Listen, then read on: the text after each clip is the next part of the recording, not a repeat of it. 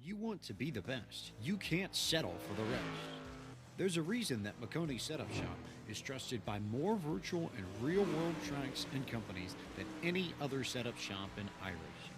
With partners such as Stafford Motor Speedway, the Nashville Fairgrounds Speedway, Five Flags Speedway, Speed 51, and more. When you want something done right, you go to the experts at Makoni Setup Shop. With setups available for most series on both asphalt and dirt, built by a team of professional builders consisting of some of the top talents on the service, Makoni Setup Shop LLC has what you need to hit the track with confidence. Head over to MakoniSetupShop.com and learn why Makoni Setup Shop is the official setup shop of Richmond Raceway Esports and is partnered with some of the largest names in virtual and real racing. And remember, at Makoni Setup Shop, there are setups, but your victories.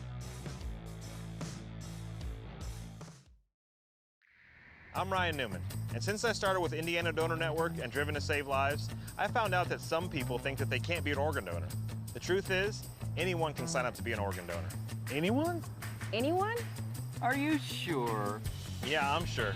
Anyone can sign up to be an organ donor.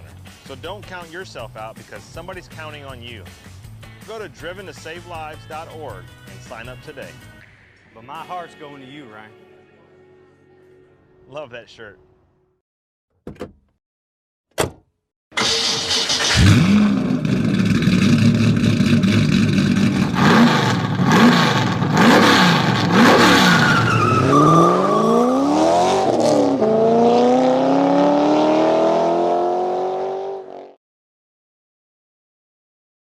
Good evening, everybody, and welcome to Linda's Speedway here in Jonestown, Pennsylvania. I want to welcome everyone watching here at the racetrack and everyone watching at home, listening at home on the National Racing Network. We have a jam-packed night of racing here this evening at Linda's Speedway. Right now on the racetrack are the Hyper Racing Hoosier Tire Winged 600s making their final appearance of the 2021 season here at Linda's Speedway, but they're going to be joined by the Wingless 600s tonight. They're running a doubleheader. It is the championship finale for both the Winged and the Wingless 600s, in addition to the NSS Property Services Modified's final point-paying race of the season, for the final three divisions that still have yet to crown their 2021 Linda's Speedway Track Championships.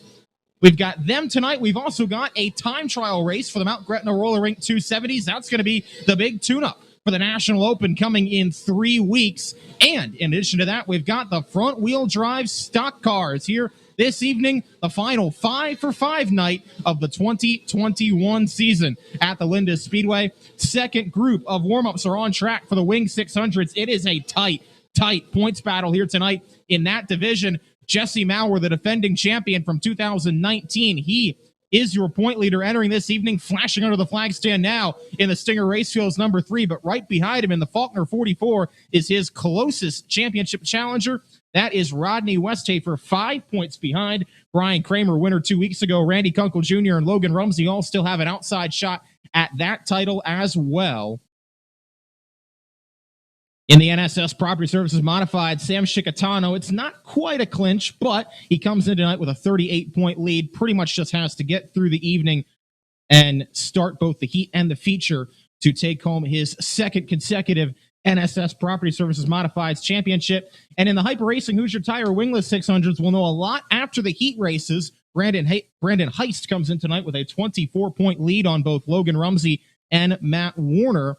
If he has a good performance in the heat races, he could pretty much lock up the title before tonight's 25-lap feature. But those heat races are going to come after intermission tonight. We're going to run the entire show for the Winged 600s first. That's why they had warm-ups first. They'll run their heat races then, and then have their feature prior to intermission and prior to the other features. Then we'll run the heat races for the Wingless 600s and the Wingless 600 feature at the very end of the night. That's how we did it earlier this year with the two classes, except they were reversed, Wingless and Winged. Tommy Koonsman took the win in the Wingless 600 race when we ran that night, and Zach Light took home the win in the Wing 600 race. Neither of those two drivers are here tonight, so We will have 2 new winners, at least in the doubleheader category tonight, for both the winged and the wingless 600s. Right now, it's the NSS Property Services Modifieds out on the racetrack, 21 of them here this evening. For their final appearance of 2021 here at Linda Speedway, they'll be topless next week. The topless mods will be here on October 1st. But this will be the final appearance of the season for the regular modifieds. And the first warm-up group is on the racetrack right now, the 04. That is Seth Chinook behind the wheel of that 04, usually behind the wheel of the blue and yellow number 5. Now he's in the yellow and orange number 04. He's got the 117 of Jared Myers, the 17K Excel Modified Tour point leader Kenny Harris right behind him. With the 747 of Jeff Shank, the 19 of Rob Baumgartner. No, beg your pardon, that's Scott Heisey tonight. And the 20K of Chad Kreiser also on the track in this first group.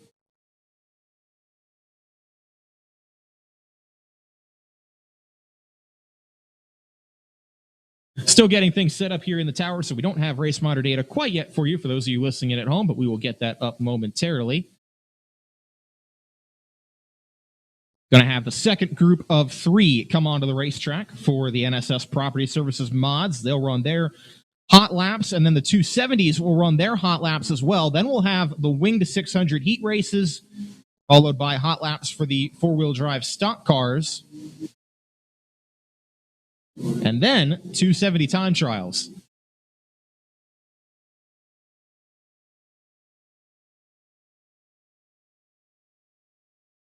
A lot to keep track of tonight, but we'll do the best we can to stay on top of all of it here this evening and keep you posted on what's going on. The 28H of Ray Gradwell working his way under the flag stand off into turns 1 and 2. Had a consistent season here at Linda's, but still looking for that first victory. He's got the 13 of Ed Hollenbach behind him, just finished up the Charger season. The defending Charger champ did. Josh Bewley in the 78 has a win here this season. He works off into turns 1 and 2. Directly in front of the 4M, that is Steve McLaughlin.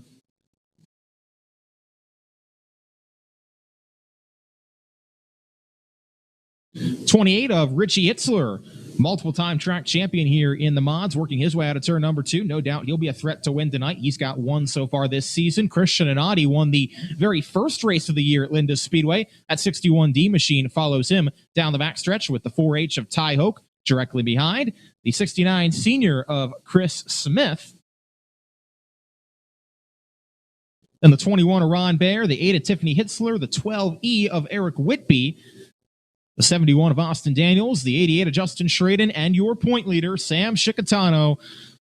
Not guaranteed yet, but it's all but guaranteed that he'll be the champion for the second straight year in the NSS Property Services Modifieds, unless he has some sort of issue that would prevent him from starting tonight's feature.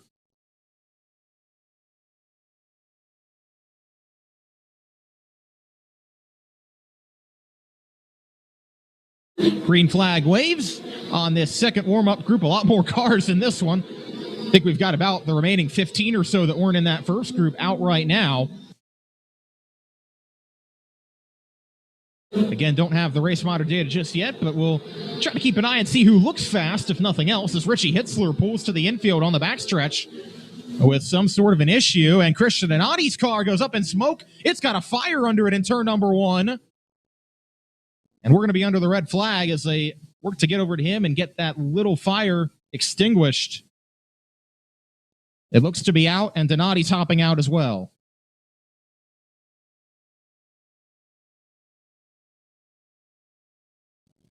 Good to see Christian Donati hop out of that car quickly.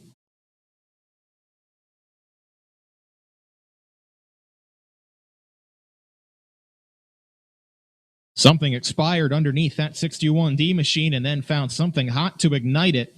There was a little flash fire underneath. It looked like it went out before they even got anyone down there, but now we'll see.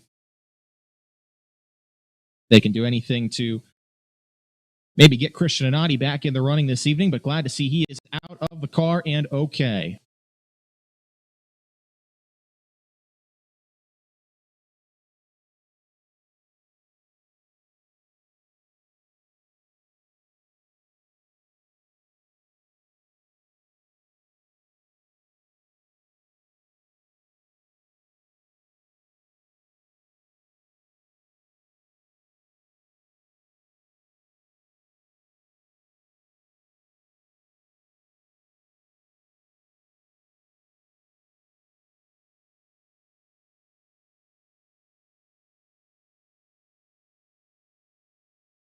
So they'll have a little bit of cleanup to do over there after they get the Nadi's car removed from that area, stopped in turns 1 and 2. But once again, glad that he is all right.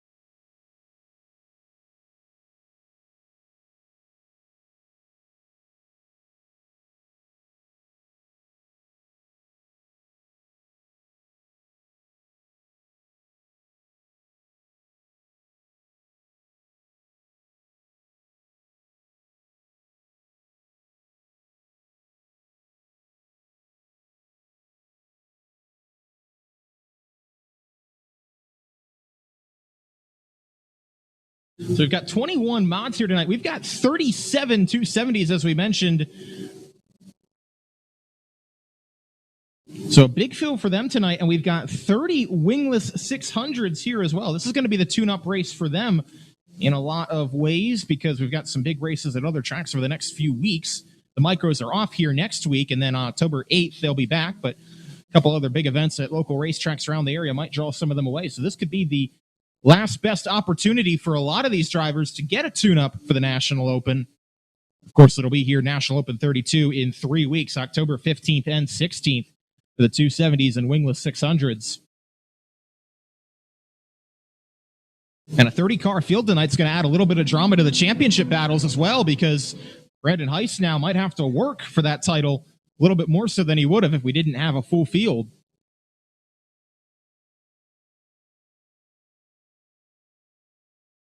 But the most intense points battle, as we mentioned, is going to be the one that will come to conclusion first, the winged 600s. And we'll start to get a little better idea of how that looks after the heat races that'll be coming following these hot laps for the modifieds and then for the 270s. As they're back under caution now, circulating around the racetrack, Ed Hollenbach's car has come to a stop in turn number 4. They've got the four-wheeler back out to him, and they'll try to see what the issue is there. Another car is stopped. It's Austin Daniels in the 71.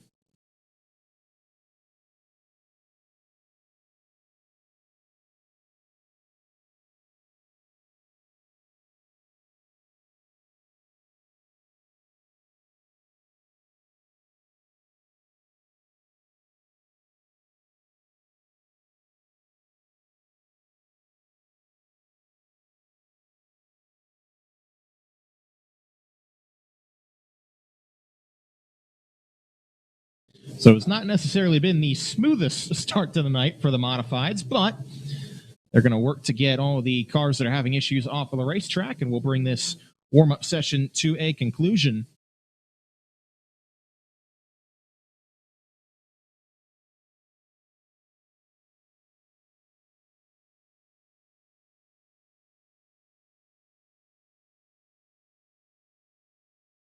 Four-wheeler drivers have been busy so far tonight. They're pushing Austin Daniels' car off in turn number 2, and as soon as they do that, track should be clear for the remaining 10 or so cars that are out there.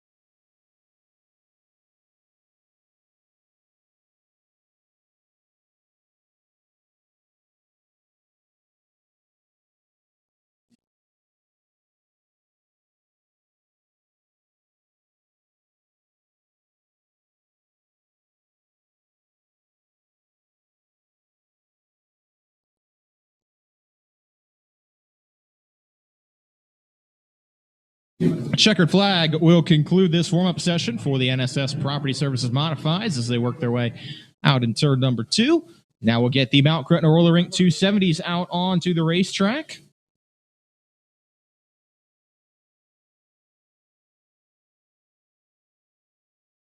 By the way, I see the 50-50 tickets coming through the grandstands right now. If you've not yet bought your 50-50 tickets, now would be an excellent time to do so. The more tickets you buy, the bigger the prize pool is going to be, the more chance you'll have to win. So buy those 50-50 tickets if you have not done so already.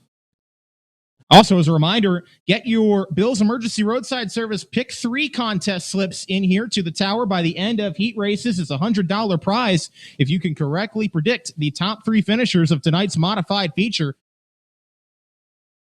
We have not yet had a winner this season of the Pick 3 contest. You're running out of opportunities, so get those slips in by the end of tonight's heat races. All you've got to do, correctly predict the top 3 finishers of tonight's NSS Property Services Modified feature, and you could go home with a cool $100 courtesy of Bill's Emergency Roadside Service.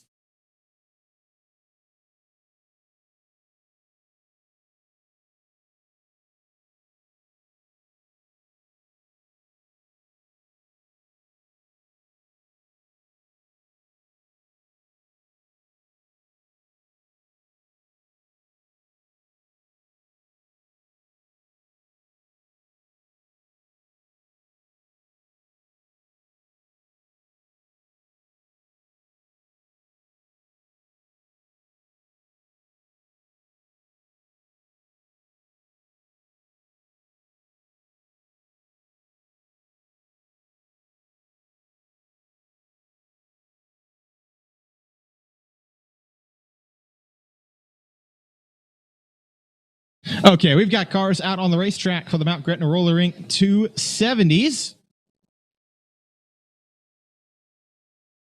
First warm-up group, cars among those on track. You see car number 76, that is Tyler Klaus working his way under the flag stand off to 1 and 2.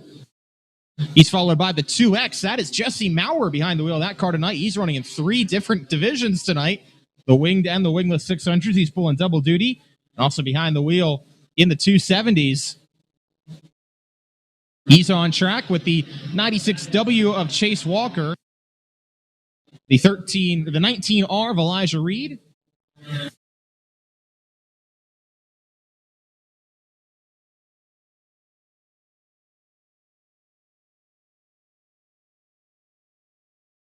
Austin Bowers on the racetrack as well in the 0Z.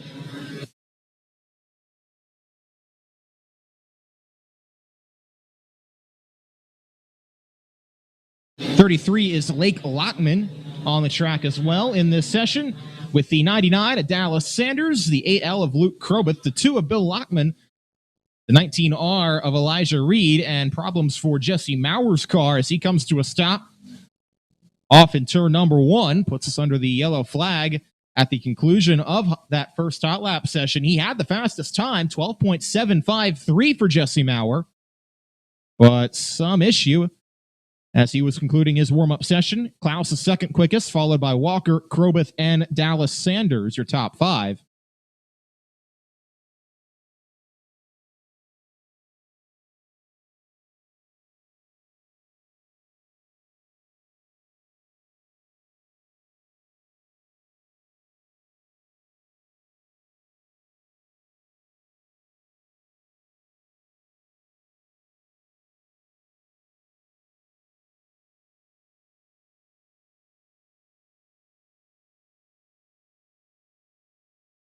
Your 2021 Mount Gretna Roller Rink 270 champion for the second time, Mike Boyer, clinched it last weekend. He works his way off into turns 1 and 2 right in front of his brother Dan Boyer in the 6th, who's had a very consistent season.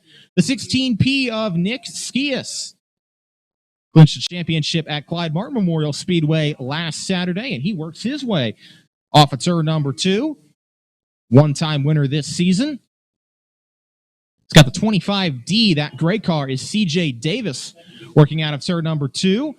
And in the 45-0 tonight, Mike Rutherford's car, that is Jason Swavely behind the wheel of that Titan Wings number 45-0. The 83D is Steve Dunmeyer right in front of the birthday boy. That is Matt Fernsler. Happy 21st birthday to him. Car number 19 working down the backstretch right in front of Lee Reinhardt in the 4R. The 14R of Tyler Reinhardt also out on the racetrack in this warm-up group.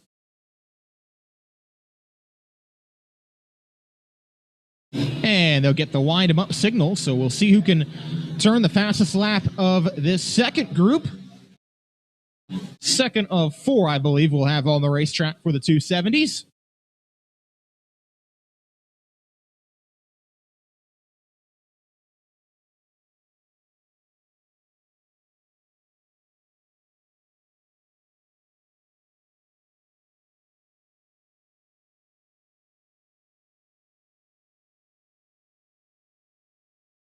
Tell you, we thought last week's field was stacked in terms of 270s and the amount of competitive cards. Tonight, I think, is pretty similar to what we're going to see in the National Open. A lot of really, really strong cars here this evening. It's going to be tough, really, just to make the feature tonight with 37 cars here for 24 spots. You couple that in with all the quick cars we have this evening, including Steve Dunmeyer in the 83D, who goes to the top of the time charts. Looks like 12.616 second lap time for the 83D of Steve Dunmeyer is quickest of anybody so far. Lee Reinhardt, second quickest, 12.645. Jason Swavely, Jesse Maurer, and Mike Boyer complete your top 5 as we're halfway through 270 warm-ups. Once again, Mike Boyer, one of 4 track champions we've already crowned here this season at Linda Speedway. A couple weeks ago, the 125s. Justin Harrington took home the championship in that division. Dave Kerrigan, 1 week later, came back, clinched the All-Star Slingshot Track Championship here at Linda Speedway. And last weekend, in addition to Mike Boyer, Dale Kreiser clinched the championship in the Appalachian Auto Chargers after winning the 25-lap Charger Championship race. So we've already crowned 4 track champions, 4 of our 7. We'll crown the other 3 tonight in the modifieds and the 2 600 divisions. Making his first appearance of 2021 at Linda Speedway, the defending National Open winner in car number 11Z. That is Austin Pasquarella working his way down the backstretch.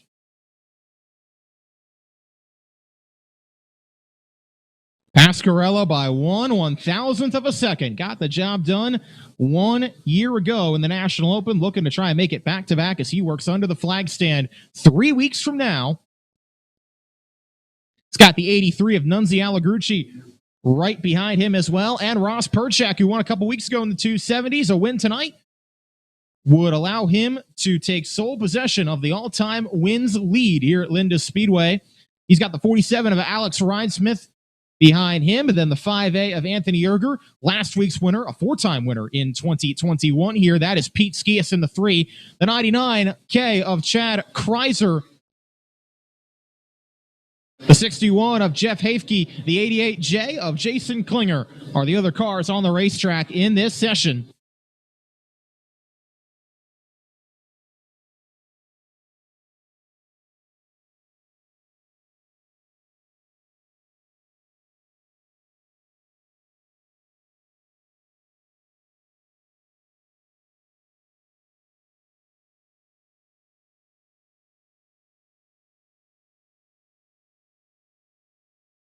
Nunzi Allegrucci goes to the top of the time charts. 12.408 second lap time, by far the quickest of anybody so far.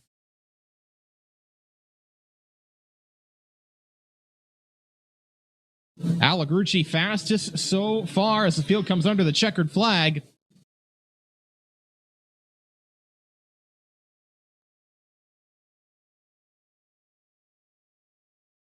And through 3 groups, Nunzi Allegrucci is quickest of anybody. 12.408 second lap time for Allegrucci. Ross Perchak goes to second quickest, but a 12.596 second lap time. Allegrucci's got the field covered by about 0.2 of a second. Steve Dunmeyer, Pete Skias, and Lee Reinhardt complete your top 5. We've got 1 more group to go for the 270s in warm-ups.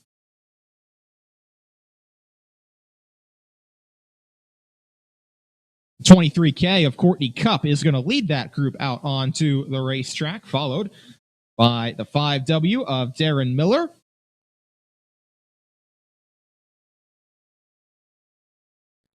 Then the 76B machine, that is Billy Logeman working his way under the flag stand off to turn number 1. We'll see what kind of lap he can put down. The 5A, that is Anthony Erger working his way off into 1 and 2.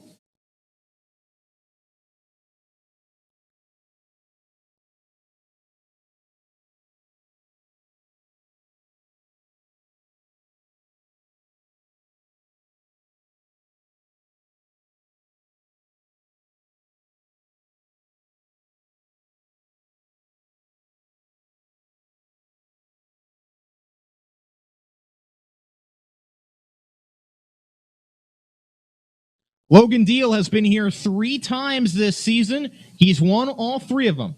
The former National Open champion trying to put himself in good position for a second National Open victory. He's got another former National Open champion, Alex Swift, right behind him in the 0-2. The 7L of Chase Laser working off into turns 1 and 2 as well.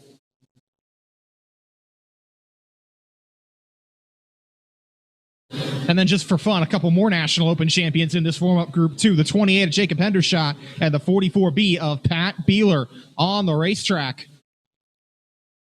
We told you it was a stacked field tonight. We weren't lying. A lot of fast cars here this evening. We'll see who goes fastest. Pat Beeler, second quickest on his first lap.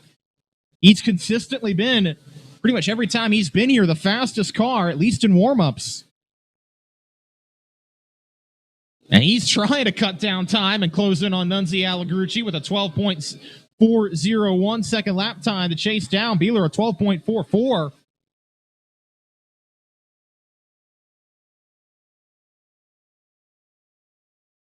The field comes to get the checkered flag this time by, and we'll see. No, looks like Allegrucci will stay quickest. So Nunzi Allegrucci at the conclusion of warmups in car number 83, he will have the fastest time of anybody in 270 warmups. Pat Beeler second quickest, a 12.439 for Beeler to a 12.408 for Allegrucci. Then it's Ross Perchak, Steve Dunmeyer, and Pete Skias completing your top 5 through 270 warmups.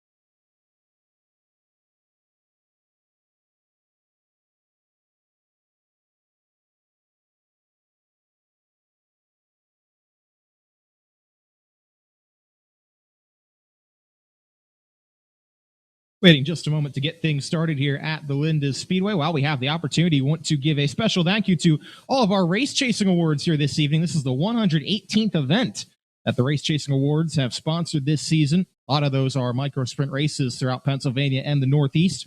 5 awards tonight, all going to go to the first car across the line in the features that have the race chasing stickers on their car.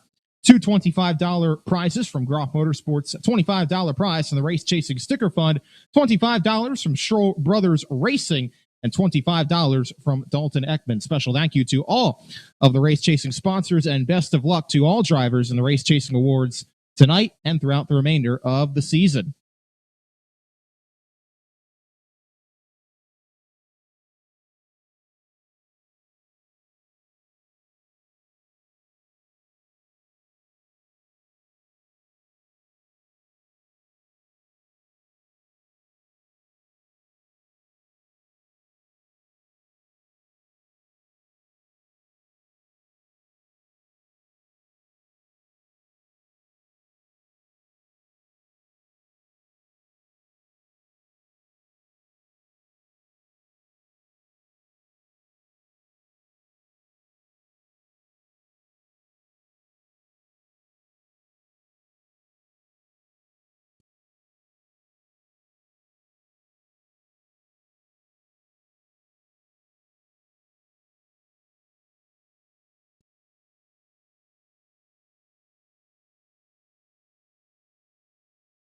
Okay, race fans, at this time, we ask if you could all please rise. And gentlemen, please remove your hats as we honor America with the playing of our nation's Star-Spangled Banner.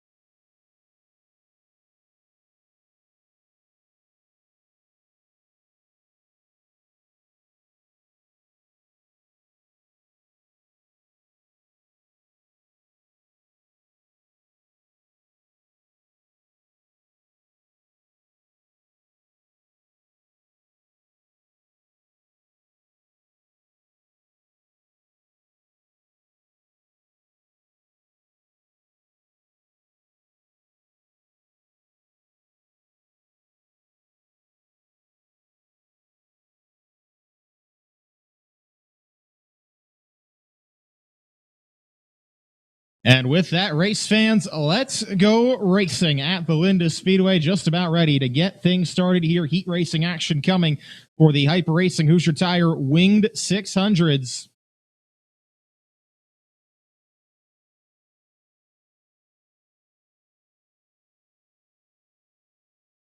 And as we've mentioned, things going to get interesting. This is the heat race battle to watch.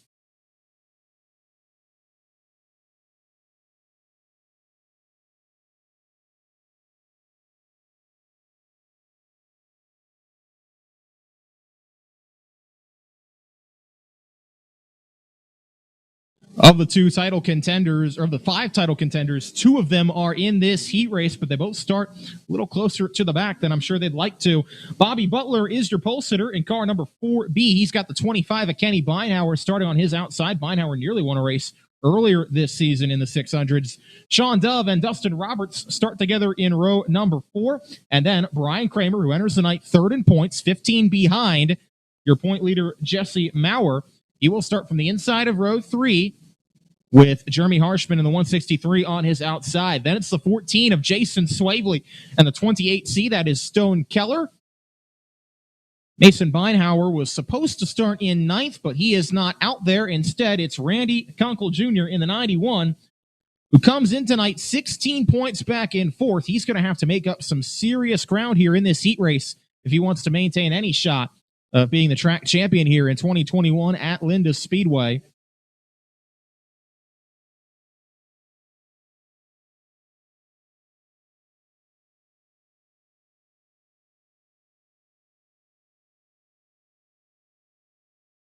Field is just about ready to go. Going to get double up here. Bobby Butler putting the wing on top of that 4B. Going to see what he can do tonight. He'll be on pole for this first heat race. These heat races do pay championship points, so that will be important as we come down toward the end. That'll be particularly important in the next heat race. It has both the top two in the championship, Jesse Maurer and Rodney Westafer. 10 to win, 9 for second, third for 8, fourth for 7, 5th for 6, and then 5 for everyone else from there on back. 1 to go signal is given from head starter Mike Fry. We are ready to rock. First of 2 heat races in the Winged 600's final appearance at Linda Speedway in 2021. The Hyper Racing Hoosier Tire 600's ready to rock and kick this doubleheader championship finale off in style. Bobby Butler, Kenny Beinhauer lead us to the green, and we are racing back to 3 and 4.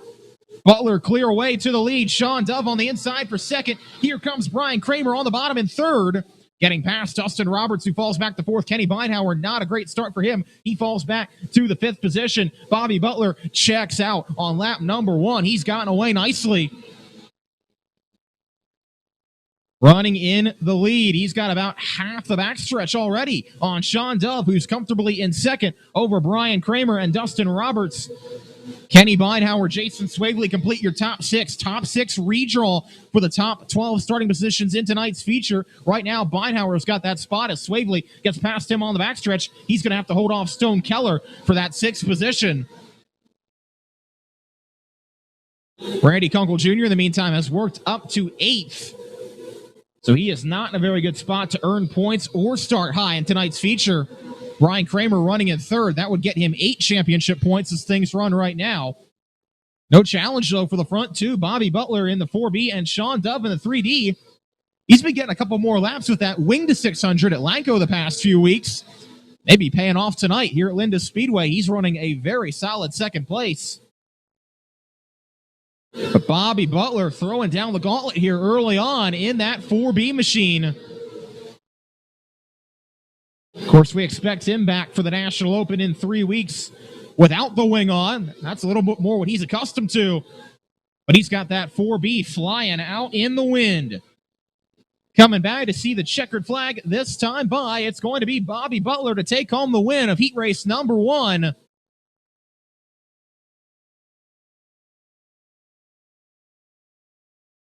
Bobby Butler going to be your winner of the first heat race.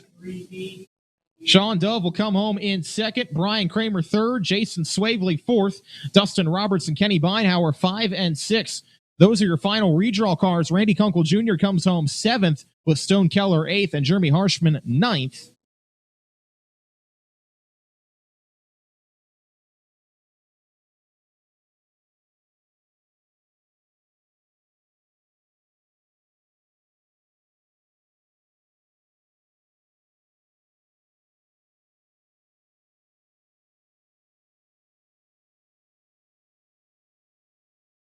All right, here we come. Heat number 2 going to work out onto the racetrack, and they're going to be led out by your defending Hyper Racing, Who's Your Tire winged 600 champion, and the guy who's the point leader in the division.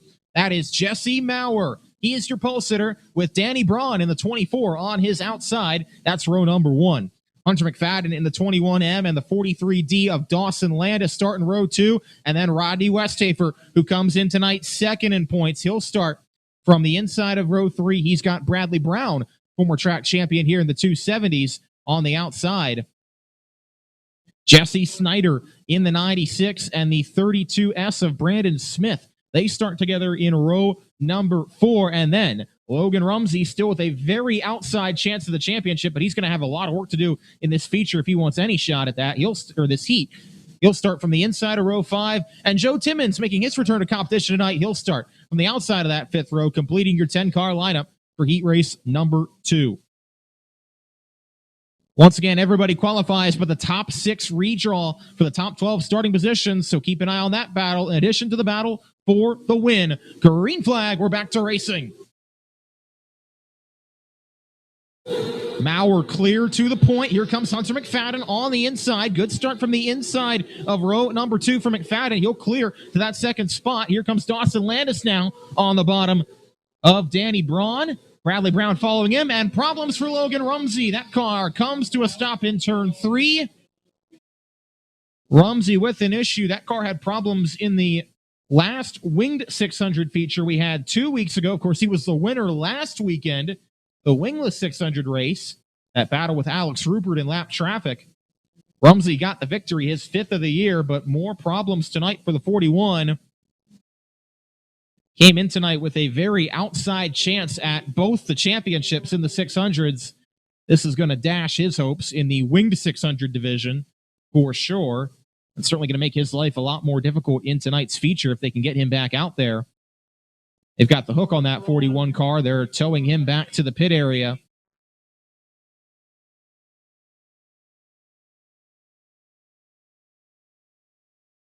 It's a tough break for Logan Rumsey. He will get towed off and start at the back of tonight's main event.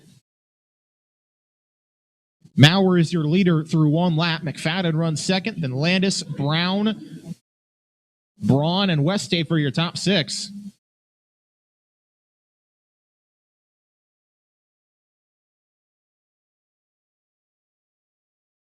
Here we come to the green flag this time by. We're back to racing. Jesse Maurer leads us down.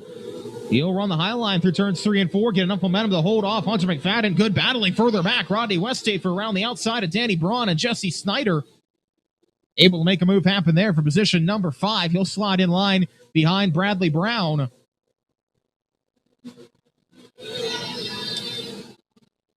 It is Maurer out in front, though, for the time being, working his way off into turns 3 and 4. Jesse Maurer, your leader, with Hunter McFadden about a third of the straightaway back. Add another 5 or so car lengths back to Dawson Landis. Then Brown and Westhafer run nose to tail down the backstretch off to 3 and 4. That is going to be the battle for 4th, and Rodney Westhafer in desperate need of as many points as he can get in that 44 as he watches his championship combatant out in front in position to try and win this heat race. Westhafer trying to work to the inside of Brown. Can't make that move happen off the corner. By the way, on Race Monitor, I see you're not getting Bradley Brown's data. That's because there's not a transponder on that car, but he is running in 4th in front of Westhafer, who runs 5th with 2 laps to go. In fact, Brown trying to reel in Dawson Landis for the 3rd spot. It could be a 3-car battle for that 3rd position as Maurer takes the white flag. Final lap for him. We'll keep an eye on this battle from 3rd on back. As one car breaks to the infield, that's Brandon Smith, but Maurer's going to win the heat. Jesse Maurer, your winner of heat number 2, did exactly what he had to do to grow his point lead.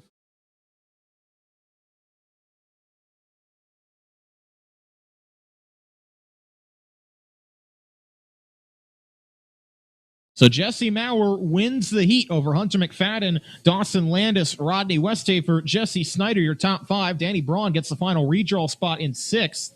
Actually, beg your pardon. Rodney Brown was in front there as well. He finished 4th. Westhafer was 5th. Snyder was 6th. So Snyder gets the last redraw spot. Danny Braun comes home in 7th, and Joe Timmons 8th. And Brandon Smith, Logan Rumsey both fail to finish. That's going to allow Jesse Maurer, though, to open up the point lead entering tonight's feature.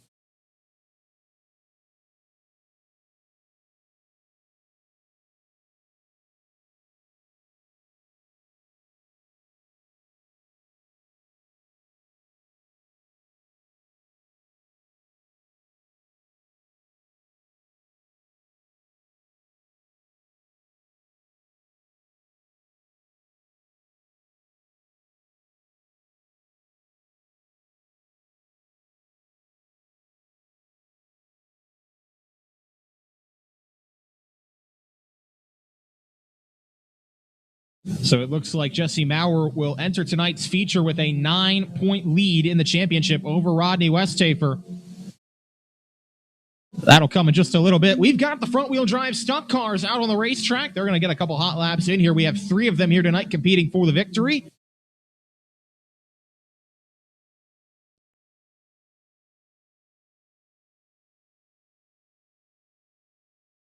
In the yellow, number 99X, that is Noah Swank into turns 1 and 2. He's followed by the 98 of Quentin Beeman and the 16 of Paul Young. Those are the cars on the racetrack. Also have a Charger out there to get a couple of practice laps in, but they are not racing here this evening in the 121. So it's just those 3 cars, the 99, the 98, and the 16 you see on track that will be battling for the win tonight.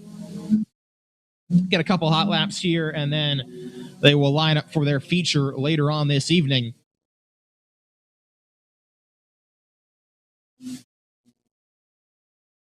After this, we'll have time trials for the 270s. As checkered flag comes out on this session, looks like a problem for Quentin Beeman's machine. He comes to a stop in turn number 3, right at the conclusion of that session. So they'll push him off, and that'll do it for front-wheel drive hot laps.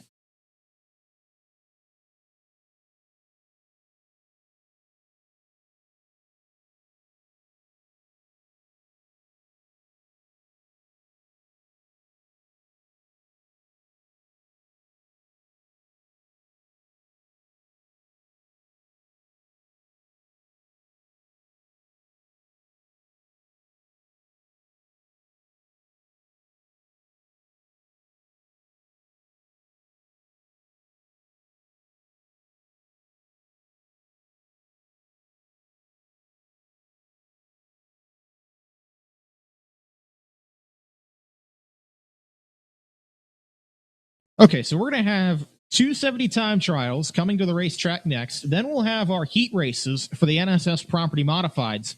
Then we'll have our first two features of the night, the winged 600s, the Hyper Racing Hoosier Tire winged 600s, and the four-wheel drive stock cars. They will run their features prior to the 270 heat races. That'll be next to the track after that.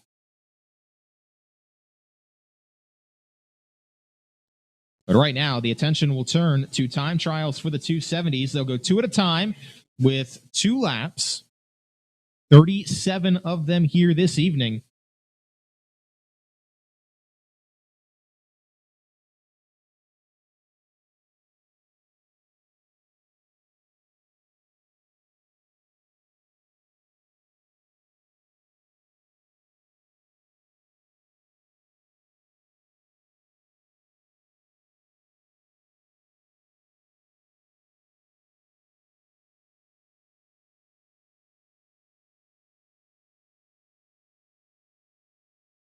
Well, we have the opportunity, a couple birthday wishes this evening. First of all, as we mentioned in Hot Laps, a happy 21st birthday to Matt Fernsler tonight, turning 21 this evening, competing in the 270 division, driver of car number 19. And also a happy birthday to Toby. And I was told he would know who he was. Happy birthday, Toby. And happy birthday to Matt Fernsler as well.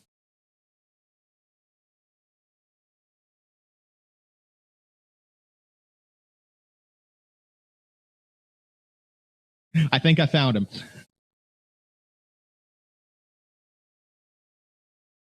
Also, buy your 50/50 tickets if you haven't already. And don't forget to turn in your Bill's Emergency Roadside Services Pick 3 contest slips by the end of modified heat races.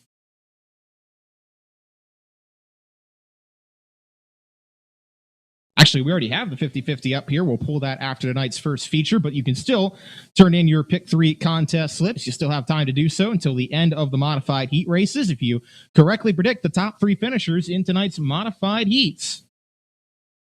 Or modified feature, I should say. Then you have the opportunity to take home a cool $100. Not yet had a winner this season, so you could be the one to do it in this final points race for the modifieds this year.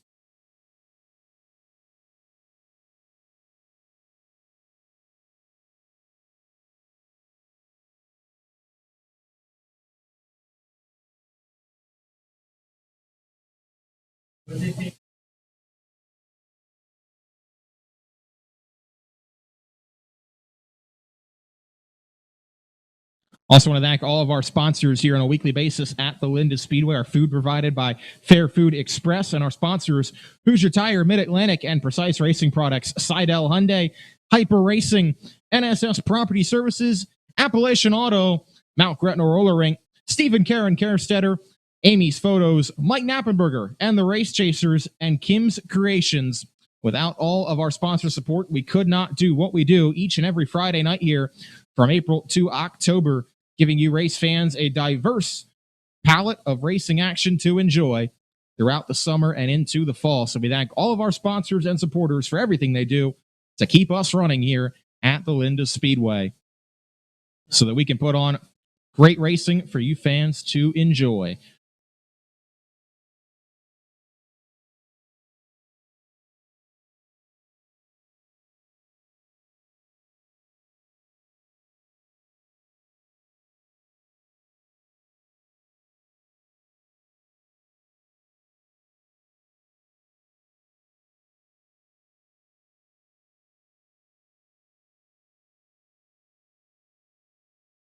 Of course, want to remind everybody, next Friday night at Linda's Speedway, going to have a big race, the Lebanon Valley 50 for the All-Star Slingshots. That's going to be the final tune-up prior to World Championship weekend on October 29th, 30th, and 31st for the All-Star Slingers. We'll go 50 laps, the Lebanon Valley 50.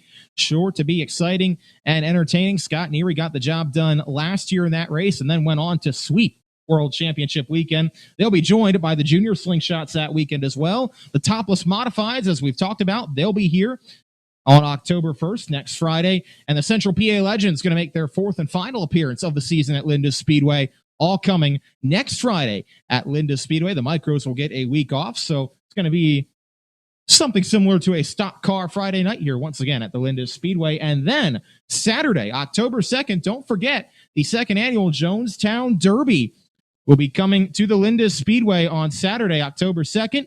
There's a $15 all-access pass that you can use, or that you can purchase to sit in the on the front stretch area.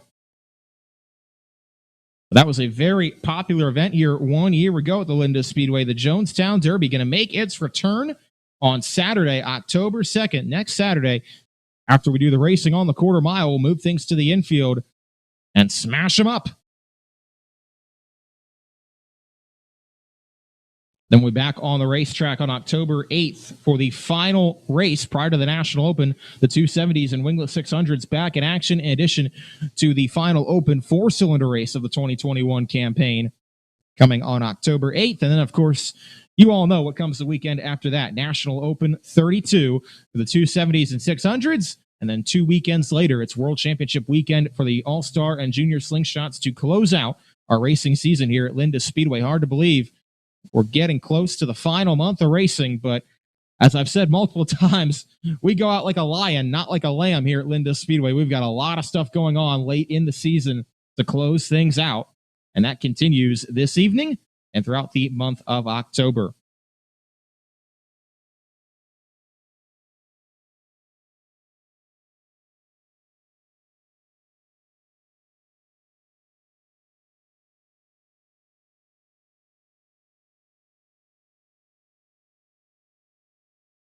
Sounds like we are just about ready to get these 270 time trials started. Courtney Cup in the 23K and the 96W of Chase Walker going to be the first two drivers on the racetrack.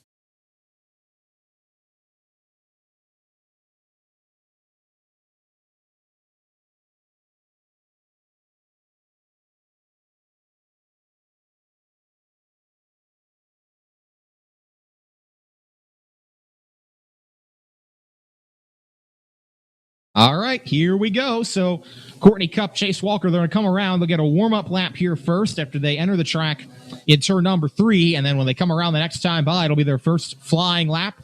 They'll get 2.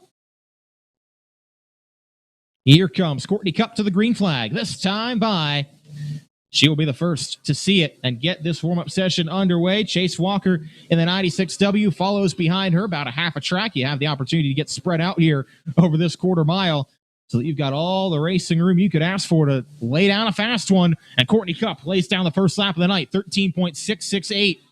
Chase Walker goes about 0.4 faster, 13.238 for Walker on lap number 1. We'll see if Cup can pick up on lap 2. The answer, yes, but she's not going to move in front of Walker. 13.580. Walker does pick up 13.105. So that's the quick time for now. Chase Laser in the 7L and the 16P of Nick Skias going to be on the track now for this second group.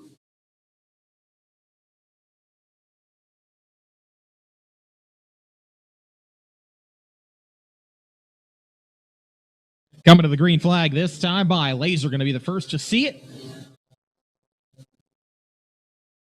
And Skias directly behind him. A young gun and a former National Open champion, former track champion.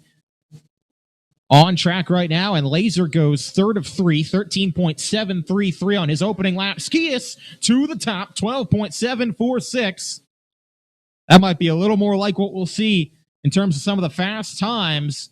Laser does pick up nicely, 0.2 on lap number 2. He'll go to third. Skias slows down just a little bit on lap 2, but 12.746 is the quick time so far.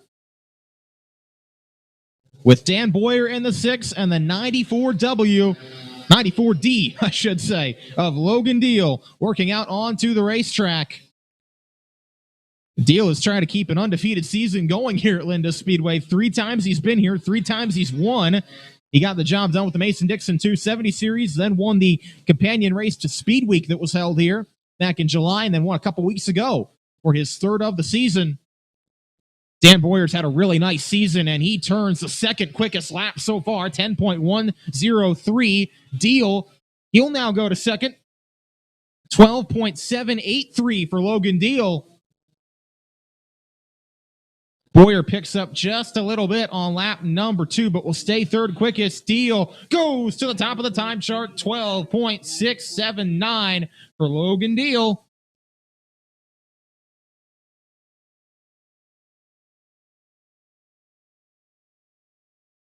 Dallas Sanders in the 99 tonight. Car usually driven by Brandon Heist, but it's Sanders behind the wheel. Heist focusing more on clinching that second wingless 600 championship this evening. So he's got Sanders behind the wheel, and he's got the 25D of CJ Davis also out on the racetrack in this next group. Sanders third quickest for Dallas Sanders. Good lap 1 for car number 99, 12.983. Now Davis goes to third, 12.962. Got to find about 0.3 to get the overall quick time from Logan Deal. Not going to happen from Sanders. He slows down. And Davis will pick up just a little bit, but stay third quickest, 12.944. So Davis third, Sanders fourth. Deal and Skias still 1-2. Here comes Jason Swavely in the 450. You can hear it as he works his way into turns 1 and 2. With Tyler Klaus in the 76 also out on track.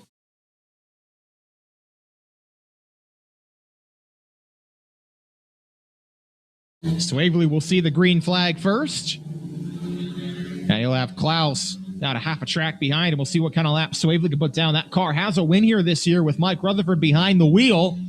It's fifth quickest on lap 1, 13.036 for Swavely. 13.387 for Klaus goes to 8th quickest. Back to see the checkers. We'll see if Swavely can pick up on the second lap. He will. He'll break the 13-second bracket, but he will stay 5th quickest. And Klaus picks up a little bit as well, but also stays 8th, 13.310. Jason Klinger in the 88J and the 5A of Anthony Yerger working their way onto the track now.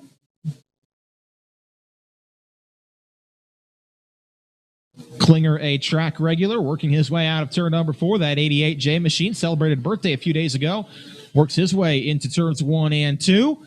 He's got Gerger following behind him, but with just enough space in between to keep the clean air on the nose of that 5A as Klinger will put down the 8th quickest lap on lap 1.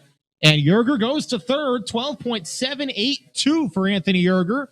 Still has to find about another 10th to get closer to the quickest overall time. Klinger picks up time-wise on lap 2, but stays 9th. Yerger will go to second, 12.738 for Anthony Yerger. He'll leapfrog Nick Skias, but stay behind Logan Deal. As Brian Kramer behind the wheel of the 56 tonight, he's going to try to get that thing fired away. It took him a little bit longer than I think he would have wanted to get it on the racetrack, but he's got it gone now. And the 4-time winner this season, runner-up in the point standings, Pete Skias. Winner last weekend, works out onto the racetrack. We know that car's got plenty of speed as well, as Kramer's going to pull to the infield. That car never really got all the way going for Brian Kramer. Tough break for him. But keep an eye on Skias, car number 3.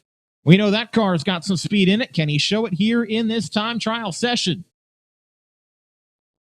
He's going to see the white flag this time by, and he's going to go to the top, 12.567 for Pete Skias. Quickest time so far by nearly a 1/10 of a second, actually more than a 1/10 of a second over Logan Deal. Can he go faster on lap 2? Yes, he can. He shaves another 1/10 off, 12.484 for Pete Skias. Pete Skias with the quickest overall time by 0.2 of a second nearly over Logan Deal, 12.484. Deal now second, Yerger third, Nick Skias fourth, and CJ Davis fifth as they get Brian Kramer's car pushed off the racetrack. Darren Miller in the 5W and the 5 of Brett Cronrath now going to work their way onto the track.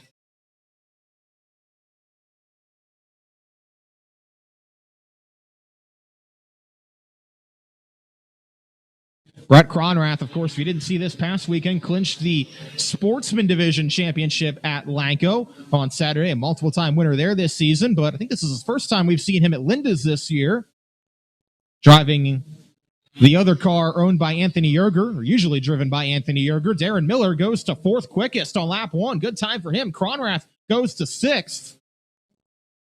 See if Miller can pick up here on the second lap. He will not. He'll stay 4th quickest, 12.741. Cronrath, he'll jump to 3rd, 12.737 for Brett Cronrath.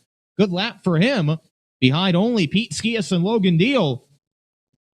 Now Tyler Reinhardt in the 14R and the 33 of Lake Lockman work their way onto the racetrack.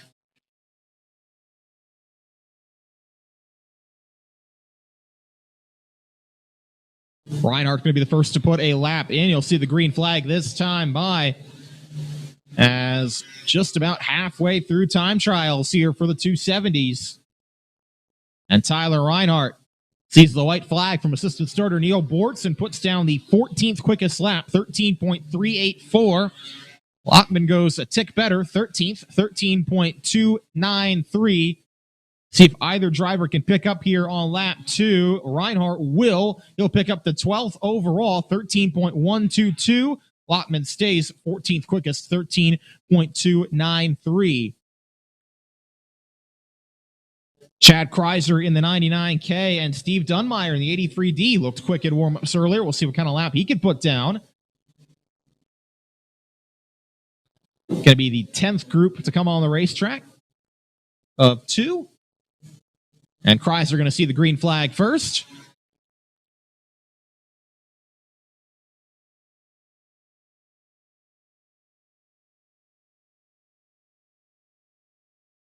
Chad Kreiser works the 99K under the flag stand, sets the 14th quickest lap time on lap 1. Dunmeyer goes to 2nd. 12.599 for Steve Dunmeyer. He's got to find about a 10th here on lap 2 to leapfrog Pete Skias as Kreiser goes to 10th, and Dunmeyer cannot pick up on lap 2. He will stay 2nd quickest. 12.599. 2nd overall, only to Pete Skias.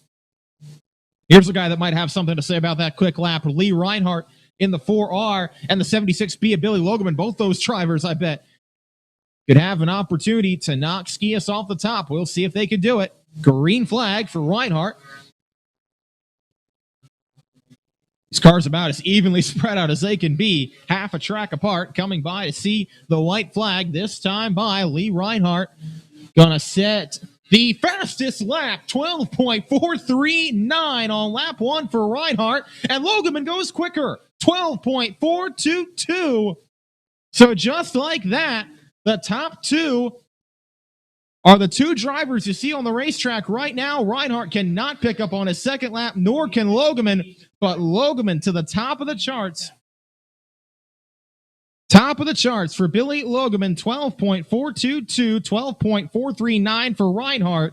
With Skias, Dunmeyer, and Deal now your top 5 as Elijah Reed in the 19R gets fired away with the 2X of Jesse Maurer not getting fired away despite the attempts from the 4-wheeler.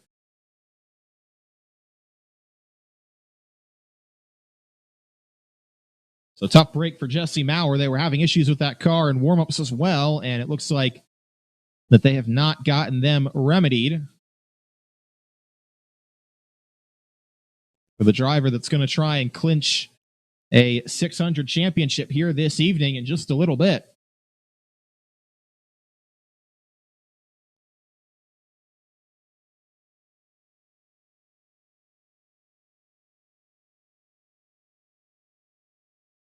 So Elijah Reed will get wound up this time by. He'll have the track to himself here.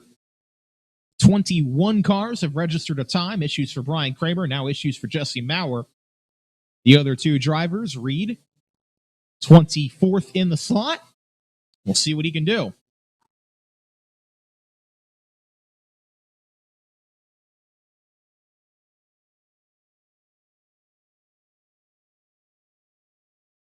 Elijah Reed, 22nd quickest on lap number 1, 13.707. The 19R. We'll see if he can pick up here on the 2nd lap. Answer is going to be no. He will not be able to pick up. He will stay 22nd overall for Elijah Reed. Now coming onto the racetrack in the 0-2, that is Alex Swift. National Open winner back in 2019, and he's got Luke Krobeth coming out in this group with him as well. The 0-2 and the 8L.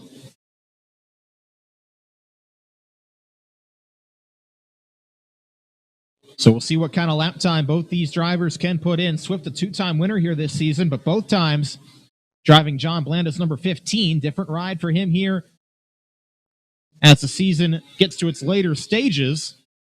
We're used to seeing him in that 0-2, and he goes sixth quickest with a 12.713 second lap time on lap 1. Krobeth goes 23rd. Keep an eye on Swift here coming to the checkers. He jumps up to fourth, 12.579 for Alex Swift. And Krobeth, good jump up for him, too, on lap number 2. He'll go to 17th quickest, 13.120 for the 8L.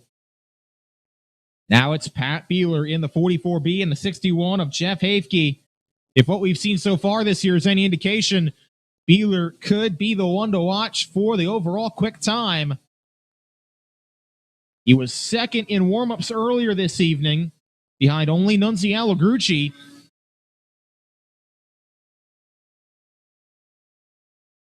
Allegrucci still to go as well, but here comes Beeler coming to the white flag. We'll see what lap 1 says.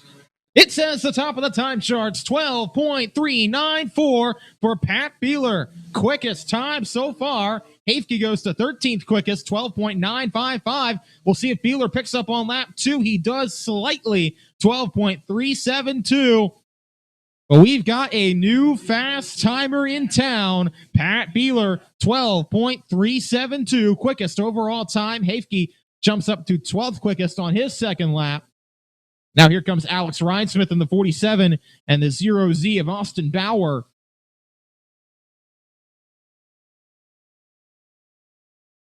After these drivers, we'll have 7 cars still to take time, and certainly some cars that'll have a chance to potentially knock off Pat Beeler, but he's thrown down the gauntlet so far.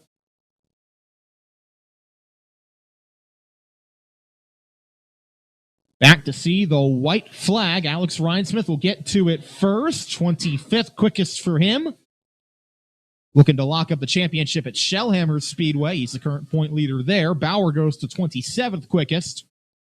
See if Rhinesmith can pick up on the second lap. The answer is a little bit. He'll go to 24th. Picked up nicely on the time chart. Just didn't do much in terms of the leaderboard. He'll pick up the 24th. Bauer will stay 27th.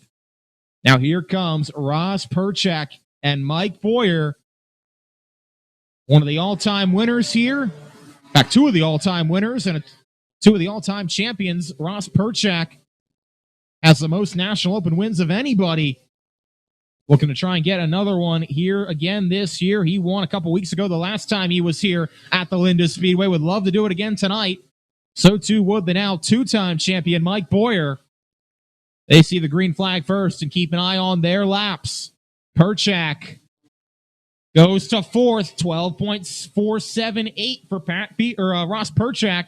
Pat Beeler has a quick overall time. Mike Boyer goes to 13th. Here comes Perchak to the checkers. And he goes quickest. Ross Perchak to the top. Needed a 10th. Got a 10th. 12.350 for Ross Perchak. Quickest overall time here late in time trials as Mike Boyer jumps to 9th quickest. 12.730. But now, here comes the fastest driver in warm-ups earlier tonight, Nunzi Allegrucci. We'll see if that means anything. He's got the birthday boy, Matt Fernsler, sharing the racetrack with him as well. 5 cars yet to take time, including these 2. Allegrucci could be the best last shot to take away the overall quick time from Ross Perchak, white flag. And he does! 12.257 from Nunzi Allegrucci. Quickest overall time by far, about a 10th of a second over Perchak. Allegrucci picks up a little bit more even on lap number 2, 12.227 for Nunzi Allegrucci. Throwing down the gauntlet tonight, Nunzi Allegrucci, quickest time by a 10th and a half nearly over Ross Perchak. Fernsler was able to clock in 15th quickest. 3 cars still to take time, including 2 former National Open champions, Jacob Hendershot a few years ago, and the guy that did it 1 year ago, Austin Pasquarella, on track.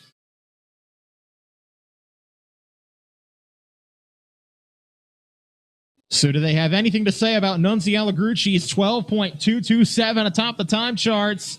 Hendershot, 15th quickest on lap number 1.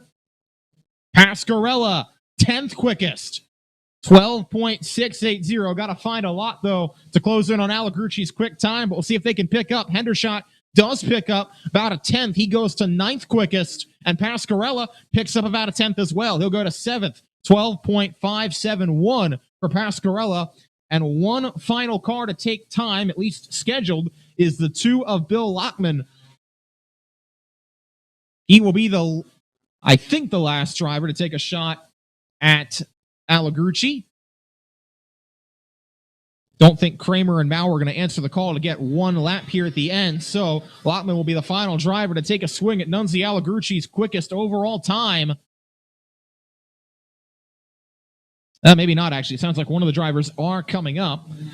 Lockman goes to 8th quickest. Good lap for Bill Lockman. 12.578. He still needs about 3/10 to get the overall quick time. But a good lap 1 from Bill Lockman as he sees the checkered flag. He picks up a 10th. He'll go to 6th quickest. 12.470 for Bill Lockman. Sounds like either Brian Kramer or Jesse Mauer may be back there to get pushed out. But otherwise, Nunzi Allegrucci's got the quickest time of the 35 that have registered so far.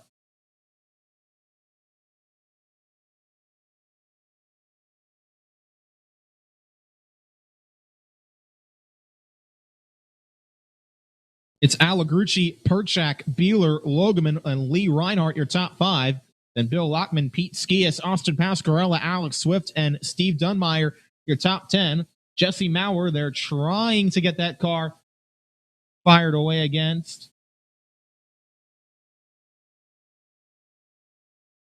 Don't know if they're going to get Mauer's car off and running. Doesn't look like it. And with that, that should do it. Nunzi Allegrucci is going to be your overall quick timer here this evening.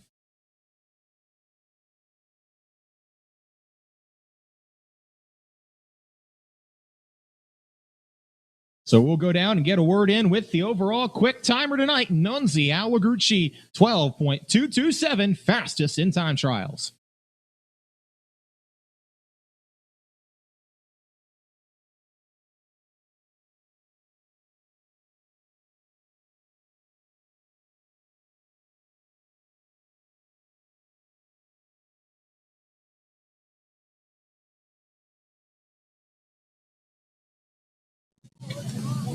All right, race fans, your overall quick timer, Nunzi Allegrucci. Hopping on out of that thing. All right, fastest in warm-ups and fastest in time trials. This thing's got the speed. Now how's it going to race? I don't know. That's 2 good laps. We got to get through a heat and then put 25 in, but it's pretty good. So we'll see what happens. All right, you'll be starting at the front now. I think of that heat race unless there's a regional. Either way, you've got the speed tonight, trying to get this thing tuned up. You already have a win here this season. Looking for number 2. Like your chances tonight? Hey, we'll give it a lot of good cars here. So we're just here to have some fun. Obviously, you know, you want to do well and stuff. And thanks for the fans cheering and all you coming out. Hope you see a good show tonight. Well, it's going to be fun. It's going to be a competitive one for sure. Congratulations, Nunzi Allegrucci, fastest overall timer tonight in the 270s.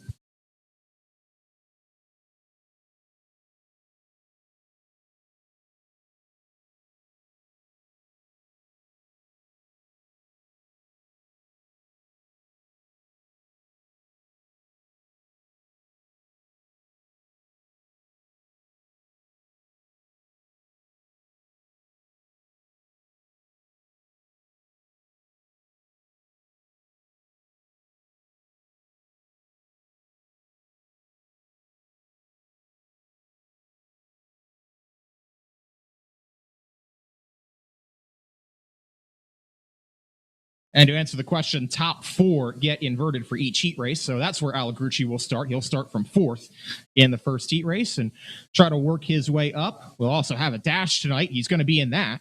And he'll have an opportunity to start up near the front regardless. So we'll see what Nunzi Allegrucci can do this evening. As we said, it is a stacked field. And so far, he looks to be the best of them.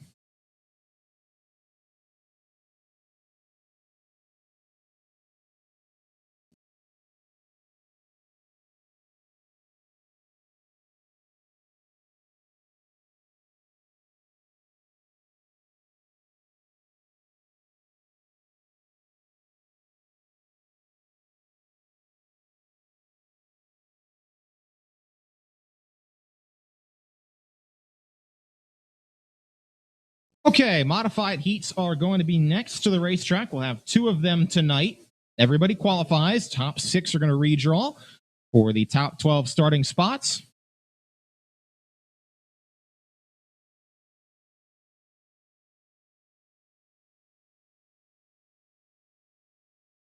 And then after these heats, it's going to be feature time for the winged 600s and the front-wheel drive stock cars.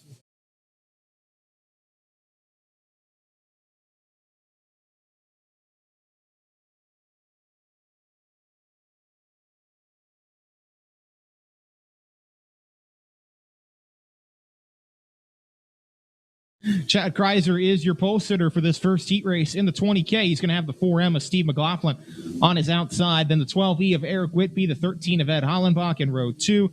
Ron Baer in the 21, the 88 of Justin Schraden in row number 3. Then Christian Anati and Scott Heisey in row 4. Jeff Shank, Chris Smith in row 5, and Joe Carter in row 6. All by his lonesome. Although no Christian Anati after the issues he had in warm-ups. Remember, that car grenaded in turn number 1. Sounds like they're thrashing to try and get him back out for the feature, but he's not going to answer the call for the heat race. So here we go. A green flag is in the air. We're racing with heat number 1 for the NSS Property Services Mods. Chad Kreiser leader, but here comes McLaughlin off the high side of turn number 1, cuts it to the bottom of turn 2, and he's got the lead in turn number 3. He clears Kreiser for the top spot. Eric Whitby trying to move his way back through on the bottom. He will get through to that second position in front of Kreiser. Ed Hollenbach running in the 4th spot with Justin Schraden right behind him. Now Hollenbach has a peek to the inside. Further back, Jeff Shank, Joe Carter, and Scott Heisey all racing for position as Hollenbach gets turned sideways in turn 1. Keeps it straight, though. Keeps it running. Will stay green. Justin Schraden going to work his way under Chad Kreiser for the 3rd spot now, as Hollenbach has gotten back going, and he's going to try and run down Christian Smith, who's running in the 8th spot, trying to get some of that track position back. In the meantime, Eric Whitby not letting Steve McLaughlin get away. Gap is about 2 car lengths down the backstretch and off to turns 3 and 4. Oh, McLaughlin slides high. That's going to open the door for Whitby to try and get through on the inside. They'll be door-to-door down the front stretch off the turn number 1, and Eric Whitby slides up in front and then gets turned around in turn number 2. Got slid sideways, and we're going to go yellow.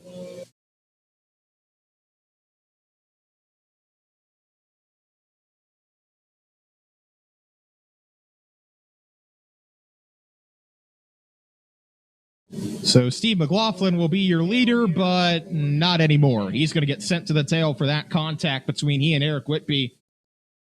That's going to move Justin Schraden to the top spot. Whitby was able to slide under in turns 1 and 2. McLaughlin was trying to get the power down and never really got off him coming off the corner. And they'll both be at the tail now, trying to work their way back through the field.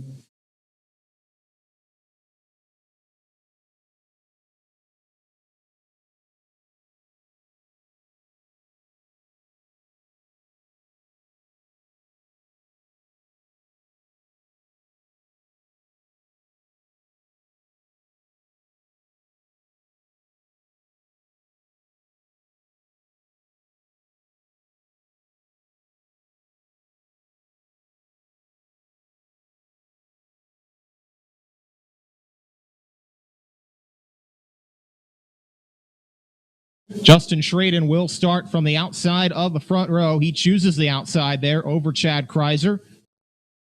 Now it's Jeff Shank and Scott Heisey in row number 2 for the restart. As here they come to the green flag. Schraden from the high side gets away, and he's got the lead. Back to turns 1 and 2.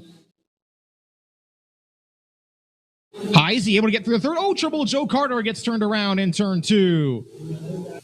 Going to bring us back under caution. Looks like there may have been contact between he and Ed Hollenbach. Was a little tough to tell. But certainly something got Kreiser's car crossed up there in turn 2, and he slid around and puts us back under the yellow flag. Going to be a complete restart since we did not get a lap in the books.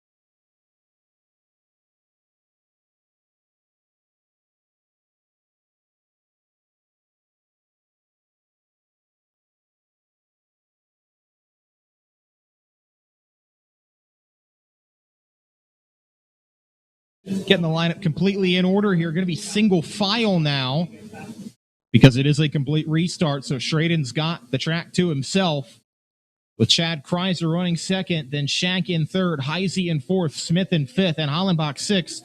Those would be the redraw cars right now with 3 to go. Eric Whitby around the outside, gets around Ron Baer, who goes around himself in turn number 1. Not quite sure if there was contact or not, but either way, Bear's car goes around and we'll have another complete restart.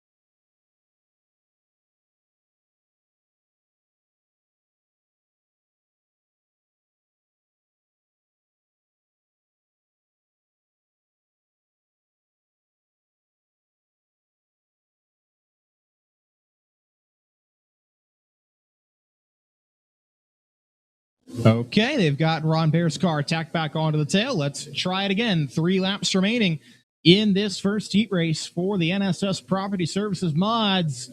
Back to green flag. Front 3 get a little bit strung out from 4th on back. Here comes Eric Whitby to the inside of Ed Hollenbach. Further back, that is for the 6th spot. Racing back to 3 and 4. Jeff Shank on the inside of Chad Kreiser. Tried to fit it in there, and there wasn't quite enough room. Not sure if Kreiser came down or if Shank came up. Either way, Shank went sideways, and caution is out.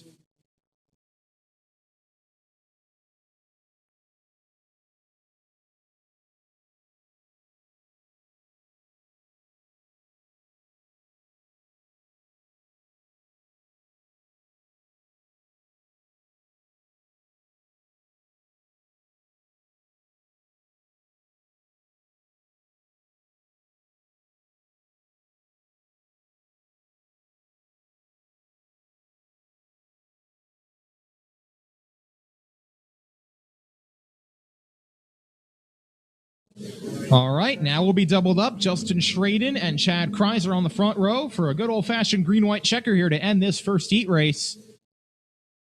Scott Heisey has survived the chaos and has gotten himself up to the 3rd spot inside Chris Smith. Ed Hollenbach and Eric Whitby now on the third row in the final redraw spots with McLaughlin, Carter, Bear, and Shank on the outside looking in. Good start from Schraden. He's going to get away. Clear Kreiser. He'll bring Chris Smith with him. Smith going to get through to that runner-up spot, and here comes Whitby around the outside. Oh, he got put in the wall, and there was contact on the backstretch between he and Heisey as everybody somehow kept it straight. A white flag in the air, though. And Jeff Shank's car is coming to a stop in turn 4.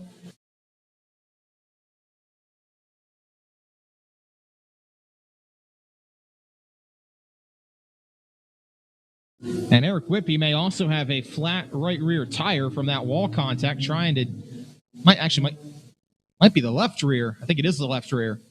There was contact with he and another car there that I think might have caused that, and Whitby's going to go off, so tough break for him. Shank will go off as well, as he was the reason for the caution, stopping in turn number 4. Now we're going to have a one-lap shootout to end things, and it's going to be Chris Smith on the inside of Justin Schraden for the restart. Schraden wants the outside once again.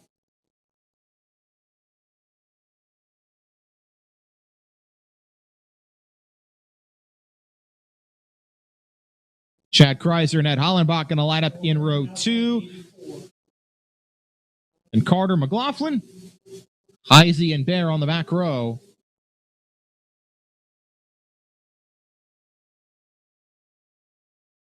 Lights are out. 1 lap remaining in the first heat race. Can't say it hasn't been action-packed. There's been a lot going on. See if we can bring it to a close here over this final lap. Schraden and Smith out in front. Green, checkered.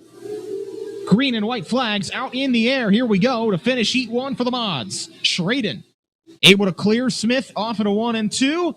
And he's going to try and scamper away with the victory. Justin Schraden going to come through 3 and 4, and he's going to see the checkered flag to win heat 1 with Chris Smith in second. McLaughlin rallied to third there with Ed Hollenbach fourth.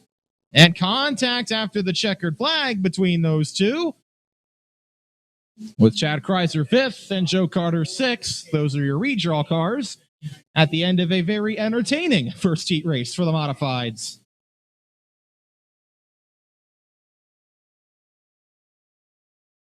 Ron Baer was 7th, Scott Heisey was 8th, and then Eric Whitby, Jeff Shank did not finish, as Christian Anati did not start.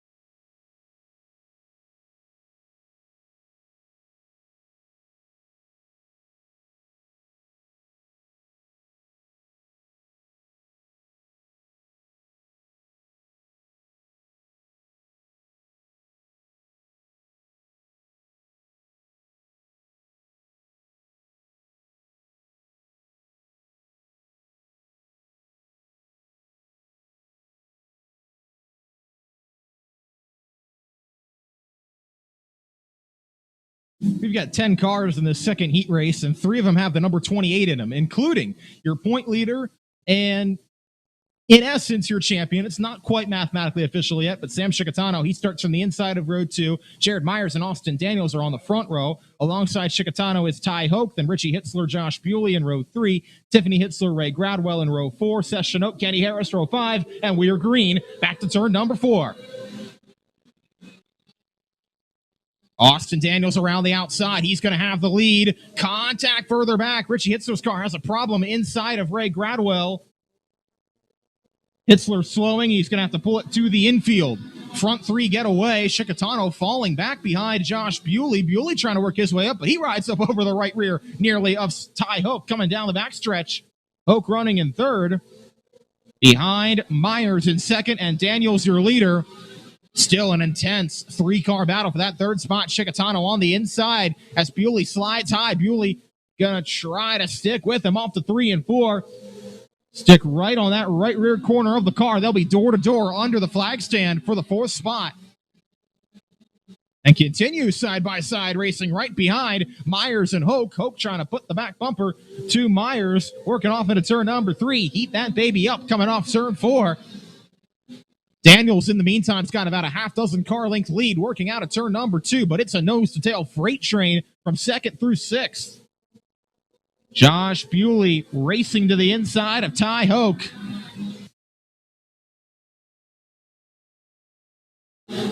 Bewley going to try and hang on over the soon-to-be two-time modified track champion Sam Chickatano. 2 laps to go, though, for Austin Daniels out in front. Myers in second. Then Hoke in third. Bewley fourth. Chickatano fifth. Harris sixth. Ray Gradwell, the first car on the outside, looking in seventh, trying to join the party as well, at least for the redraw spot, I should say, as everybody will qualify for the feature. No challenge for Austin Daniels from the outside of the front row. He's able to cruise home to a Heat Race 2 victory. Much smoother than the first Heat Race. Daniels brings it home. So Austin Daniels, your Heat Race winner. Jared Myers comes home second, then Ty Hoke third, Josh Bewley fourth, Sam Chickatano fifth, Kenny Harris sixth. They're your redraw cars with Ray Gradwell, Tiffany Hitzler, Seth Chinook 7th, 8th, 9th, and Richie Hitzler failing to finish.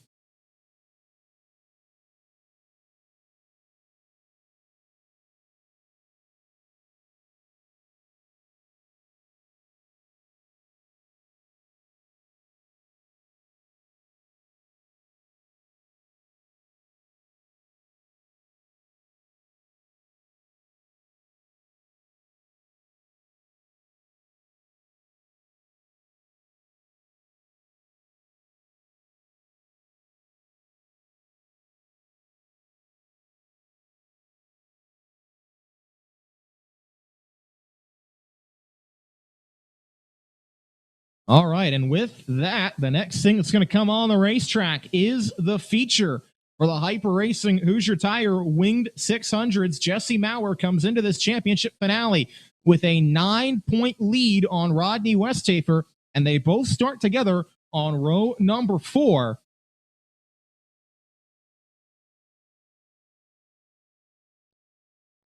Might be just a few moments before we get that feature on the racetrack, but once they get out there, it is going to be hot and heavy. Kenny Beinhauer going to be the pole setter. Beinhauer nearly got a win earlier this season before being passed in the late laps by Logan Rumsey. Dawson Landis is going to be on his outside.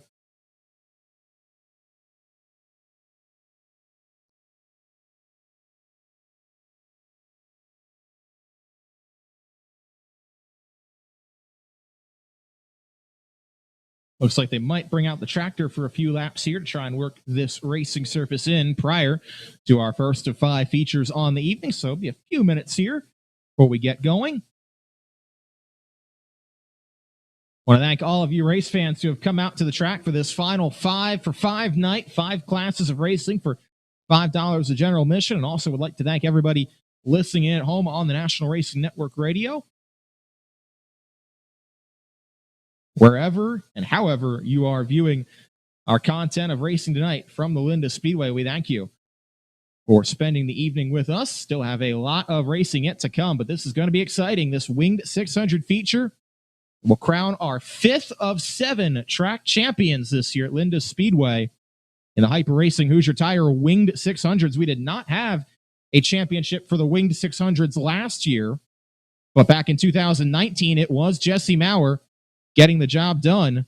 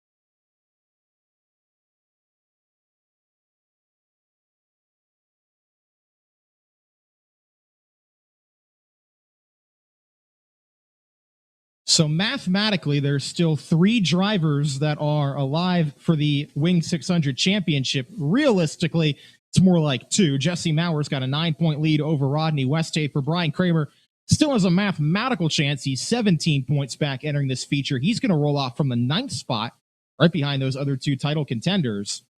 But realistically, it's going to come down to Mauer and Westhafer. And the way the format works, it's pretty much 1 point per position. You get 50 to win, 49 for second, and all the way down through the field. So basically, Jesse Mauer, as long as he can stay within 9 positions of Rodney Westhafer, will be in position to clinch back-to-back Winged 600 championships here at the Linda Speedway.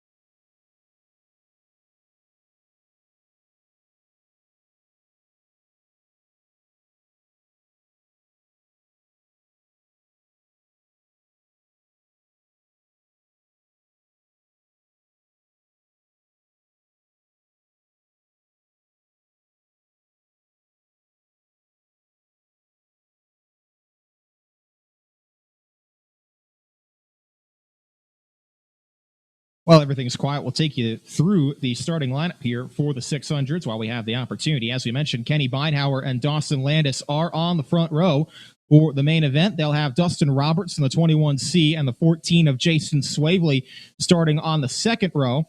Then Hunter McFadden and the winner of the first heat race, that was Bobby Butler. He'll start from row number 3. Then, as we mentioned, the 2 championship contenders, Jesse Mauer and Rodney Westhafer, starting in row 4 together, with Brian Kramer and Jesse Snyder completing your first 5 rows and completing the top 10.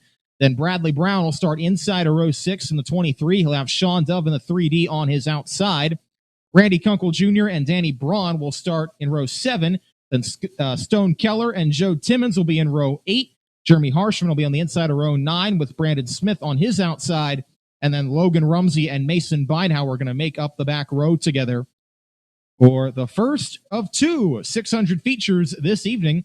We'll take the tops off after this. I think we've got 29 cars here for the wingless 600s tonight, including many of the same you'll see in this winged 600 feature.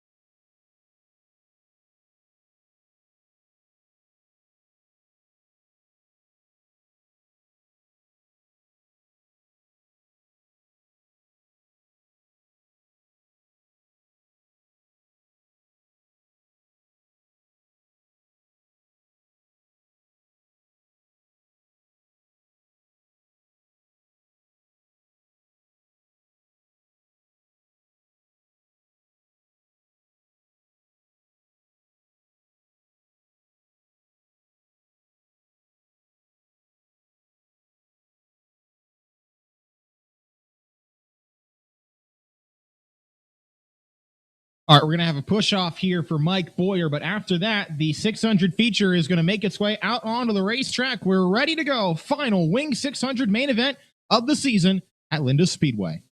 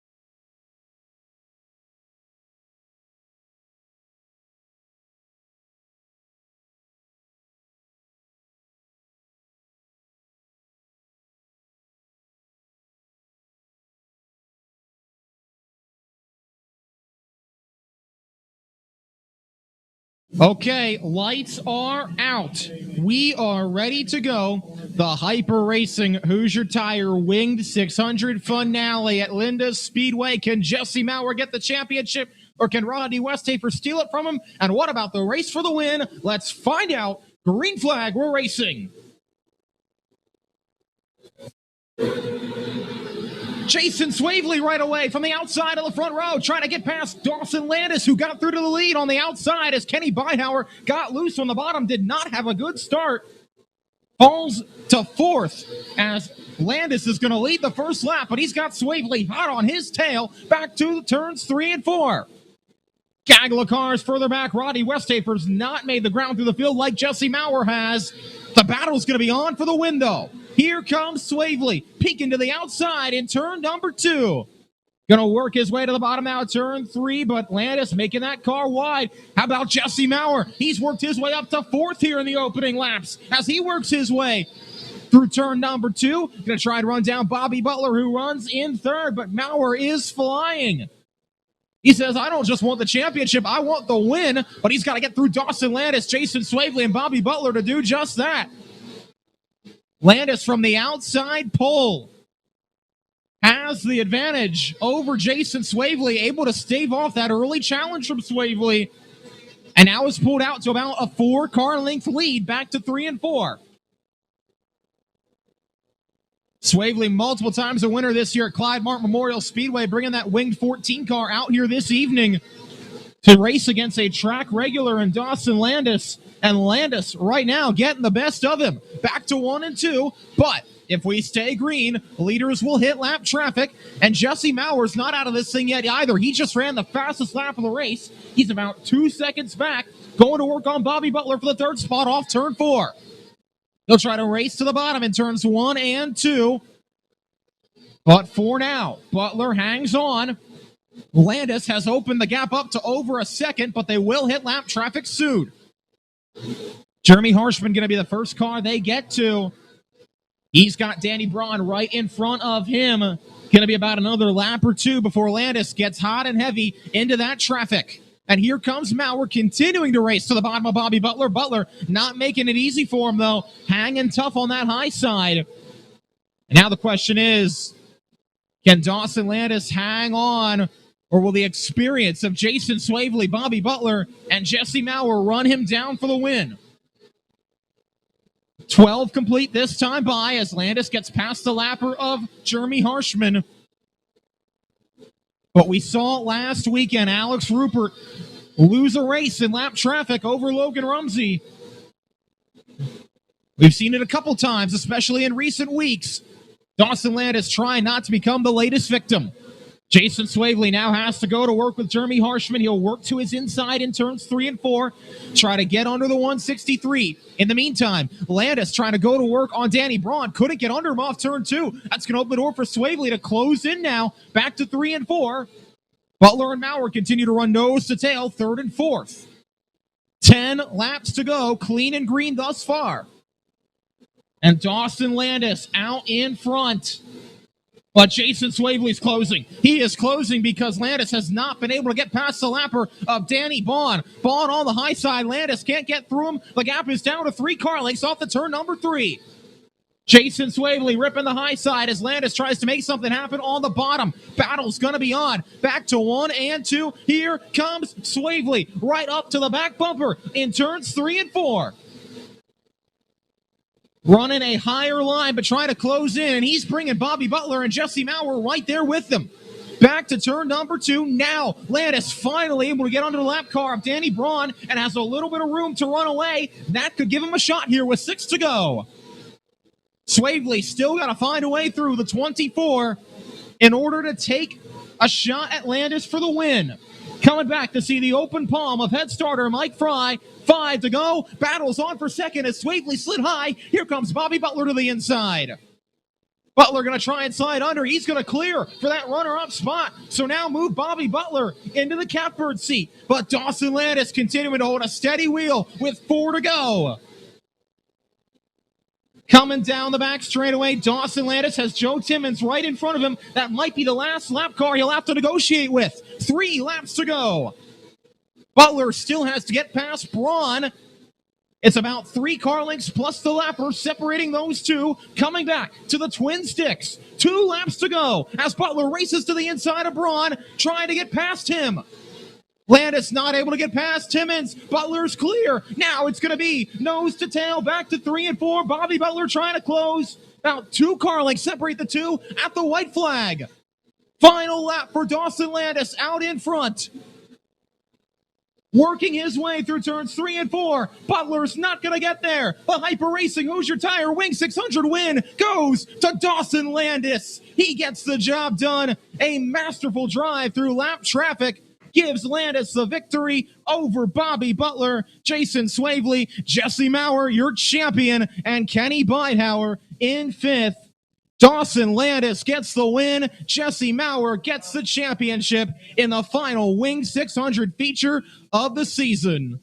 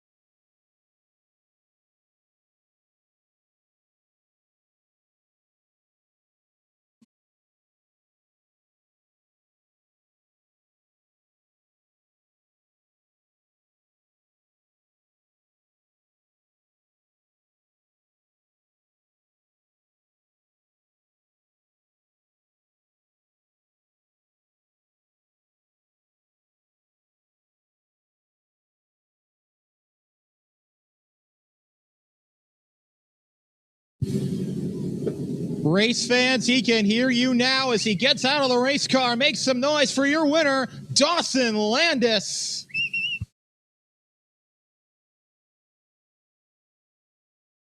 Get up on the wing, make some noise. Dawson Landis, your winner of the 600 feature.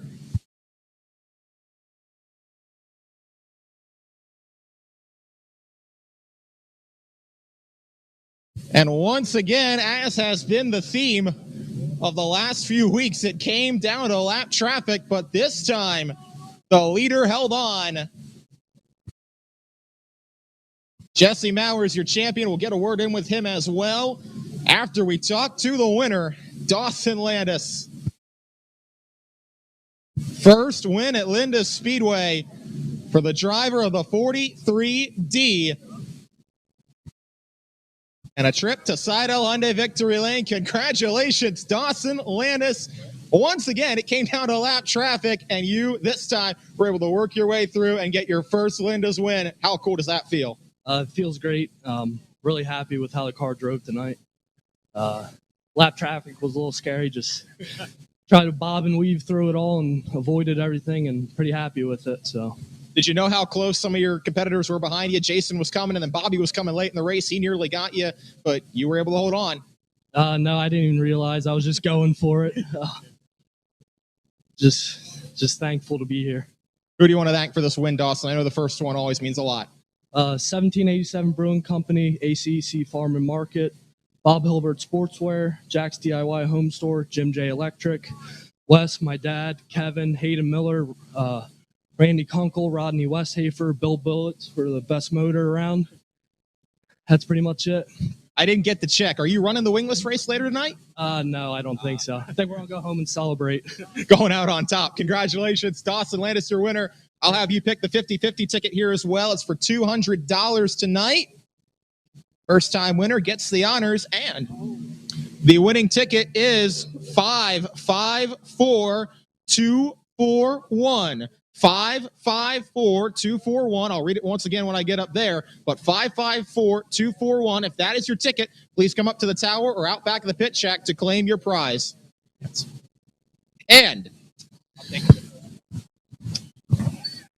Mr. Consistency, Jesse Maurer, I know you didn't get a race win, but for the second straight year, you're the champion here at Linda Speedway in the Wing 600s. Talk me through that.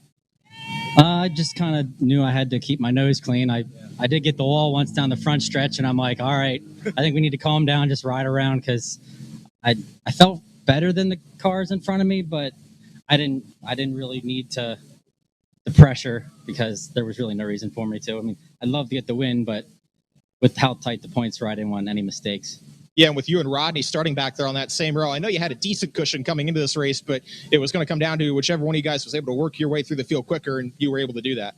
Yeah, I had a really good start. I think the bottom helped me on the start a lot. I felt like good everywhere. I just, like I said, I just wanted to ride around and make sure I finish. Well, you did just that, Jesse. I know, second straight championship for you. Who do you want to thank for it? I got to thank Kenny Groff and the whole Groff family, and everyone that comes to help. My brother, my dad, my wife, for allowing me to do this. I know she hates when I say it that way, but that's why I like to say it. I got to thank everyone with this team.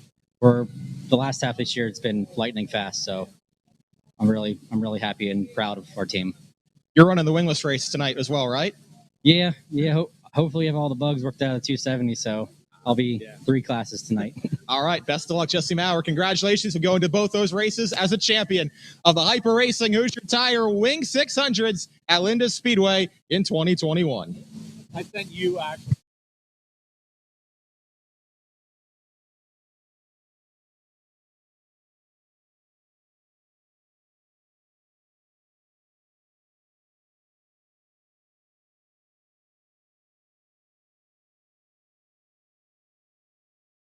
Michael Batts is going to give him the trophy, the championship trophy, 5th this season awarded at Linda Speedway. Joining Justin Harrington, Dave Kerrigan, Mike Boyer, and Dale Kreiser as track champs in 2021 is Jesse Maurer. Race fans, make some noise for your 2021 Wing 600 champion, Jesse Maurer.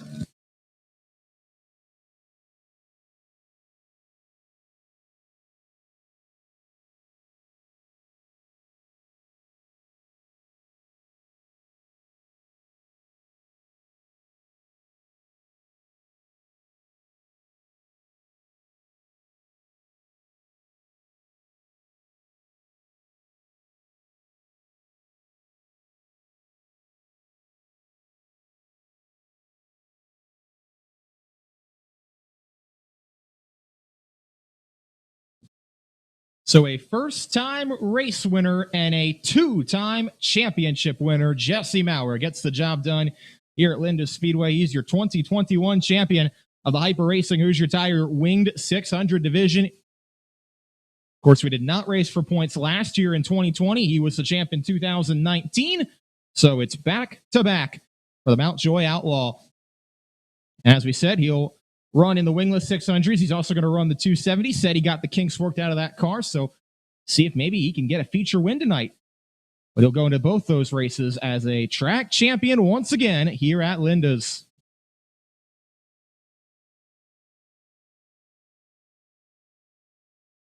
And once again, the winning 50-50 ticket is 554241. 554241. If that is your ticket, please come up to the tower or out back of the pit shack, if that's where you're at, to claim your $200 cash prize.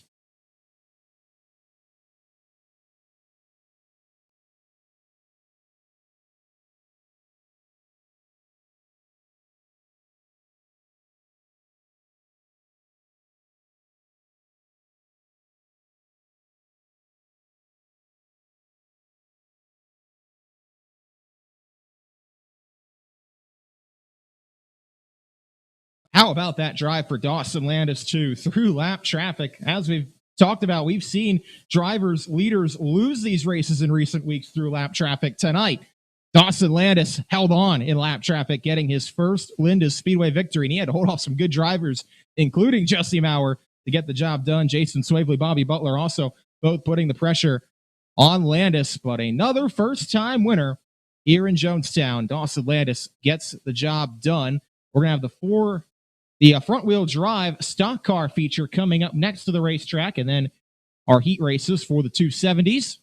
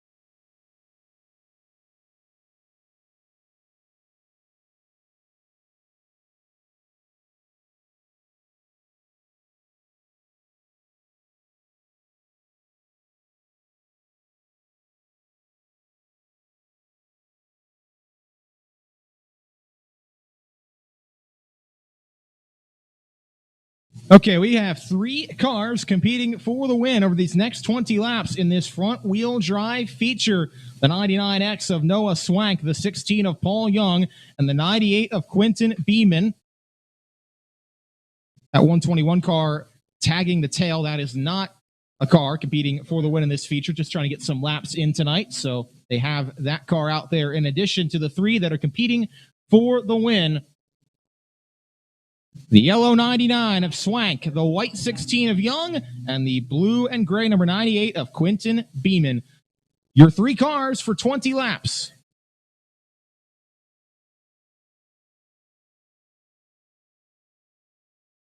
For those of you watching at home, no race monitor data, by the way, so don't be alarmed by that. But here we go. Three cars for 20 laps. Who's going to get the win in the front-wheel drive feature? Well, let's decide it. Green flag is in the air.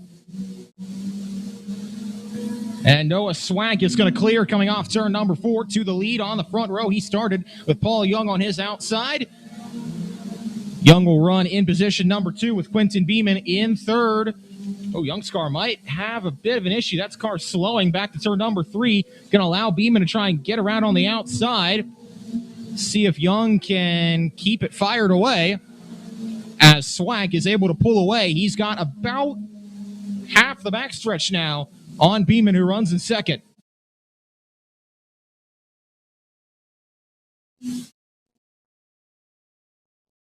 So Noah Swank out in front with 2 laps in the books. No challenge for him for the time being. Just going to try and keep that thing rolling over these final 17 laps. He's got a good gap in hand. Quentin Beeman's going to try and chase him down.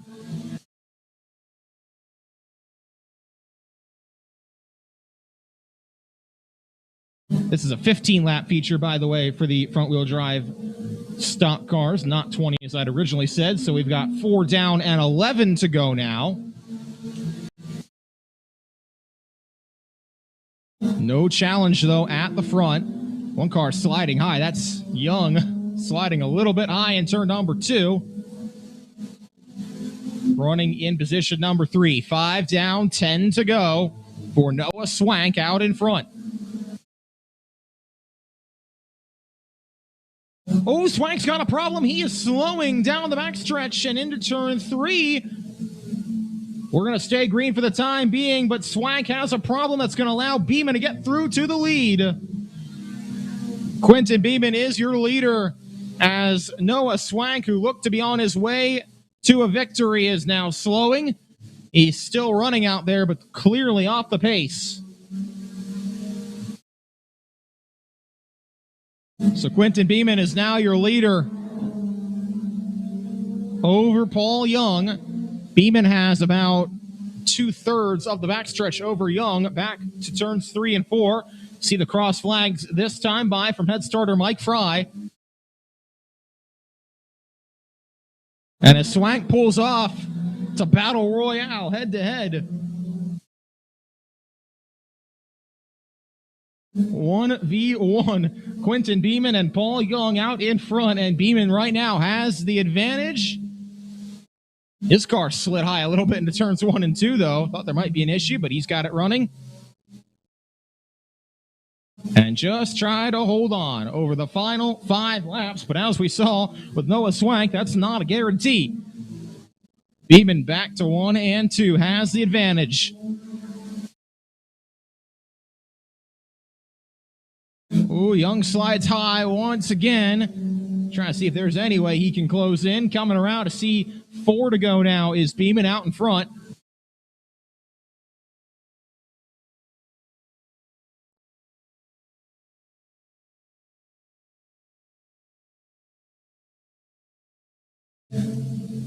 Gap is now up to about a straightaway. Coming by to see 3 to go. Quentin Beeman just keeping it straight, keeping it steady out there. And if he does that for 3 more laps, he's got the win of this front-wheel drive feature. Coming by to see 2 laps to go.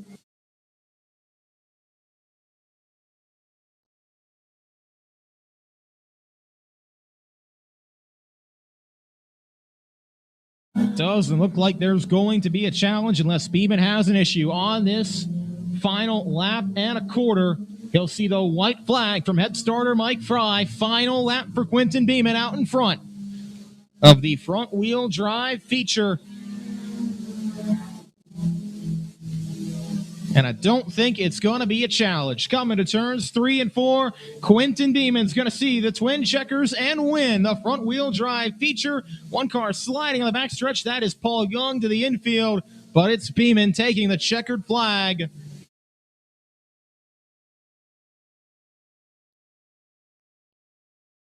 Quentin Beeman takes home the win of the front-wheel drive feature. Quentin Beeman takes it home tonight.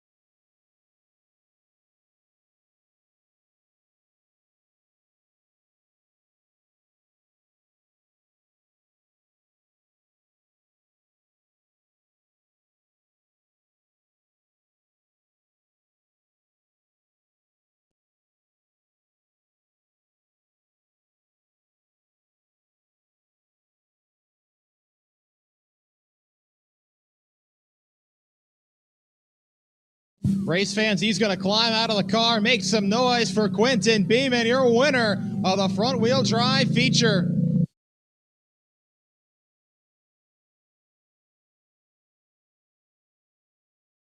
And congratulations on taking home the victory, Quentin. So, you run second there for those first few laps behind Josh, and it looks like he's got it in the bag, and then he has a problem. What goes through your mind? That's actually the guy that owns this car. I'd like to thank him a lot. He's my best friend. He lets me run the car. And I mean, it's my only 8th time in the car, so it was glad to pick up my first win. Unfortunately, it was only against one other guy, but This your first win, though? yeah. That's pretty cool. That's pretty cool. Who do you want to thank for it, Quentin? I'd like to thank Jones Brothers, Jonestown Hydraulics, Total Mobility, Subway, FDR, and On Time Body and Graphics, and then Noah's whole family for helping me with everything that I need. Well, hey, we've had 2 features and 2 first-time winners. Congratulations, Quentin Beeman, getting the job done in the front-wheel drive feature.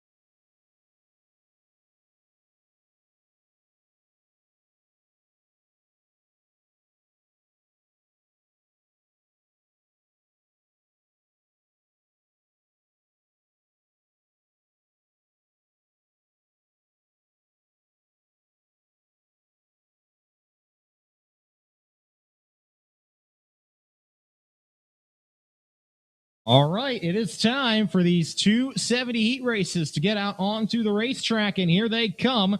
Now, the top 16 total were inverted, top 4 in each heat race. That's going to put Mike Boyer, your 2021 track champion, and Alex Swift on the front row for heat number 1. Lee Reinhardt will be on the inside of row 2, and then your quickest overall timer, Nunzi Alagrucci's had the quickest car here this evening. He'll start from the outside of the second row. Nick Skias and Dallas Sanders in row 3, Chase Walker, Luke Lockman in row 4. Then Courtney Cupp and Brian Kramer will start in row 5.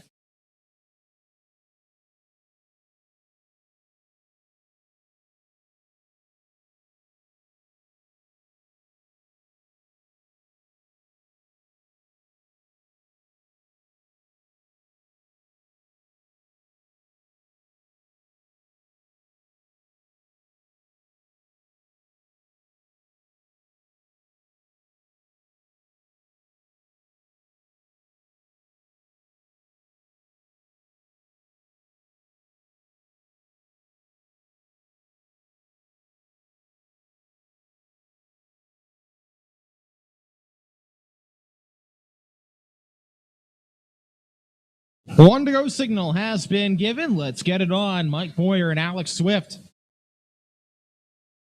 So the top 2 from each heat race go to the dash, and then of the drivers that finish 3rd and 4th, the top 2 in time trials of those 2 or those 8 will then go to the dash as well. So we'll have a 10-car dash after these heat races to set the top 10 starting spots. In the meantime, green flag is out to start heat 1, and we're going to be nearly 3 wide off the turn number 1. Mike Boyer on the outside, Swift in the middle, and Reinhardt on the bottom had to really get on the binders, and he loses 2 spots as Skias and Alagrucci split him off the corner. Swift is going to get through and have the lead, but here comes Mike Boyer right back on the bottom in turn 1. Alex Swift around the high side, though, able to hold on to the spot.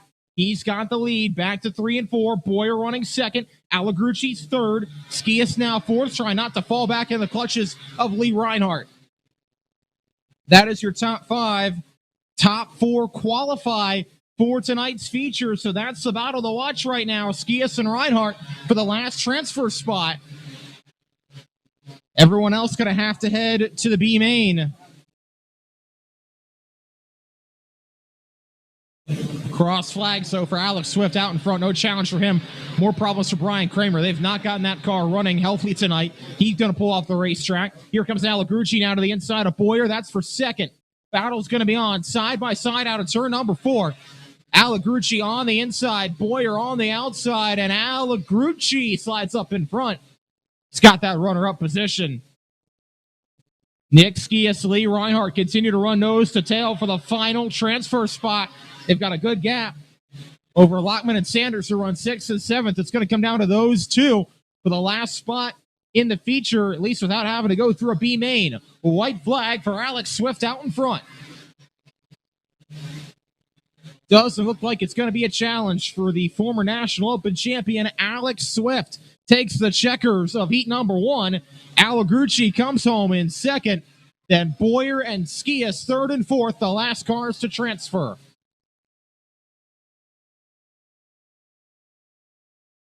So Alex Swift, Nunzi, Alagrucci are your top 2. They'll both go straight to the dash. Mike Boyer third and Nick Skias fourth advance at least to the feature. Everybody else going to have to head to the B main tonight.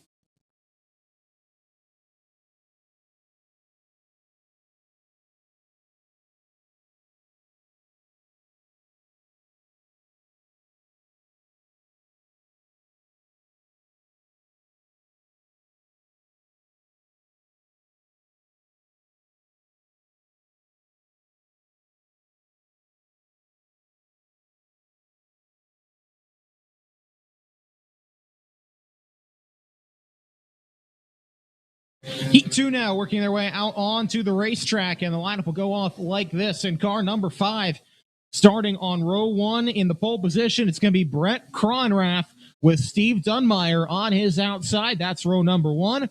Then Bill Lockman and Ross Perchak going to start in the second row. Happy birthday to Matt Fernsler. He'll start from the inside of row number 3. Chad Kreiser on the high side. Then Luke Krobeth and Tyler Klaus start on row number 4 with Austin Bauer in the 0Z starting in position number 9. Top 4 qualify straight through to the feature. Top 2 go straight through to the dash.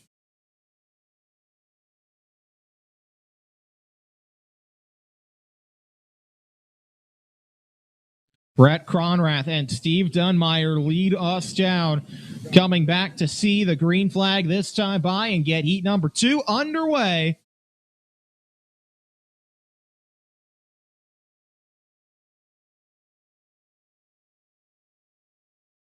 Brett Cronrath leads us to the green flag, and we are racing. Back to 3 and 4. Dunmeyer right on his outside. Going to hang there with him, but Cronrath on the bottom trying to stay in the top spot. But here comes Dunmeyer. Perchak around the top. Dunmeyer gets through to the lead. Cronrath slides up in front of Perchak, but here comes Perchak back on the bottom now in turn 3. Cronrath goes way high in that set of corners. He'll give up the third spot to Lockman and settle back in line 4th right in front of Matt Fernsler. Steve Dunmeyer, though, out in front, but Ross Perchak is not letting him get away. Coming out of turn number 4, he is reeling him in. Chad Kreiser's car off the pace down the front stretch. Looks like he'll try to get it off the racetrack without any issue. Will stay green, but here comes Perchak for the lead. Back to 1 and 2. Really closing in. Right on the back bumper. Gives Dunmeyer a little tap there off turn number 2. Stays right in line with him. Coming back to see the cross flags. It is Dunmeyer, Perchak, Lockman, and Brett Cronrath, your top four. Cronrath has a nice gap now over Fernsler in fifth for the last transfer spot. But it's Dunmeyer still out in front for the time being. Perchak is heating up that back bumper, and now he'll pull to the inside in turn number 3. Side by side, they'll race back to the twin sticks. Perchak barely across the line that time, got the lead, and now he'll clear Dunmeyer off the corner. He's got it back to 3 and 4. White flag, final lap for Perchak out in front. And he's going to start to pull away now. Down the backstretch, Dunmeyer's going to have to settle for second. Ross Perchak sees the checkered flag and wins Heat 2 for the 270s. Dunmeyer comes across in second, so those two head to the redraw. Perchak, or to the dash, I should say. Perchak and Dunmeyer to the dash. Lockman and Cronrath at least to the feature, and everybody else going to have to head to the B main.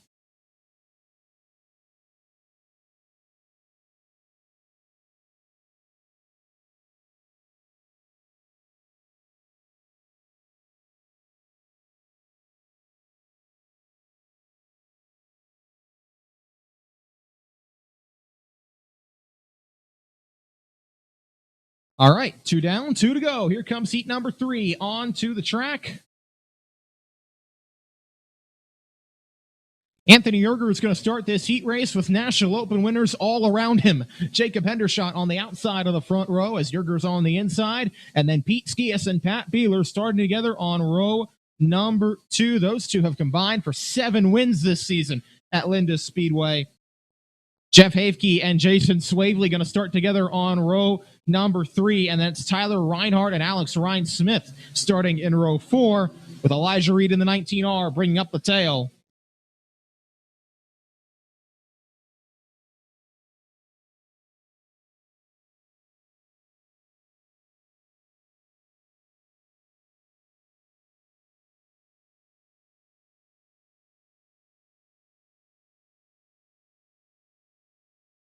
Lights are out. Going to come back to the green flag. This time by. And the top 4 head to the feature. But will it be the top 4 starters? That's the question. Or will someone else find a way to bust their way into a transfer spot? Here we go. Green flag. Well, one car clips a tire further back. It's Jeff Hafke.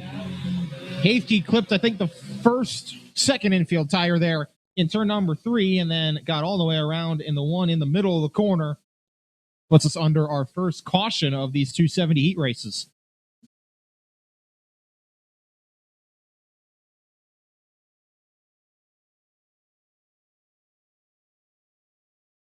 Pretty even start between Yerger and Hendershot that first time around. Hendershot's going to have to try and time it just as nicely once again here.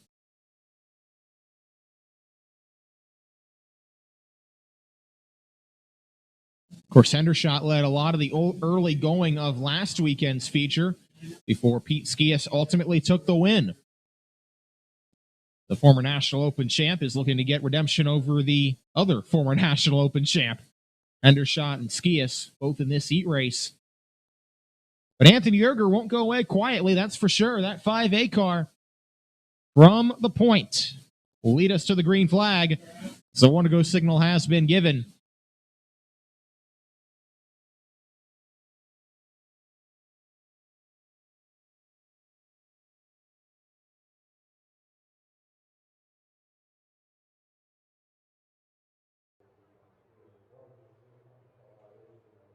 Here we come to the green flag. Anthony Yerger leads us down. Another good start from Hendershot. He sticks with him. Out of turn number 4. They'll be side by side. Back to 1 and 2. Skias and Beeler side by side right behind him. Oh, contact. Beeler, Skias got together. And up to the outside wall goes Jason Swavely. Tyler Reinhardt was able to get past. Swavely nearly got sent into the barrels there right at the exit of the track in turn 2. And it was Skias, the one going around. Little bit of contact between he and Pat Beeler in that corner as they were both trying to race to the inside of Jacob Hendershot.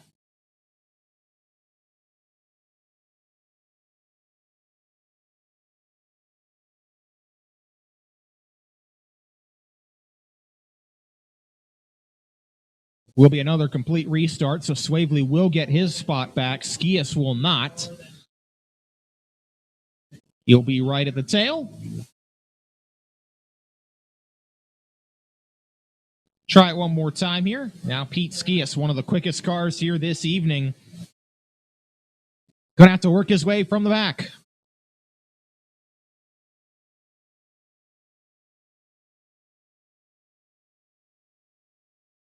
Here we come. Green flag back in the air. Oh, trouble. Elijah Reed did not get away on the start and got all the way to the infield. Side-by-side battle is on. Here comes Yerger and Hendershot. Hendershot around the outside. Pete Skias goes off the racetrack with a problem. He's going to be followed by Alex Reinsmith. And just like that, we're down to 6 cars. Hendershot's got the lead. Jason Swavely's off the pace, too. He's got a problem. So a lot of cars with early issues here as Hendershot's going to lead lap 1 over Beeler. Then Anthony Yerger runs in 3rd. Tyler Reinhardt in 4th and Jeff Hafke 5th.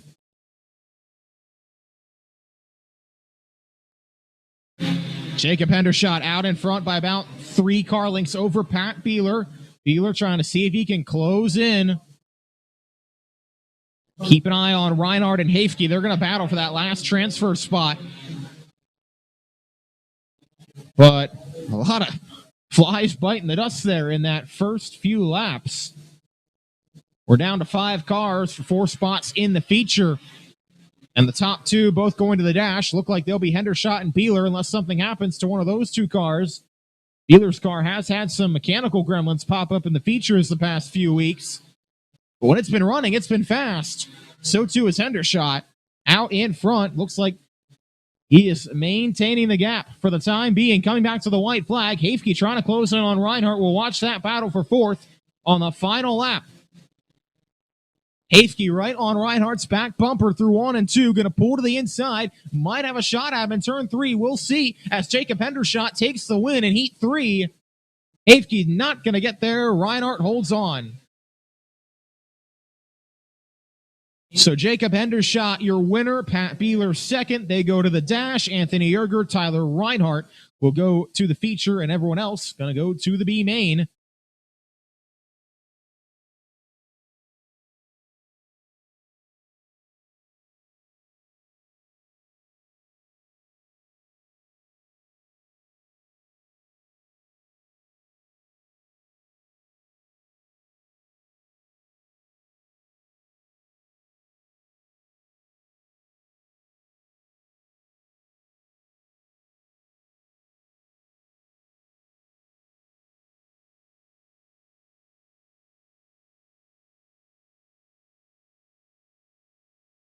Okay, 4th and final 270 heat race of the evening is going to go off like this.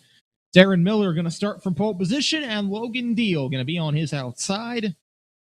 Then it's going to be the defending National Open champion Austin Pascarella and Billy Logeman starting together on row number 2. CJ Davis and Dan Boyer, they're going to make up the 3rd row together. Then Jason Klinger on the inside of row 4 with Chase Laser on his outside. And the guy that just locked up the Hyper Racing Hoosier Tire Winged 600 Championship here, Jesse Maurer. Gonna start from the back. Have they gotten the issues worked out on that 2X machine? We'll find out here. As he'll tack that baby onto the tail. Pulling triple duty tonight. Double duty in the 600s and then running this 270 as well. But a lot of work to do to make sure that he gets at least into the feature this evening. A lot of good cars to pass as well.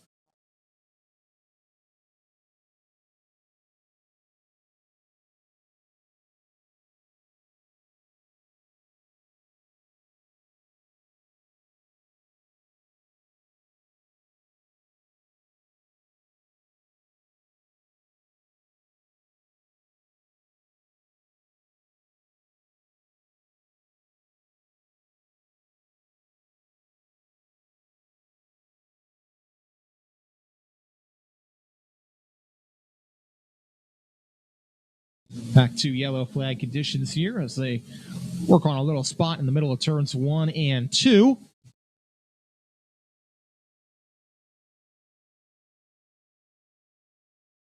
Apparently there's a piece of plastic down there that might have gotten itself wedged into the racetrack. So that's what they're working on down there.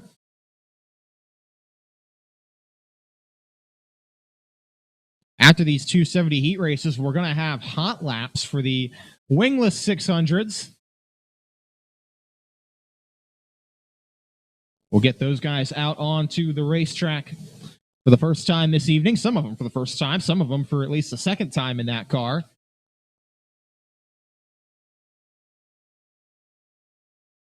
Lights are out. Going to get the green flag this time by Darren Miller and Logan Deal are your front row.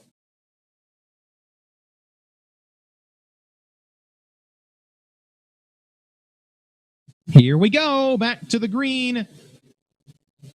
We're not going to get underway. Logan Deal went a little early there.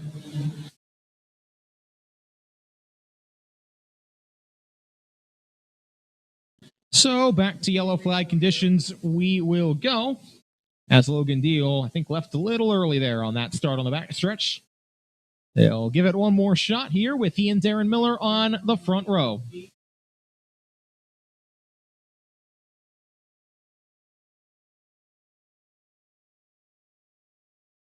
Once again, top 2 to the dash, top 4 to the feature. Dash will determine the top 10 starting spots. We'll figure out who the other 2 drivers in the dash are after this heat race.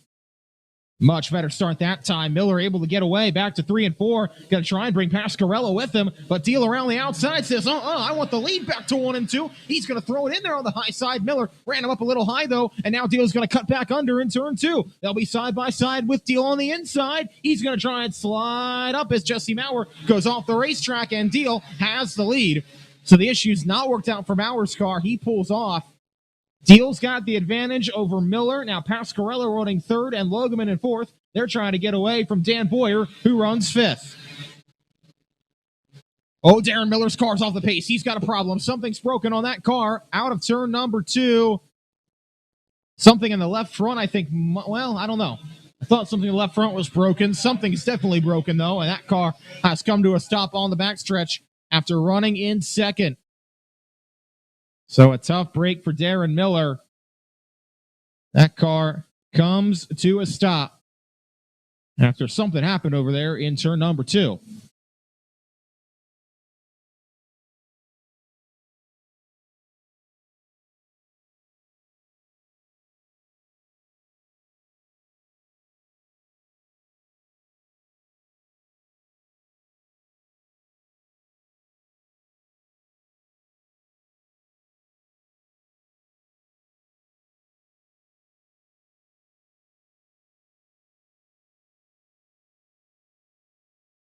They've got Darren Miller's car off the racetrack. That's going to move Dan Boyer into a redraw spot. Deal, Pasquarello, Logeman, and Boyer, your top 4. They are the transfer cars. CJ Davis, Jason Klinger, Chase Laser, the ones on the outside looking in. Coming out of turn 2, and here we go. Back to racing in turns 3 and 4.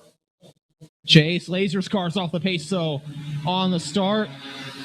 Don't know if he'll get it out of the way. He's going to try to. He'll cut it to the bottom in turn 4. We'll get out of harm's way. In the meantime, battle is on. Davis and Boyer. Boyer shuts the door for that 4th spot into turn number 3.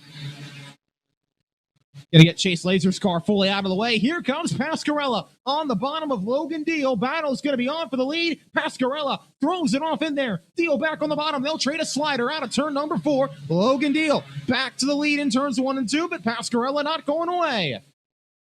Austin Pasquarello tries the inside. Nearly contact there might have been as Deal slid way high and Pasquarello gets past. He was not going to be denied on the inside. And Austin Pasquarello able to get through the defending National Open champion, trying to make a statement here tonight as he's out in front of heat number 4 with a lap to go. Keep an eye on this battle. Nose to tail for 4th. Boyer and Davis for the last transfer spot. They'll run nose to tail to turn 3 as Austin Pasquarello wins the heat. Side by side for 4th on the corner. And Davis on the high side is going to get it at the stripe. So Pasquarella gets the win in dramatic fashion, and CJ Davis gets the last transfer spot in dramatic fashion. It's Pasquarella, Deal, Logeman, and Davis, your top four. The rest of the field heading to the B main.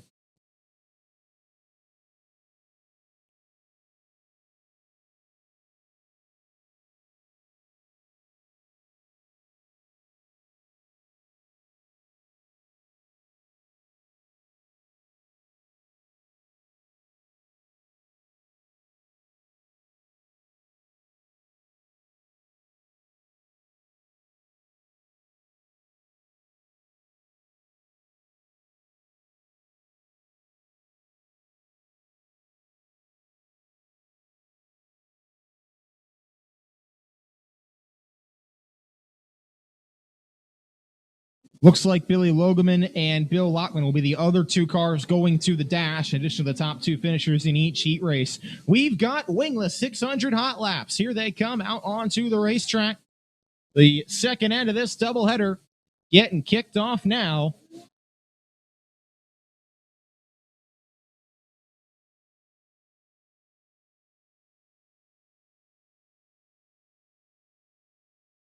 Cars on the racetrack in this group include the 44 of Rodney Westhafer, the 24 of Logan Road, your point leader, defending champion Brandon Heist. Could lock it up in heat races if everything goes well. He's going to have a chance to. He's got the 4B of Mike Butler working behind him, then the 4M of Bobby Butler, both the Butler boys on the racetrack. The 42 of Jeff Sechrist. The 25 of Kenny Beinhauer. The 91, that's Randy Kunkel Jr. The 6A is Connor Sheffield. And the 21M of Hunter McFadden on the racetrack in this first group. And it looks like, coming to the checkered flag, Rodney Westhafer is going to be quickest of those in that first warm-up session. Westhafer, a 13.427, quickest of anybody. Mike Butler goes second quickest. Hunter McFadden third. Logan Road fourth. Kenny Beinhauer fifth. Your point leader, Brandon Heist, goes sixth quickest of the 9 that took time in that first group.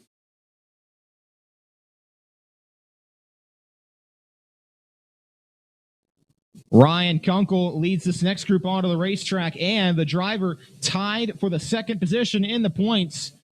He and Logan Rumsey, the only guys that can challenge Brandon Heist for the championship tonight. It's Matt Warner in the 98, running in front of the 28. That's Dustin Degler. The 163 of Jeremy Harshman. Last year's points runner-up, the 22H of Fred Heinley on the track as well, along with the 14 of Jason Swavely. The 24T, that is Taylor Troxel, hopping in that car for this wingless race. Pat Beeler in the 42C, working his way into 1 and 2. Christian Bruno in the 17M, working his way under the flag stand, right in front of his teammate, Preston Latimus in the 10M.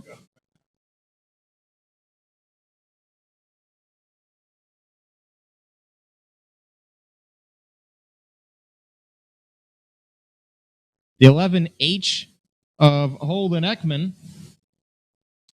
And then the Groff cars, the 7 of Nick Skias and the 3 of Jesse Maurer. But Skias pulls the info. They're going to split them here is what it looks like. So bringing some of these guys out. Sean Dove also out there, but he'll pull to the infield as well.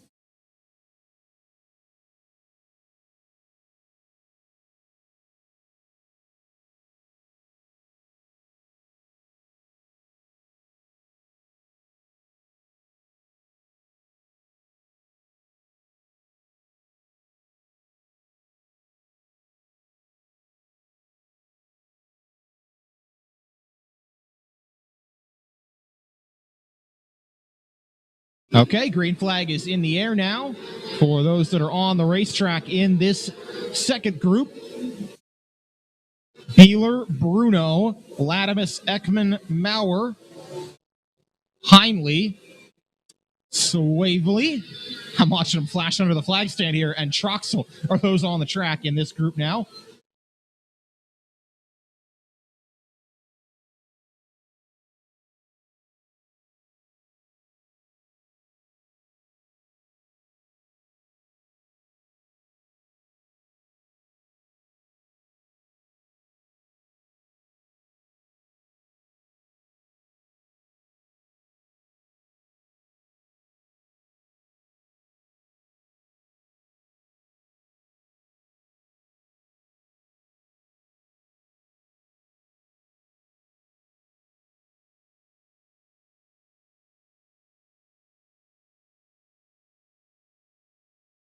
Checkered flag waves, and at the conclusion of warm-ups, it is Pat Beeler to the top of the time charts, 13.140.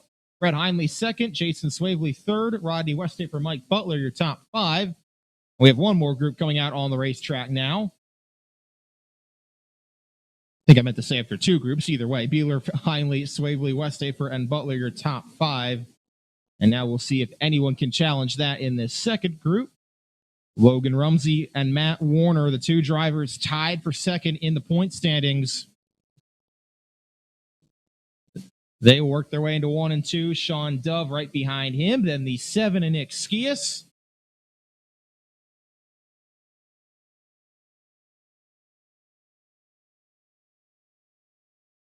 I'm going to guess that's the 96 of Jesse Snyder working into 1 and 2 through process of elimination. Tough to tell the number from where we're up here at. Dustin Degler right behind him in the 28, and the 61 of Ryan Kunkel on track as well, and the 163 of Jeremy Harshman.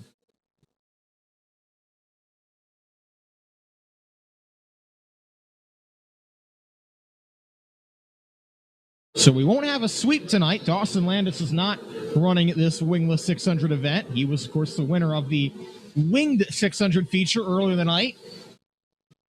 So no sweep in store, but still opportunity for someone to take home a victory. As a nice tune-up for the National Open, Nick Skias goes quickest of anyone in this third group, second overall. Don't think anyone's going to be able to top that. Pat Beeler is going to be your fastest timer at the conclusion of 600 hot laps, 13.140 second lap time. Nick Skias second fastest, Ryan Kunkel third, Logan Rumsey fourth, and Fred Heinley fifth, completing your top five.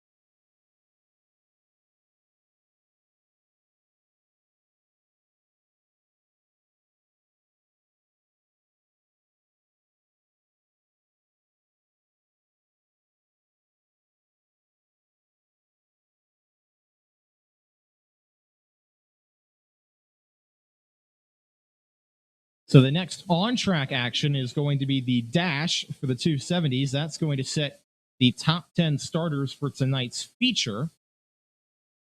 Then we'll have the 2B mains for the 270s, and the top 4 from each of those will qualify to tonight's 25-lap main event.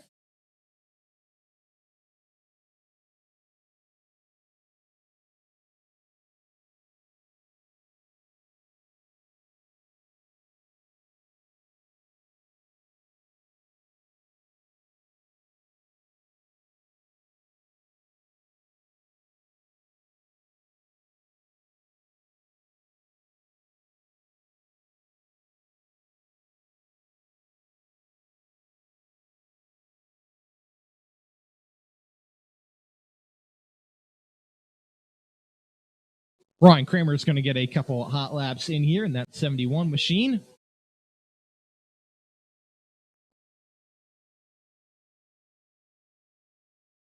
Been having troubles with the 270 tonight, but of course just ran that winged 600 feature earlier in the evening, and now taking the top off, come to the checkered flag.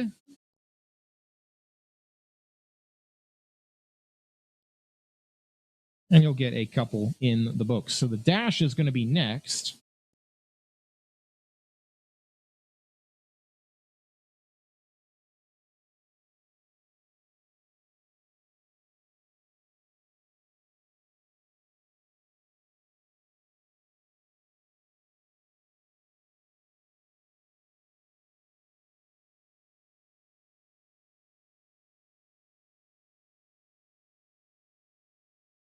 Once again, want to pay off our race chasing awards here this evening at the Linda's Speedway. Got 5 of them here tonight for this 118th event that the Race Chasing Awards have been at in 2021. These awards all go to the first car across the line in the features that have the Race Chasing stickers, $25 awards, 2 of them from Groff Motorsports, $25 prize from the Race Chasing Sticker Fund, $25 from Schroll Brothers Racing, and $25 from Dalton Eckman. Thanks to all our race chasing partners, and best of luck to all drivers in the Race Chasing Awards throughout the remainder of the season.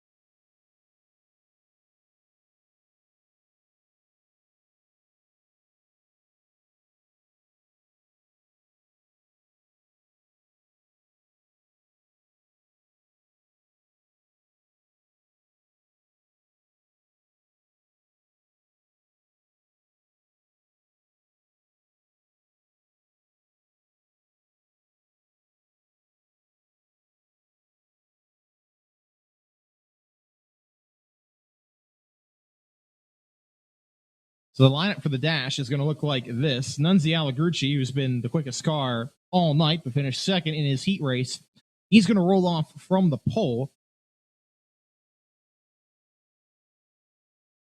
These 10 cars are all in order by their time trial times, those that advanced. So it's Allegrucci and then Ross Perchak on the front row.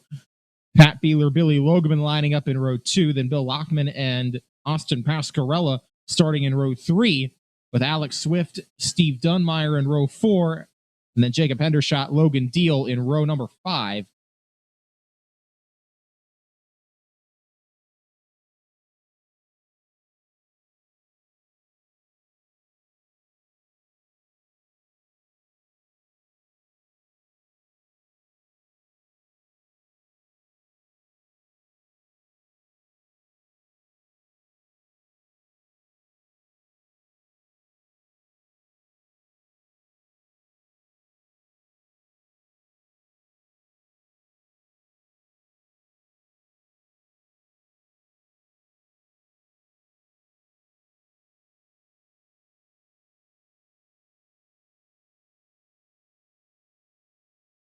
All right, here we go. It is dash time. We are ready to rock.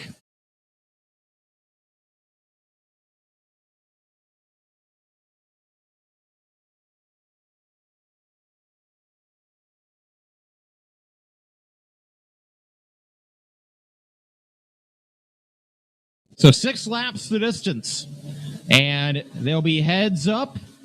Winner of the dash starts on pole for tonight's 25-lap feature. Second starts second, and you get the rest. Coming back to get the field lined up. They'll see the green once they do. This might be the Captain Obvious statement of the night, but there's a lot of fast cars in this 6-lapper. It is a tight field tonight, even those that didn't make the dash. But you gotta imagine the winner of this feature tonight's probably going to come from this top 10, unless something crazy happens. So it's Nunzi, Allegrucci, Ross Perchak on the front row, then Beeler, Logeman in row 2, Lockman and Pascarella on row 3, Swift and Dunmeyer on row 4, Hendershot and Deal on row 5. Coming by to see the green this time, we're racing with the dash in the 270s. Nunzi, Allegrucci try to clear Perchak. He can't. They'll be wheel to wheel back to 1 and 2. Now Allegrucci slides up in front, but here comes Perchak back on the bottom. They'll be side by side back to turn number 3. Perchak on the inside. Allegrucci on the outside. Wheel to wheel. Barely Perchak at the line that time, but Allegrucci not giving up on him. They'll continue side by side with Pat Beeler waiting in the wings. 2 down, 4 to go. This battle continues on wheel to wheel back to 1 and 2.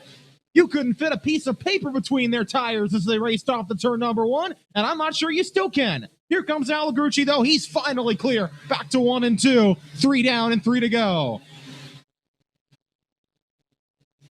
They've gotten away. Beeler runs in third. Alex Swift has moved to fourth with Logeman running fifth. 2 to go for Allegrucci out in front. Now he's clear and running the fastest laps of the night, just like we saw in time trials. Battling continue on further back. Steve Dunmeyer, Austin Pascarella scrapping it up for 6th. But Allegrucci on this final lap looks like he's going to bring it home and start on pole for tonight's feature. Nunzi Allegrucci wins the dash.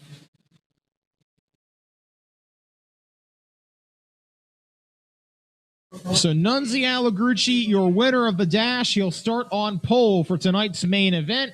Ross Perchak is going to be on his outside. Pat Beeler came home third, followed by Alex Swift and Billy Logeman, your top 5. Then Steve Dunmeyer, Austin Pascarella, Logan Deal, Jacob Hendershot, and Bill Loffman completing your top 10. And that's how they'll start for tonight's feature.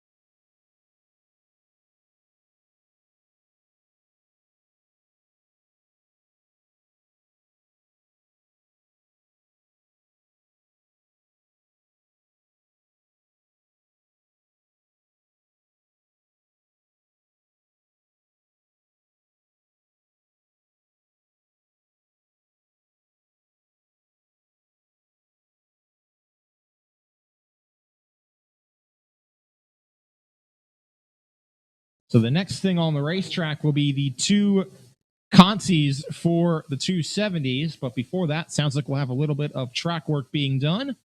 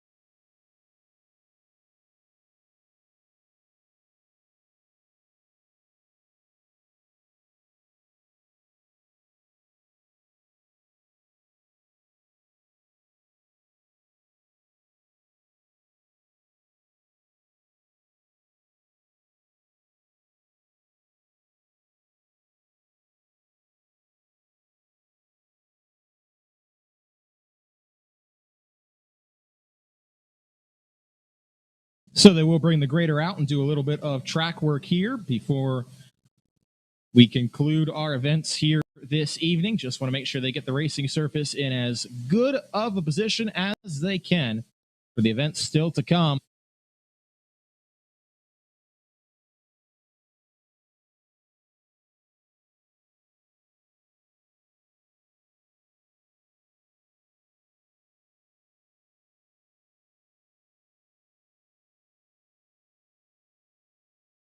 We have two 270 consies. Then we've got 3 heats for the 600s. They will need a consi as well. And then our 3 features, beginning with the NSS Property Services Modifieds, then the 270s and the 600s to close out our evening. Still a lot of racing here to come from the Linda Speedway. Thanks to all the race fans who have come out tonight at the racetrack for a jam-packed night. And thanks for everyone tuning in at home on the National Racing Network Radio. Stick with us. Be just a few moments before we have any more on-track action, but as soon as we do, we will bring it live to you.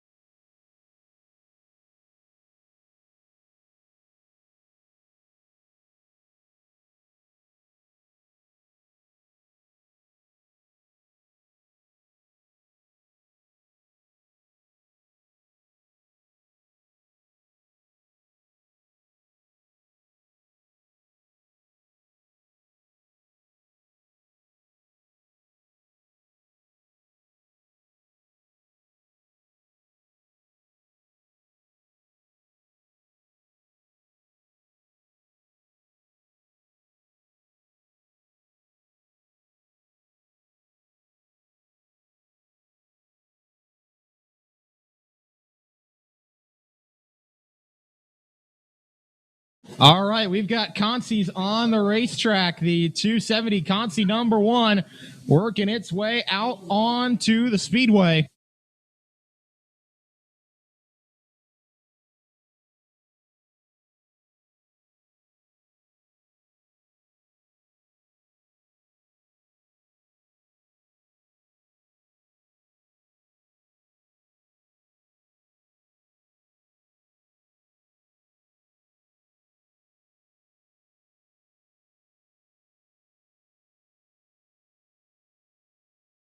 I'd like to borrow the line from Days of Thunder. We can't pit you right now. We're too busy eating ice cream. Anyway, here comes Consi number 1 onto the racetrack. Lee Reinhardt and Matt Fernsler starting on the front row. Then Luke Lockman and Luke Krobeth starting on row 2. Dallas Sanders and Tyler Klaus on row number 3, with Chase Walker, Austin Bauer in row 4. Courtney Cup starting in the 9th position. No Brian Kramer and no Chad Kreiser out there by the looks of it. So 9 cars and top 4 qualify, 8 laps of distance.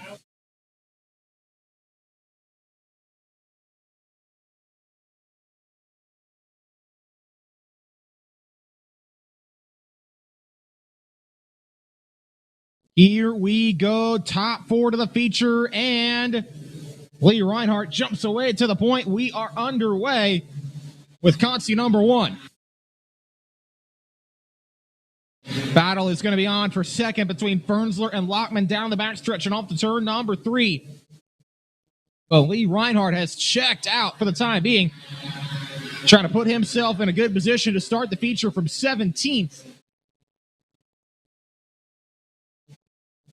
Fernsler, Lockman, and Krobeth have all gotten away nicely. The battle's on for the 5th spot between Dallas Sanders and Tyler Klaus.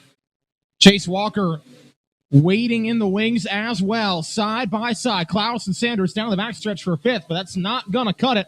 With 4 laps to go, they're going to need some misfortune for either Reinhardt, Fernsler, Lockman, or Krobeth to have any real opportunity here. Lee Reinhardt is gone. He has checked out. I think he was the victim of a pretty stacked heat race, coming home in 5th position, right behind Nick Skias. And so he's going to have some extra work to do in the feature, but clearly he's got the speed. Lee Reinhardt running out in front and running away. He's got a 4.5-second lead coming to see 2 laps to go in this first Consi.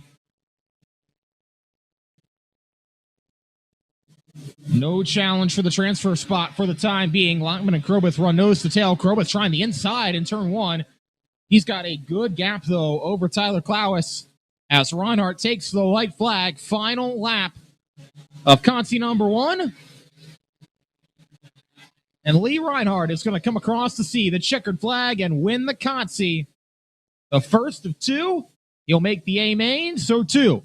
Well, Matt Fernsler, Lake Lockman, and Luke Krobeth.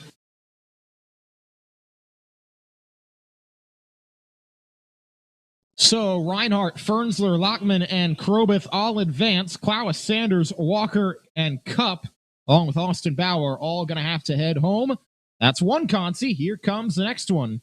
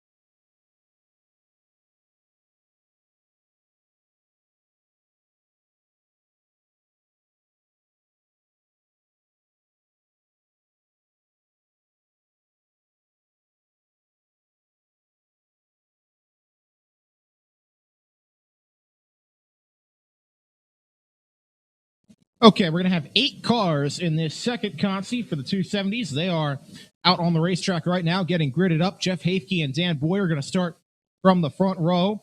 Jason Klinger and Jason Swavely going to start together on row 2. Chase Laser, Pete Skias going to be on row 3, although Skias' car having trouble getting pushed away here into turn number 1. Darren Miller, if he can't get going, will start alongside Laser, and then it's going to be Elijah Reed at the back. Now they've gotten Skias going again, it looks like.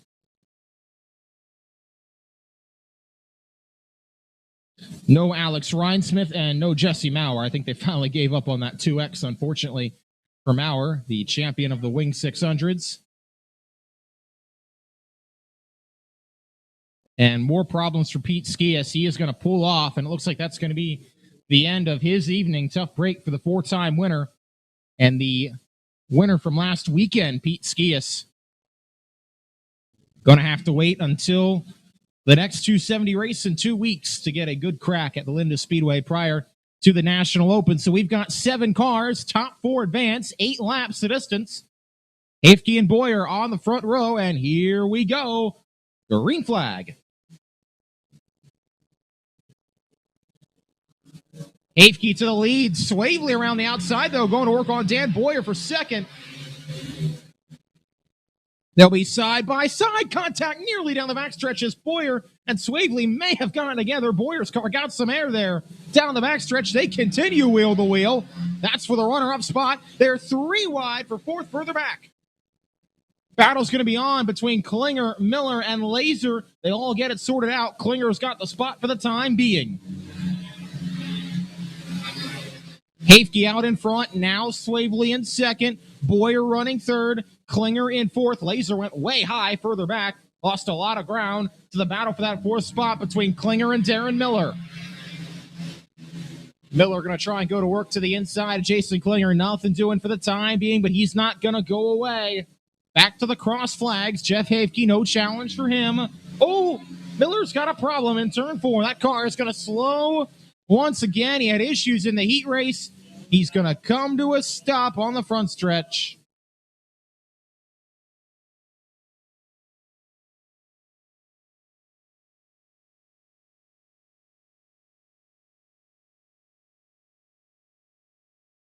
So Darren Miller going to be the end of his night by the looks of it. Tough for him.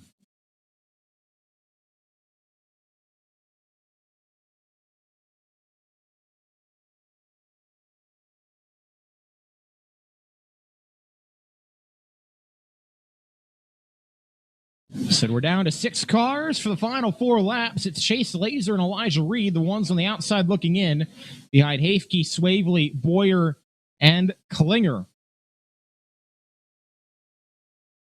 Back to the green flag. Back to racing. In turns 3 and 4. Laser trying to stay right with Klinger coming off the corner. Back to 1 and 2. Klinger able to get away by about a car length back to turns 3 and 4.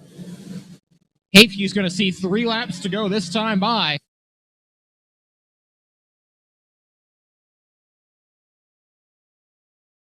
Back to the twin sticks they come. 2 laps remaining for Jeff Hafke. Just ran the fastest lap of the race that last time around. No challenge for him out in front.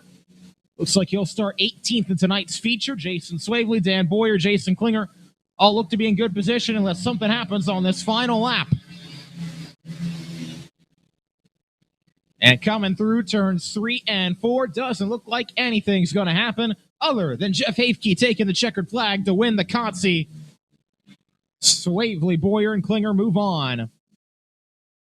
So Jeff Hafke, Jason Swavely, Dan Boyer, and Jason Klinger head to the A main. Chase Laser, Elijah Reed, Darren Miller, Alex Rhinesmith, Pete Skias, and Jesse Maurer all going to have to head home, at least in the 270s. With that, the 24-car field is set for tonight's 270 feature.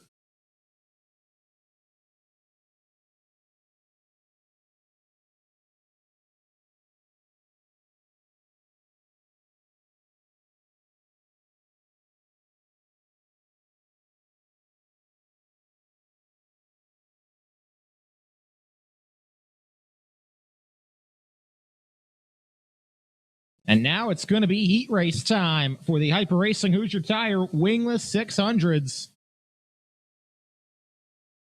We'll have 3 of them. Top 6 will qualify.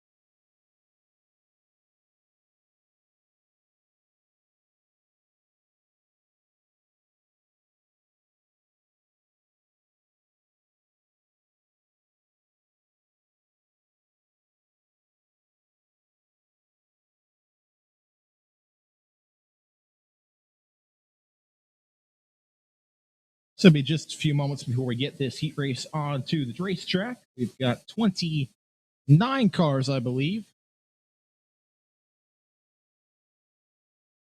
So we will need a consi for the wingless 600s here this evening.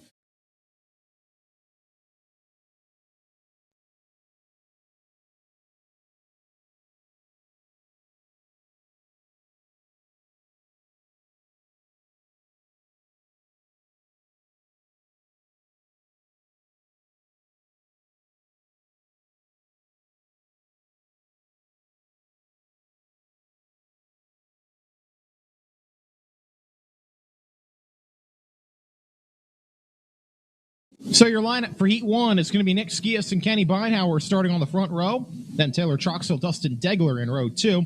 Christian Bruno, Randy Kunkel Jr. in row 3. Matt Warner, Holden Ekman in row number 4. Ryan Kunkel, Jeremy Harshman in row 5.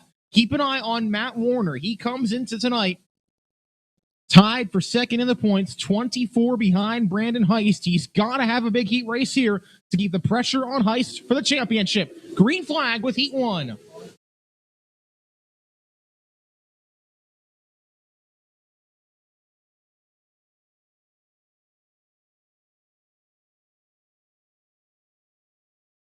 Here they come, back to turns 3 and 4. Nick Skias has the lead in front of Kenny Beinhauer. And Dustin Degler, Christian Bruno, Randy Kunkel Jr., Holden Ekman, Mike Butler running in the 7th spot with Matt Warner right behind him in 8th. It is Nick Skias, though, out in front. Racing off of turn number 2. No challenge for he and Beinhauer as they've pulled away. Battle's going to be on between Butler and Warner for the last transfer spot in the feature. Going to be imperative for Matt Warner to try and get past Mike Butler, A, to get a point, and B, to get in the A main.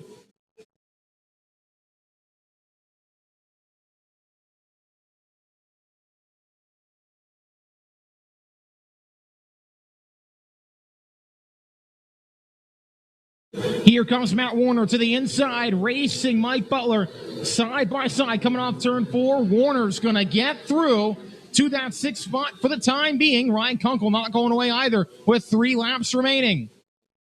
Nick Skias is long gone. No challenge for him out in front. It's got Kenny Beinhauer running 2nd. Then Degler, Bruno 3rd and 4th. And Warner trying to get around the outside. Oh, Bruno goes around in turn 2. Looks like there might have been contact between he and Degler. And he goes around. Randy Kunkel Jr. had also been in the infield at some point. But Bruno goes around from 4th, the Speed Week champion, 600 Speed Week champion, with a problem. Randy Kunkel Jr. gets out of harm's way, and now Bruno's got a lot of work to do over the final 2 laps.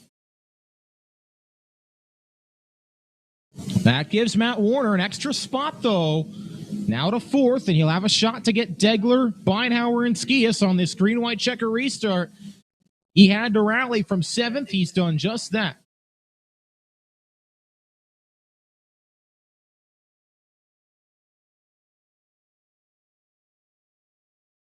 Here they come, back to the green flag. We're racing back to 3 and 4. Good start from Skias. He gets the field strung out. Here comes Matt Warner on the inside.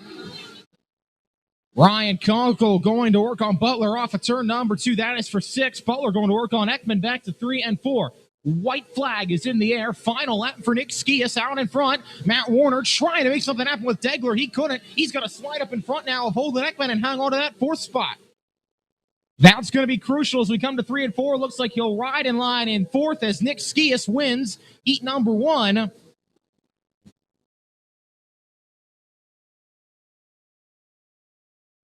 So it's going to be Skias, Beinhauer, Degler, Warner, Ekman, Butler, the 6 cars to transfer. Kunkel, Harshman, Bruno, Troxell, and Kunkel Jr., I should say, Randy Kunkel Jr. will have to go to the consi.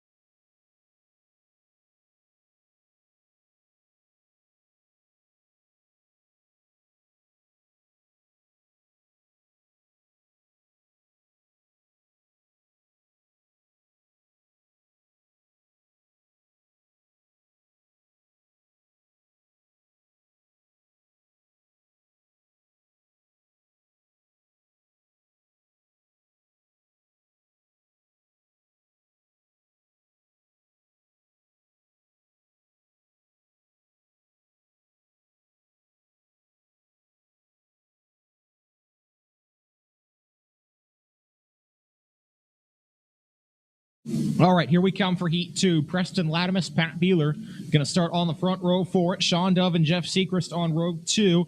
Then it's going to be Mason Beinhauer and Mike Butler. Mike Butler's the one in this heat race. Bobby Butler was in the last heat race that transferred through. This is Mike Butler now in the 4B. He'll start from the outside of row 3. You'll have Logan Rumsey and Logan Rhodes starting together on row number 4. Rhodes on the inside, Rumsey on the inside. Oh, because we don't have Mason Beinhauer. That's what got me messed up there. Mike Butler and Logan Rhodes going to start on row 3. Logan Rumsey, Connor Sheffield on row 4. No Mason Beinhauer, no Brandon Smith. Beinhauer had issues, was not able to start the Wing 600 feature either. But keep an eye on Rumsey. This is going to be crucial for him to keep the pressure on Brandon Heist, who starts second in his heat race. So Heist will have a very good opportunity to clinch the Wingless 600 championship in that next heat race. But if Rumsey is able to win this heat, he would at least keep the pressure on him.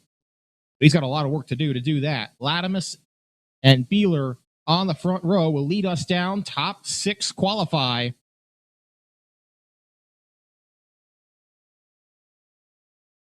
And here we go. Preston Latimus and Pat Beeler lead us down. Latimus able to clear coming out of turn number 4. Beeler had the fastest car in warm-ups earlier this evening, and he'll ride in line in second. Here comes Sechrist on the outside of Mike Butler. Mike Butler racing for the 4th spot. Got Sechrist a little jammed up there into turn 3. Open the door for Logan Rhodes to try and get through on the inside. Logan Rumsey falling behind on the outside. Last week's winner going to make it 3 wide around the top side as Logan Rhodes slid to the bottom. Rumsey able to get past him, move to 6. He'll stay behind Sechrist for the time being. In the meantime, Latimus and Beeler are going to race 1 and 2, back to 1 and 2, and here comes Beeler on the bottom. Got off the corner really good from the inside of Preston Latimus, and he will clear to that race lead. Latimus in second, Dove in third, then Butler and Rumsey now 4th and 5th. Here they come back to turns 3 and 4. Mike Butler on the inside of Sean Dove, trying to have a look at him. Logan Rumsey running in position number 5. Gotta get those spots if he can. He'll work to the inside of Butler. He may try to get to the inside of Dove. He'll clear Butler, come off the corner. Butler's going to try and come back at him. They'll be side by side, back to 1 and 2. Now Rumsey, though, perhaps in the preferred line on the high side. He's going to get around, move to the 4th spot. No challenge for Pat Beeler, though, out in front. 2 laps to go for him. Latimus in second.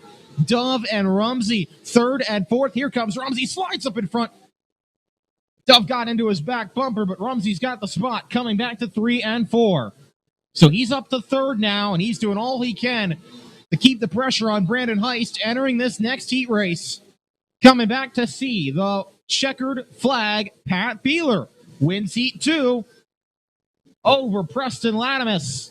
Logan Rumsey and Mike Butler caught Sean Dove at the line barely. So Beeler, Latimus, Rumsey, Mike Butler, and Sean Dove, along with Jeff Sechrist, all going to head to the A main. Logan Rhodes, Connor Sheffield, both to the Consi.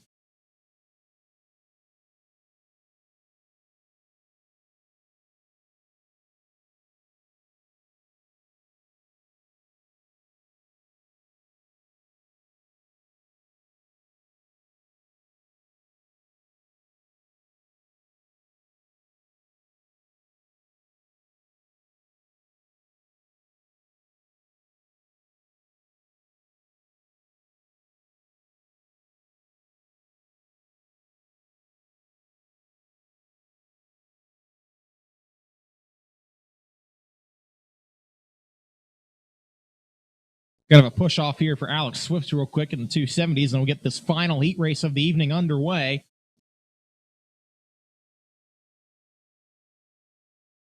Brandon Heist is going to start second, and depending on where he finishes this heat race, he will be able to clinch the Wingless 600 championship. He could clinch at least a tie for it if he can finish 4th or better. 3rd or better would do it outright, provided, of course, he starts tonight's feature. He starts from the outside of the front row. Fred Heinle, last year's runner-up, is on the inside. It's Rodney Westhafer, Jesse Snyder in row 2, Brian Kramer, Hunter McFadden, row 3, Jesse Maurer, and Jason Swavely on row number 4.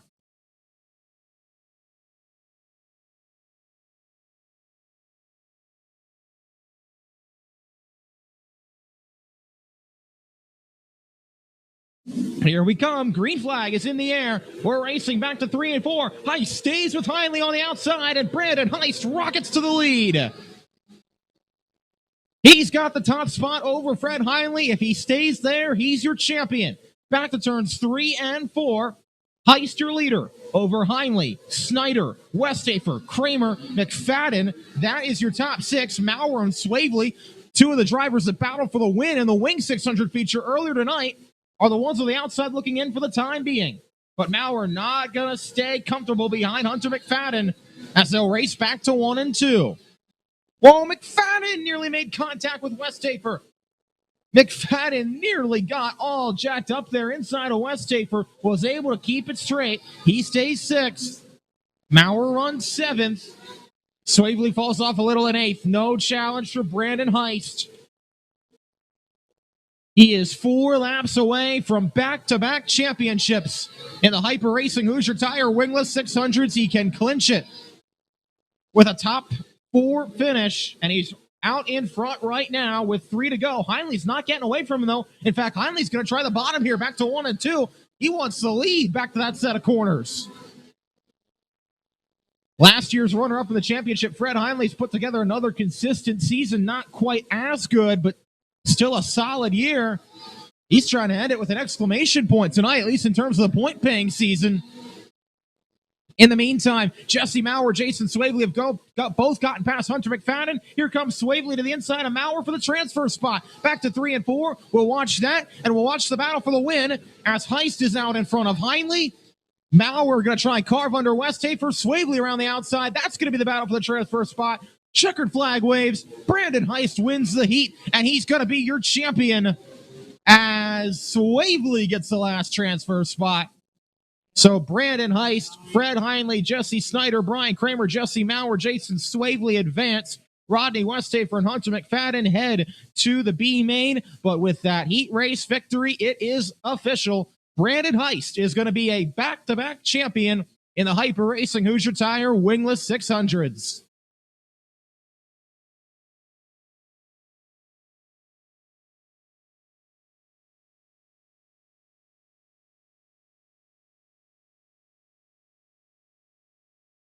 So as long as Sam Shikatano and Brandon Heist start tonight's features, they will be your last 2 champions here at Linda Speedway in 2021.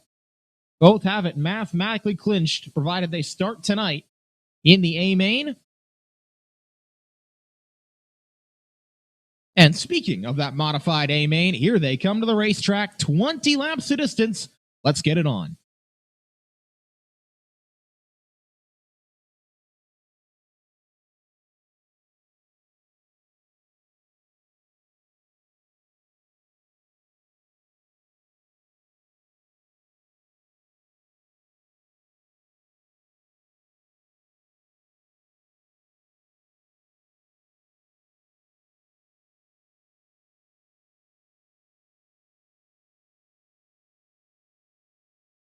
Check 1, 2.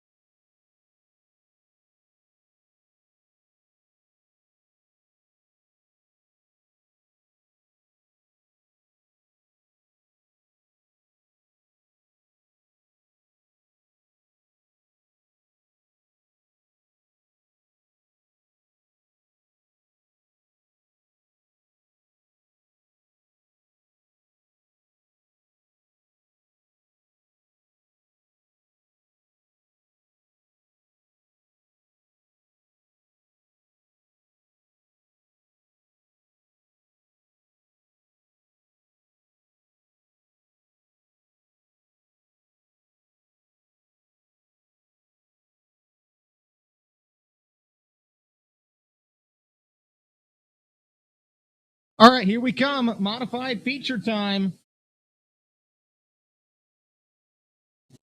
So here we go. Chad Kreiser and Ed Hollenbach going to start on the front row for it. Josh Bewley, Kenny Harris in row 2. Justin Schraden, Steve McLaughlin in row 3. Ty Hope, Joe Carter, row 4. Your champion, Sam Shikatano, will start on the inside of row 5 with Austin Daniels on his outside. Then Jared Myers, Chris Smith on row 6. Ron Bear, Ray Gradwell, row 7. Scott Heisey, Tiffany Hitzler, row 8. Seth Chinook, Eric Whitby in row number 9. Richie Hitzler and Jeff Stank on row number 10. No Christian Anati. He had his issues in warm-up, so we've got 20 cars for 20 laps.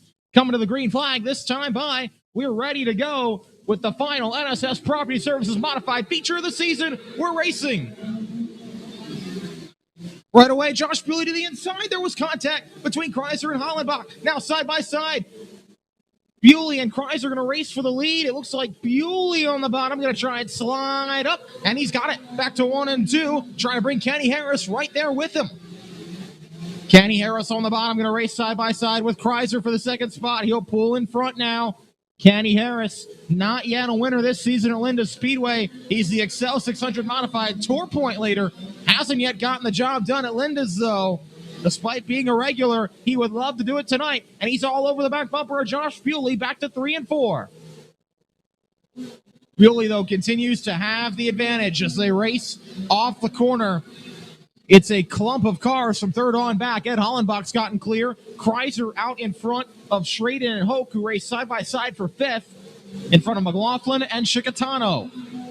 Kenny Harris is not going away, running fast laps out in front of the field. Harris ran a little higher line there coming out of the corner. Oh, one car spinning in turn number 4. It's Steve McLaughlin. Right as Kenny Harris was getting ready to take a swing at the lead, Steve McLaughlin goes around, and we're under our first caution of the feature.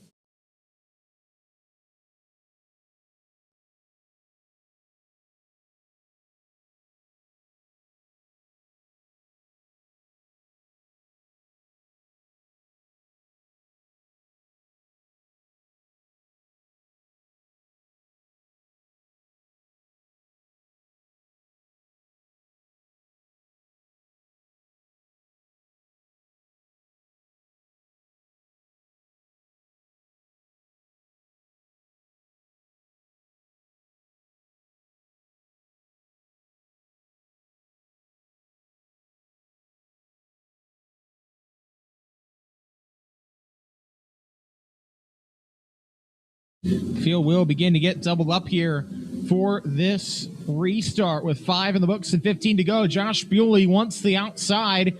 He will take it. Kenny Harris will be on the inside.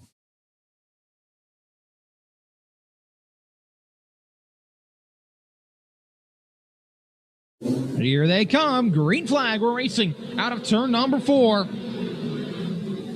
Bewley on the high side, able to clear Harris. Hollenbach gets to 3rd, Hope to 4th. Here comes Shikatano further back on the inside. Trying to get to the bottom of Justin Schraden. How about the drive Eric Whitby's had? He started this race 18th. He's up to 8th now. Back to 1 and 2. Shikatano slides right in line in front of him. And now it's going to go to work on him. Back to 3 and 4 as Schraden's able to get past Kreiser. Whitby gets to the inside as Shikatano makes that move happen into turn number 3. But it's Josh Bewley remaining out in front. Kreiser running in position, or Kenny Harris, beg your pardon, running in position number 2. And not going away with 12 to go still. A long way to go. Kenny Harris keeping Bewley within striking distance. Eric Whitby is a man on a mission. He's racing to the inside of Chad Kreiser for position number 6. He's got that spot made. In the meantime, Ty Hope going to try the bottom of Ed Hollenbach back to 3 and 4 as Harris tries the bottom of Bewley coming out of turn 4 for the lead. Battle's going to be on back to 1 and 2. Bewley able to hold on for the time being, though, out in front. We'll get to a couple of lappers. Ron Bear first with 9 to go, but Bewley's got the advantage. And those front 2 have gapped themselves by about half a straightaway over Ty Hope, who runs in 3rd. They split past the lap car of Ron Bear. No issues there. Not sure they'll get to another one over the final 8 laps. They may. We'll see. Good drive through the field for Whitby, up to 6, right in front of Chickatano in 7th. He's your champion. Despite not having maybe as good of a night as he would have hoped, he's going to clinch his 2nd consecutive championship here at the Speedway in the mods. But we'll keep an eye on this battle for the win. Bewley and Harris. Harris still not going away quietly. Back to 1 and 2. Chad Kreiser's got a problem. He comes to a stop. Chain came off that car and was on the backstretch. So as he pulls to the infield, the yellow's out. Scott Heisey's also stopped, and he's got a wheel off that car in turn 4 with a problem.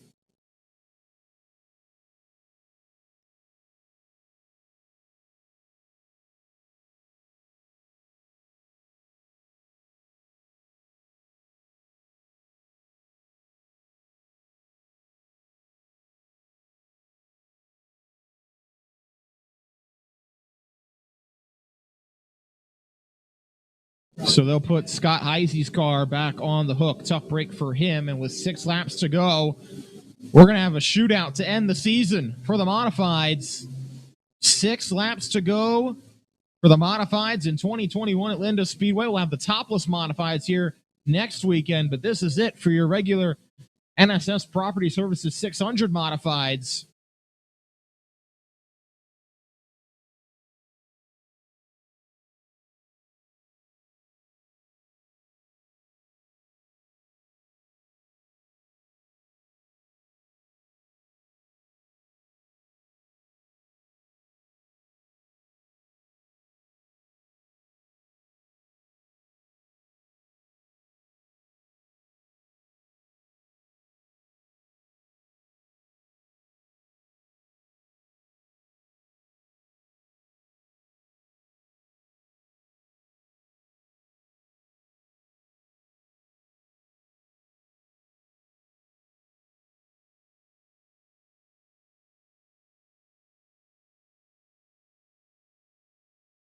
All right, it is time to settle it, race fans. 6 laps to go. Pick your winner. Can Josh Bewley hang on for his 2nd of the season? Can Kenny Harris, Ed Hollenbach, or Ty Hoke all break through for their first? That's your front 2 rows. Here we go. 6 to go. Bewley's got the top spot. Harris slides in 2nd. Hollenbach to 3rd. Hoke in line 4th. Whitby to 5th. He'll try to go to work on Hoke back to 3 and 4. But Bewley and Harris once again get away. And it could be those 2 to settle it here. With 5 to go. They're able to break away from Hollenbach for the time being. Ty Hoke going to try and put a little bit of pressure on the back bumper of the 13 as they race off turn 4. But the front 2 continue to get away. Here they come. Off the turns 3 and 4. Josh Bewley, Kenny Harris are your leaders with 3 to go. Bewley able to get away by about 2 car lengths. Doesn't look like Harris is quite close enough to pounce yet with 2 to go. But he's trying to close in that gap. He does close in that gap through 1 and 2. He may have a shot here back to 3 and 4. It's down to about a car length coming to the white flag. Josh Bewley over Kenny Harris. Harris right on his back bumper back to 1 and 2. But Bewley gets away just a little bit down the backstretch. Might have all the breathing room he's going to need. Trying to get around the lapper. Harris going to go to the bottom. They'll be nearly side by side, but Bewley wins it at the stripe. Josh Bewley gets his 2nd win of the season and closes out the NSS Property Services Modified season with a victory in a thriller. Josh Bewley over Kenny Harris, Ed Hollenbach 3rd, Ty Hoke 4th, and Eric Whitby completing your top 5. Whitby 5th, Schraden 6th, Daniel 7th, and your champion Sam Chickatano finishes 8th with Seth Chinook and Steve McLaughlin completing the top 10.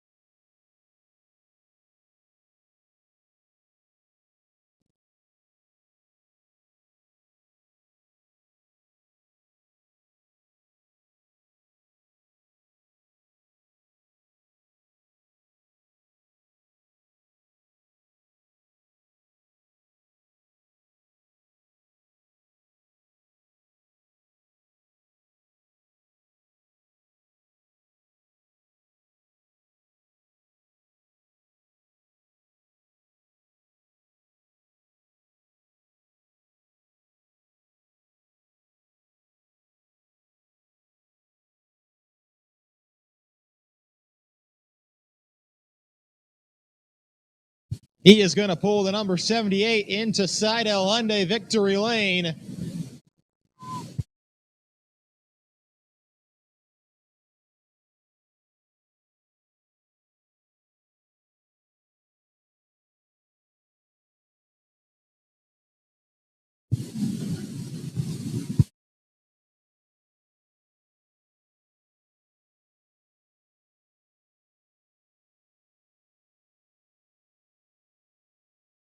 Race fans, he can hear you now. Make some noise for your modified winner, Josh Bewley.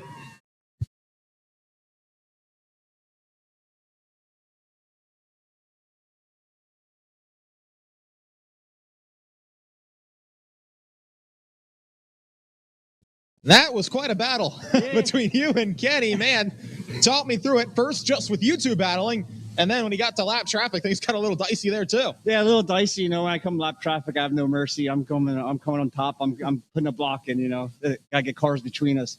I seen Kenny coming on underneath us. I was like, oh no, here we go. We got a long race, but it was great, good racing, and had fun. It's been a bit of an up and down season for you, but this is your second win of the year here at Linda Speedway. How good does it feel to get this win in the final race here this season for the mods? Oh, great. Yeah, get that monkey off the back. You know, I've had, since my last win, I might have finished like 3 races. It's been bad. So this is great. This is awesome. Who do you want to thank for this one, Josh? Oh, everybody. My mom, my dad, Kelsey, my fiance, McLaughlin, everybody. I probably forgot people. Bartlett, there's so many. Well, you'll have plenty of time to congratulate him in the days to come. Congratulations, Thank Josh Bewley. Second win of the season in the mods. And not going to say it was his prettiest performance of the season, but a season long of hard work pays off with back-to-back championships for Sam Chickatano. I know tonight maybe didn't go the way you wanted, but back-to-back titles here. You do it again. Dominant all season. Talk me through it. Yeah, you know, we tried some stuff tonight that didn't work, but this team's been killing it all year. Won a bunch of races, and I'm just really happy to get in here for those guys. A slingshot championship a few years ago. How awesome does it feel, though, to now be the king of the mods here at Linda Speedway twice in a row? I don't know if I'm the king, but I think these guys definitely got their stuff together for this car, and you know, they just make it look good when I get to jump in and rock their world. You've done just that this year, Sam. Who do you want to thank for this second championship?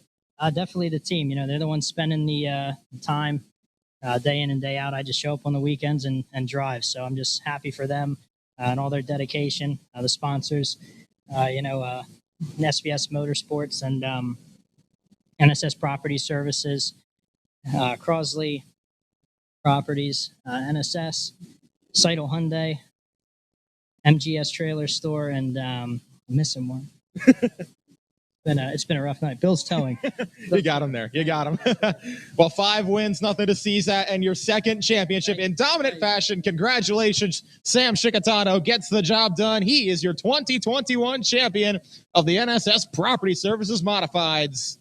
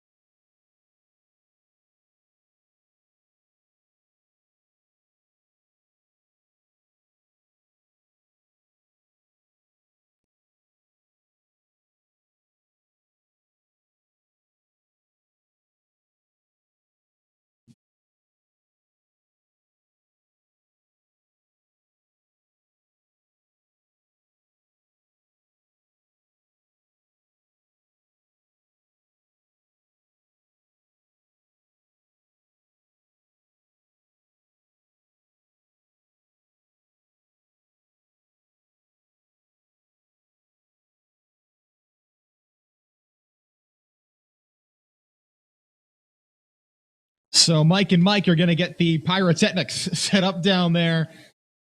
And Sam Chickatano is going to get to celebrate as your champion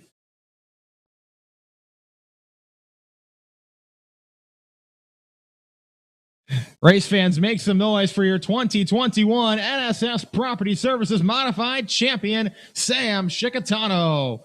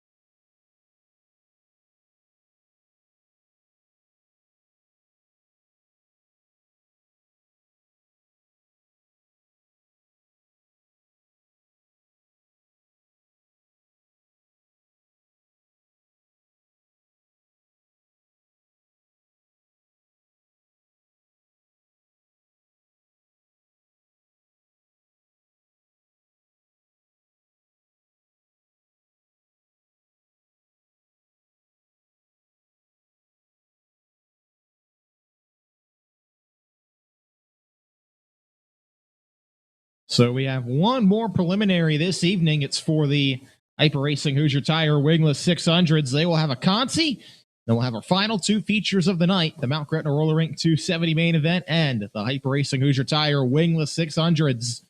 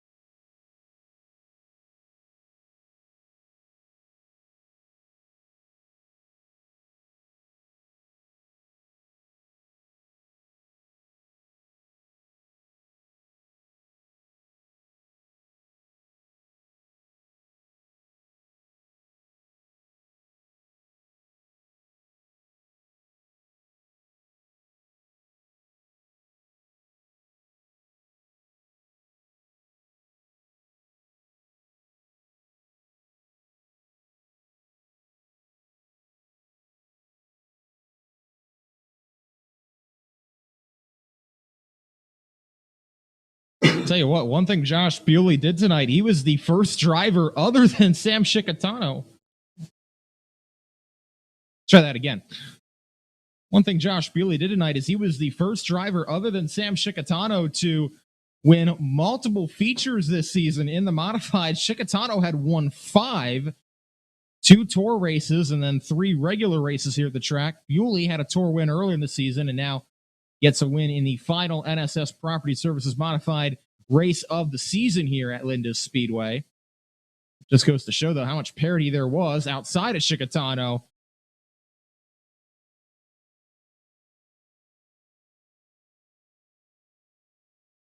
With that, we're ready for the Conti for the wingless 600s. It's going to be 9 cars total. Top 6 are going to qualify to tonight's feature. Ryan Kunkel and Logan Rode are going to start on the front row. Then Rodney Westhafer and Jeremy Harshman in row 2. Connor Sheffield, prior winner earlier this season, he'll start from the inside of row 3, and Hunter McFadden on the outside. Then Christian Bruno and Taylor Troxel will start in row number 4. Randy Kunkel Jr. rolling off from position number 9.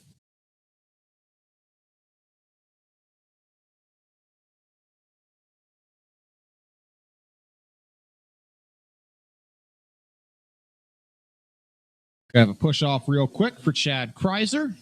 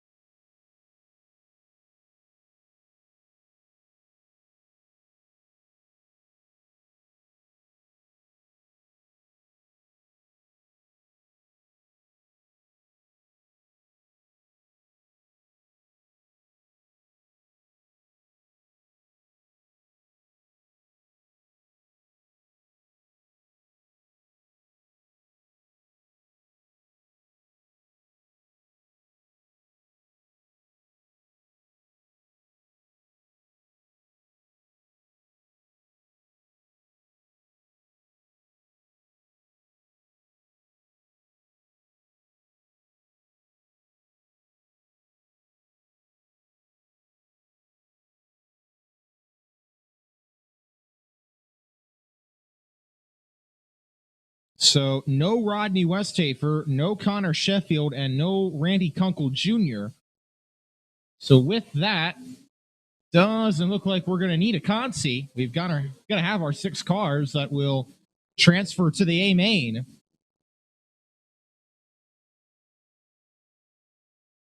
Ryan Kunkel, Logan Rode, Jeremy Harshman, Hunter McFadden, Christian Bruno, and Taylor Troxel.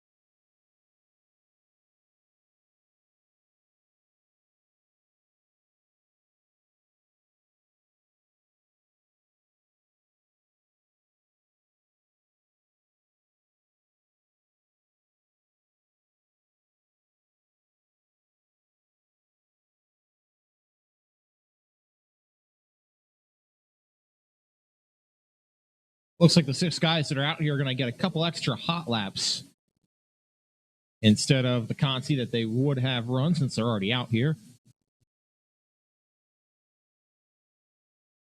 So no battle for position on the line. They know where they'll be starting.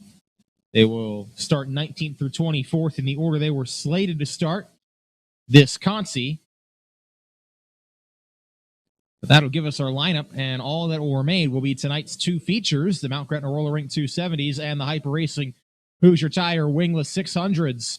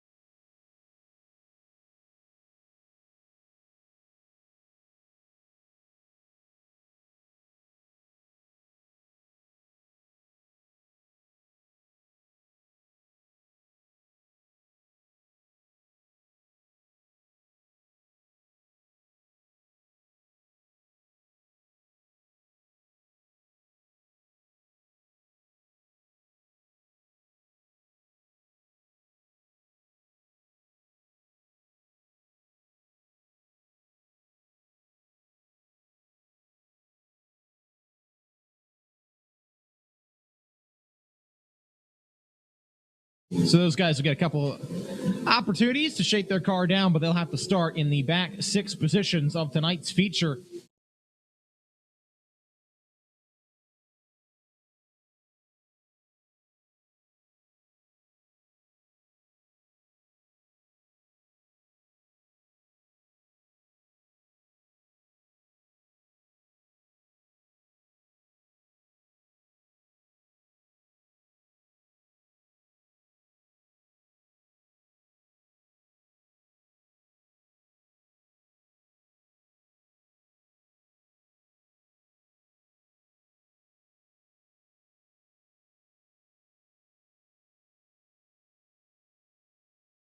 Okay, race fans, 2 more features still to come here this evening.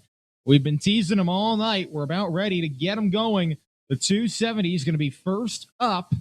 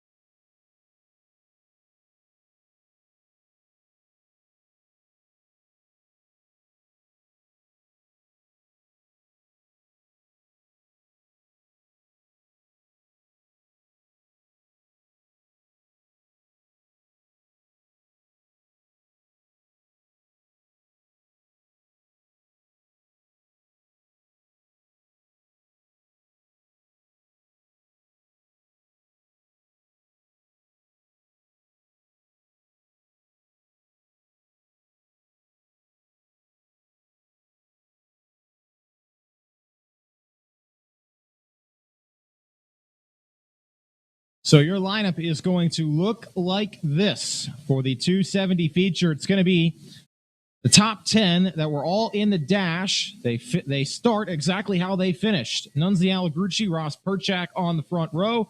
Pat Beeler, Alex Swift in row 2. Billy Logeman, Steve Dunmeyer in row 3. Then Austin Pascarella, Logan Deal in row 4. Jacob Hendershot and Bill Lottman starting in row number 5. Then positions 11 through 16 were the other 3rd and 4th place finishers in the heat races, all ordered by their time trial time. So Mike Boyer and Brett Cronrath will start together on row 6. Anthony Yerger, Nick Skias on row 7. CJ Davis, Tyler Reinhardt on row number 8. Then the drivers that transferred through from the Cotsies, Lee Reinhardt and Jeff Hafke on row 9. Matt Fernsel, Jason Swavely, row 10. Blake Lockman and Dan Boyer on row 11. and Luke Krobeth, Jason Klinger. Going to start from row 12. The alternates are Tyler Klaus and Chase Laser if necessary, but looks like all 24 cars are out there for the time being.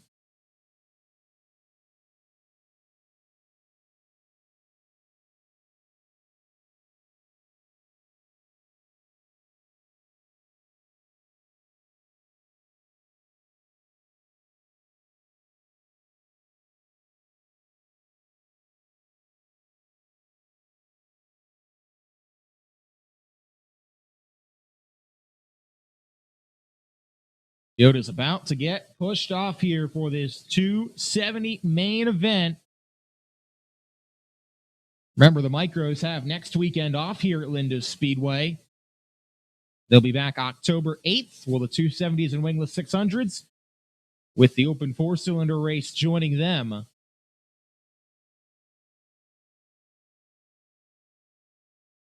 And then it's going to be National Open 32 that following weekend, October 15th and October 16th.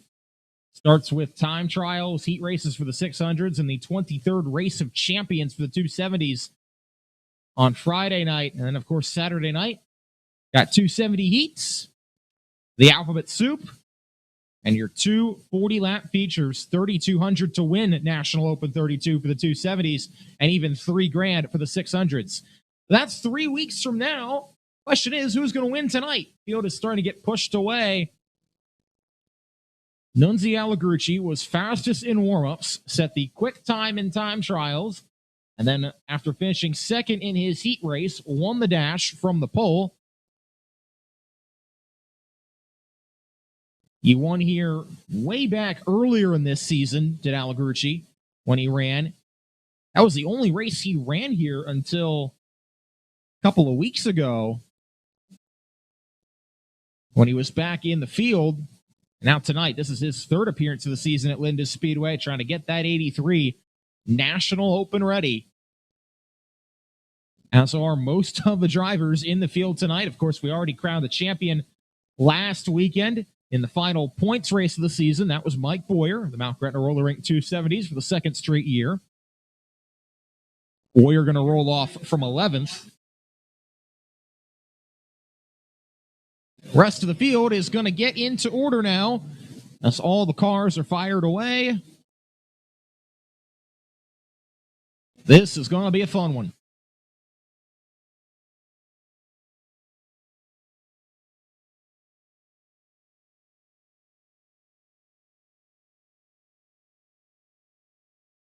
Nunzi Allegrucci and Ross Perchak. They will be your front row. Perchak, of course, we've talked about it. He got the win a couple weeks ago. That tied him with Terry Schaefer for the most all-time here at Linda's Speedway.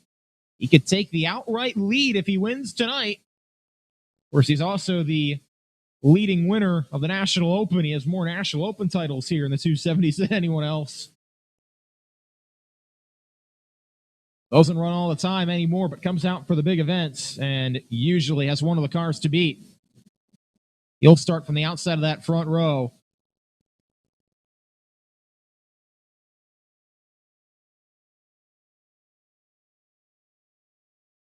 This top 10 has 6 former National Open champions in it. That just goes to show how competitive this field is here this evening.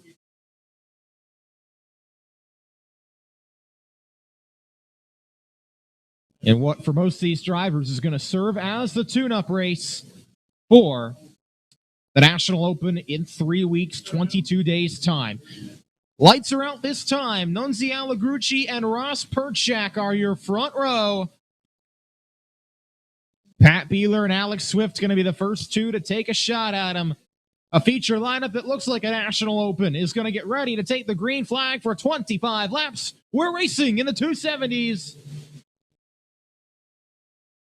No, we're not. Starts coming back.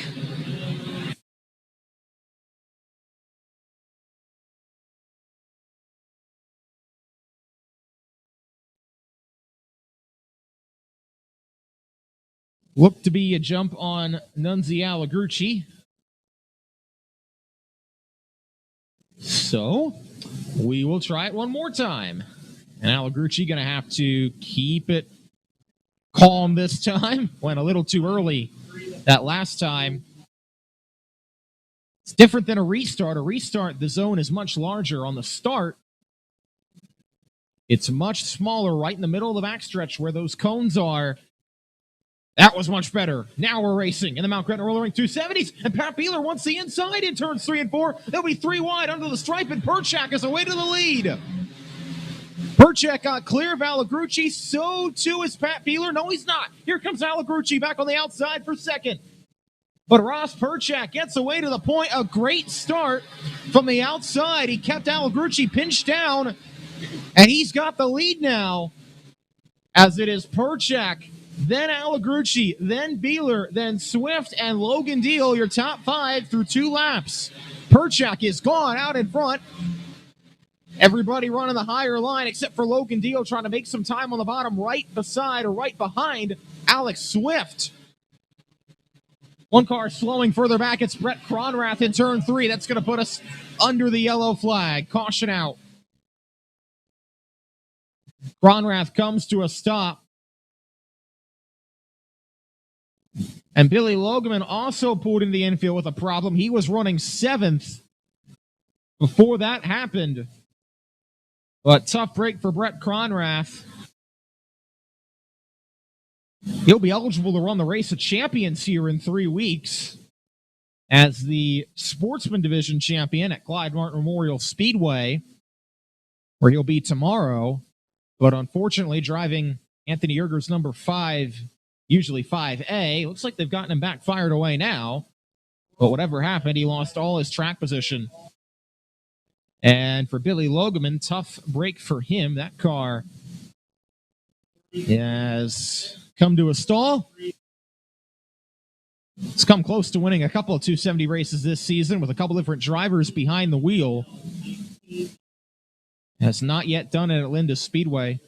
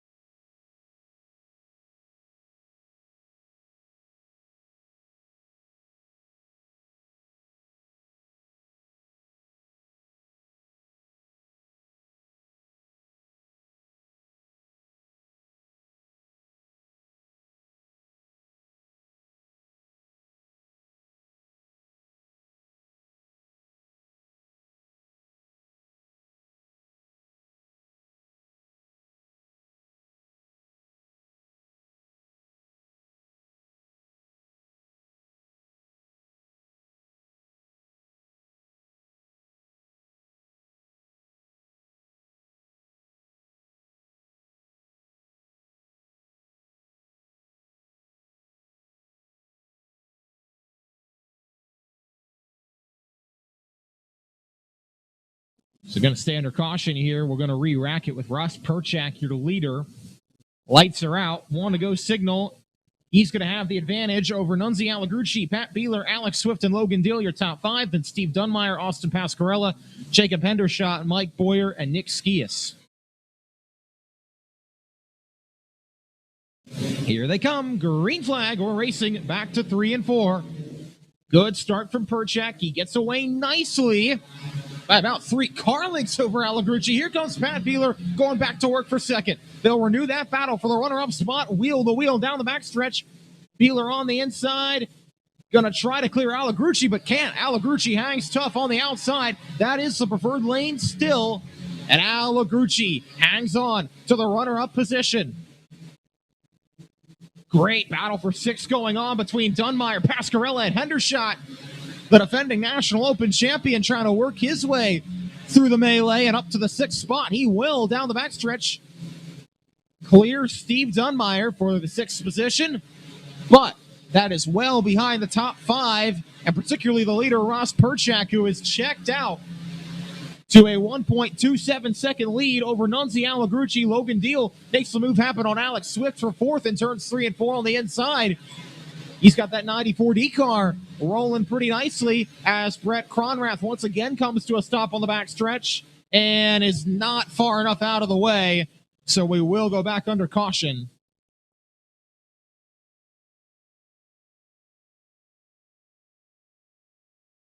So unfortunately, 2 cautions tonight, and both of them involving the 5 of Brett Cronrath. And I think that time, that might be the end of his evening. Biggest mover on the start so far, though, has been Logan Deal. Started 8th, is up to 4th. Perchak, Allegrucci, and Beeler remain your top 3.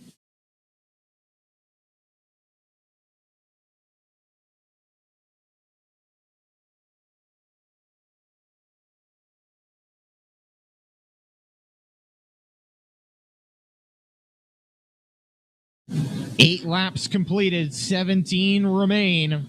Perchak, Allegrucci, Beeler, Deal, and Swift, your top 5. Single file restart. Ross Perchak trying to become the all-time wins leader at Linda Speedway, and he leads with 8 in the books. We're back to green flag racing. Once again, Pat Beeler to the bottom through turns 3 and 4, trying to get a good drive off and go to work on Allegrucci, but this time he won't be able to pull alongside. In fact, he's going to have company in the form of Logan Deal back to 3 and 4. Here comes Deal on the bottom, but Beeler able to hang on, run in the middle of the racetrack. And he gets away from Deal, who couldn't quite hold the car on the bottom. He falls about a car length and a half behind of where Pat Beeler was running. Now here comes Beeler to the inside of Allegrucci, back to 1 and 2. They'll be side by side off to that set of corners. Down the back straightaway, Pat Beeler trying to hold with Allegrucci. Top still is the way to go, and Allegrucci will clear back for the runner-up position. It is all Ross Perchak, though, out in front. 12 down, 13 to go. What could be a monumental win for Ross Perchak if he gets it done tonight. He's trying to chase another National Open, yes. But tonight, he's trying to chase the all-time wins mark at Linda Speedway. He's in a tie with Terry Schaefer. He's trying to get it outright, and he's halfway home. In the meantime, Austin Pasquarello's moved up to 5th, and now Steve Dunmire's going to work on a fading Alex Swift. Swift runs in the 6th spot, hangs on to that position for right now. Here they come, though, with 10 laps to go, and Ross Perchak's going to catch the back of the field, so this is not over just yet. We'll get to Jason Klinger first. Everybody pretty well stringed out. That's going to at least give Perchak a little better opportunity, hopefully, to pass by some of these lappers. He gets to Jason Klinger first, disposes him with no problem. But it's 3 cars and a little bit of a wad here. About 4 car lengths in front. Krobeth, Boyer, and Fernsler all battling near the back of the field. Perchak's going to come up on them hot and heavy. That's going to allow Nunzi Allegrucci to close in with 7 to go. First, he'll get to Matt Fernsler, going to work to the inside of the birthday boy. He'll make the move happen, back to 3 and 4. Dan Boyer slides way high. He's going to get out of the way himself. Whether that was on purpose or not, he is out of Perchak's hair. Allegrucci still 1.2 seconds back as Ross Perchak is going to see 5 to go, this time by.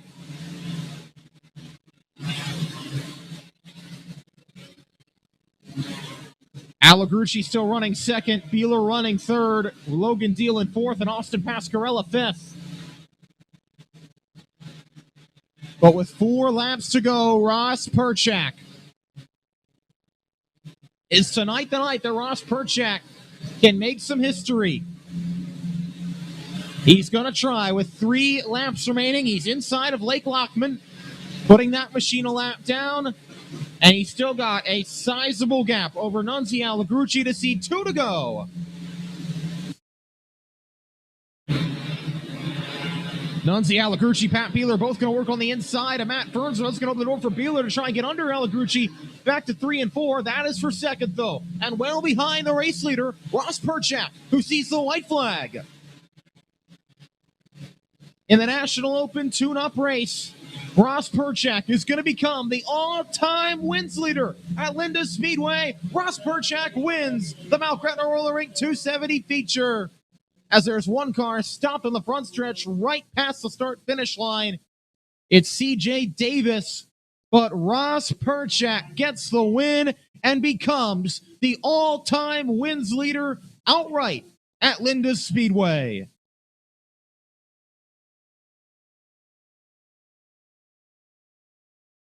Pat Beeler finished second, Logan Deal third, Nunzi Allegrucci fourth, and Austin Pascarella fifth, we believe. It might be unofficial because the yellow flag came after the leader crossed the start-finish line. But either way, Ross Perchak is your winner tonight, and now the all-time wins leader at Linda Speedway.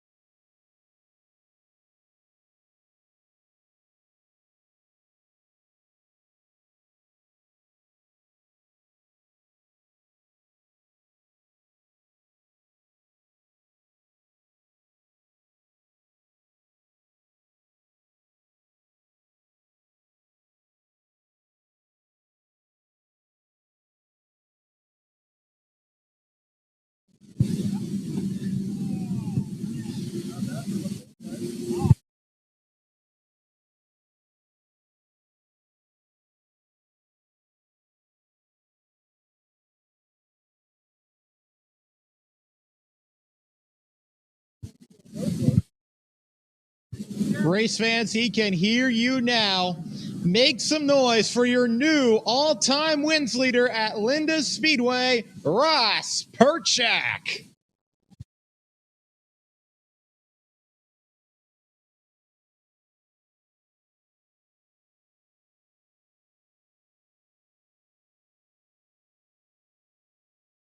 And what a way to get it done. New all-time wins leader at Linda Speedway. Before I get to anything else, what does that mean? That's pretty impressive, isn't it? I mean, I know I've been racing here a long time, but who would have ever thought? I mean, Schaefer raced here for like lifetimes. Nunzi's good buddies with Schaefer, so I think that he gave it to me. We'll give him the benefit of the doubt. Is that what happened on the start there? Yeah, exactly. That's what happened. Just like in the dash. Yeah, working through lap traffic, but Ross, you got the job done, and you're the all-time wins leader in terms of the National Open, too. This was a stacked field tonight. You ready for that now? Yeah, well, like I said, I mean, we haven't been doing that great down here. The last two times we're pretty stellar, to be honest with you, giving us decent tracks to race on, multiple grooves. Yeah, I don't know. It was a stacked field tonight. I didn't think we were going to stay where we were, but hey, we were here. We'll take it. Well, you got the job done. Congratulations, Ross, on becoming the new all-time wins leader. Who do you want to thank for it? Perchak Trucking, ER Cycle, Hoosier Tire, Nunzi's Advertising, RTS, TSL Shock, Skeets Built Motors, and my dad. All right, we'll see you. Keeps it going. We'll see you in 3 weeks. Congratulations, Ross Perchak, your new all-time wins leader at Linda Speedway. He gets it done in the Mount Gretna Roller Rink 270s.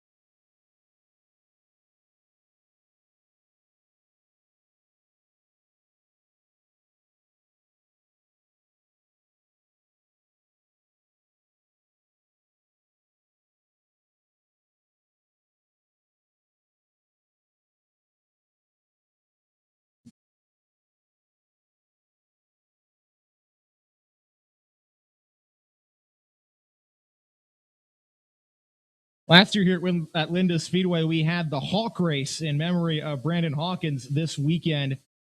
You see Mike Batts brought the sign out tonight for Ross Perchak to take a picture with it here in 2021. He gets the job done tonight against a stacked field. And as he said, passes Terry Schaefer for the all-time wins lead here at Linda Speedway. What an accomplishment that is. He'll try to get yet another National Open here in 3 weeks. We have one more feature on the evening. It is the championship finale for the Hyper Racing Hoosier Tire Wingless 600s. We know Brandon Heist is going to be the champion. That we know. What we don't know is who's going to get the win, but we're about to find out.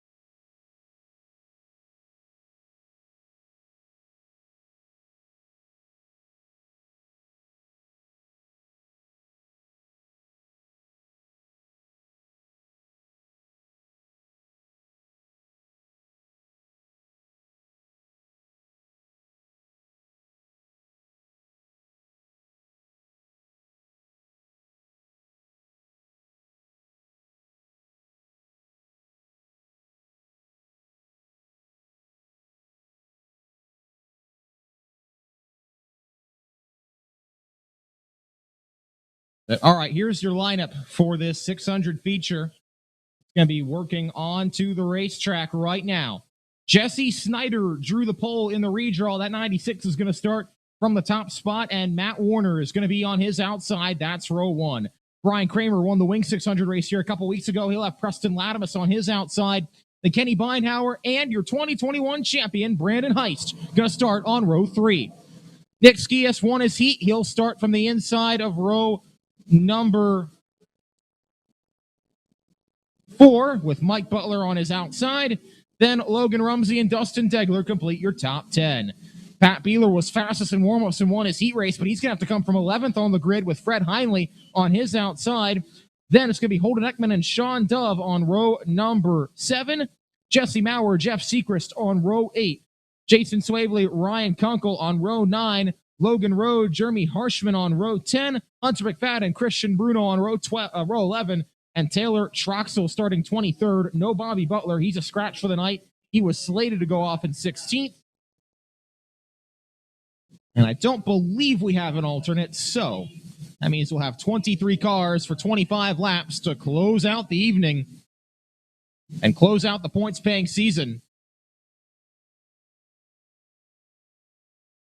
Now, even though we know the champion, there is still some significance to this battle for second in the standings between Matt Warner and Logan Rumsey, because remember, the top two in points have provisionals into the National Open. Now, they would start 29th and 30th, so ideally they don't want to have to use them, but they would at least be guaranteed in to the National Open. So there is some significance between Warner and Rumsey in that battle for second in the points. Whichever gets it should be locked in to the National Open in 3 weeks, at least as a provisional. But that's not the big concern right now. The concern is the next 25 laps, and the one-to-go signal has been given from head starter Mike Fry. Jesse Snyder and Matt Warner start on row number 1. And with the field in order, here we come for the final feature of the night. We are green. Good start from Snyder as he gets away back to 3 and 4, and we're racing. One car spinning in the back of the field. It's Taylor Truxell, and that's going to put us back under the yellow. Good start from Jesse Snyder, but now he's going to have to do it again.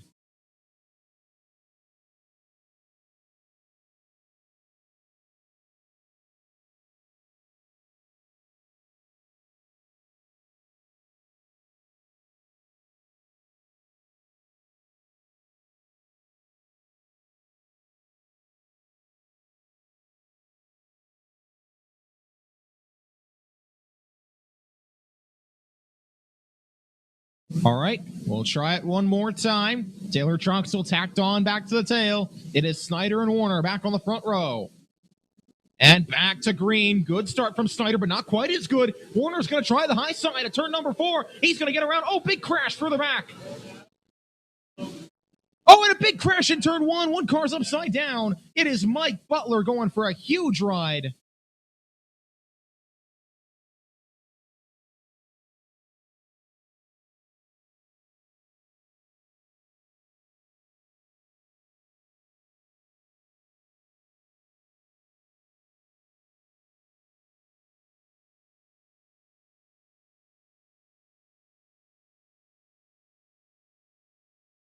Word from down there is Mike Butler is okay. Mike Butler is okay down there in turn 1.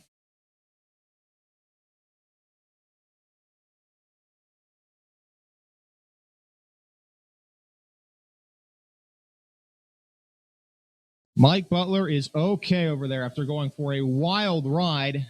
After the caution came out, there was a stack up at the back of the field.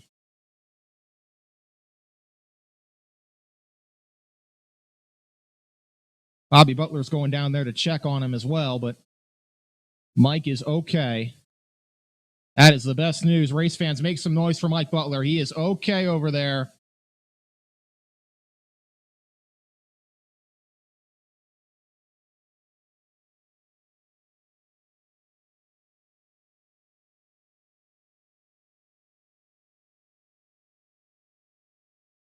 In the meantime, you had Jeff Sechrist and I think that was Sean Dove down there. That was the initial incident in turn 3.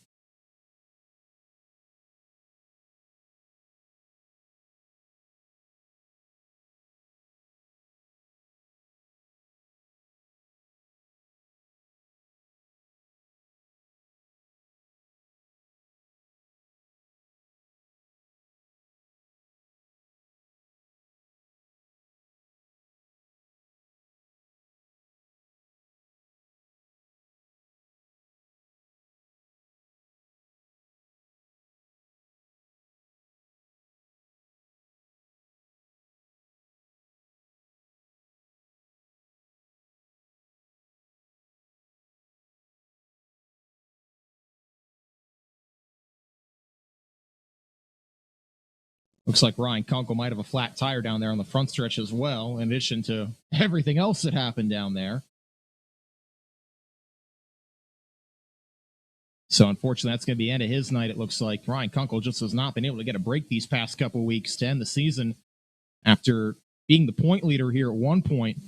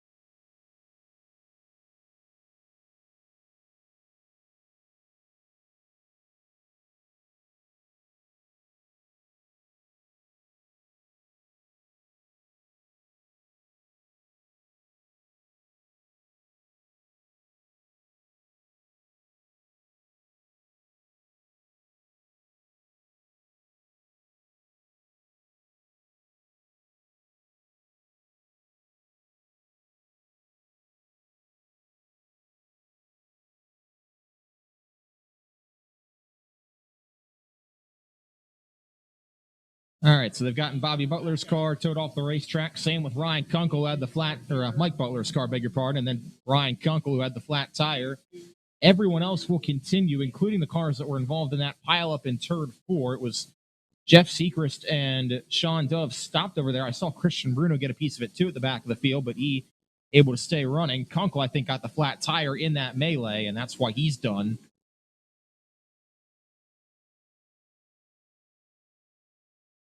And after all that, we still don't have a lap in the books. We're going to work on that now as the field gets back to yellow flag conditions.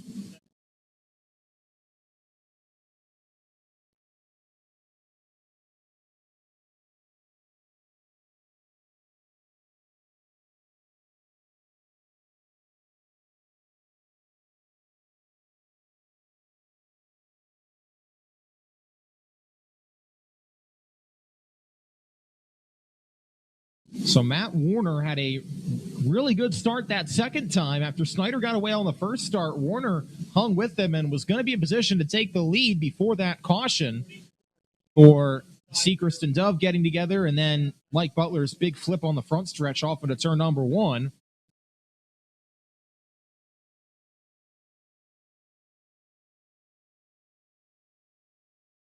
Top 7 all remain the same. Butler was the 8th place starter, so now Logan Rumsey's going to move into his slot on the outside of row 4. And third and final attempt at a double file start to this Hyper Racing Hoosier Tire Wingless 600 Championship finale.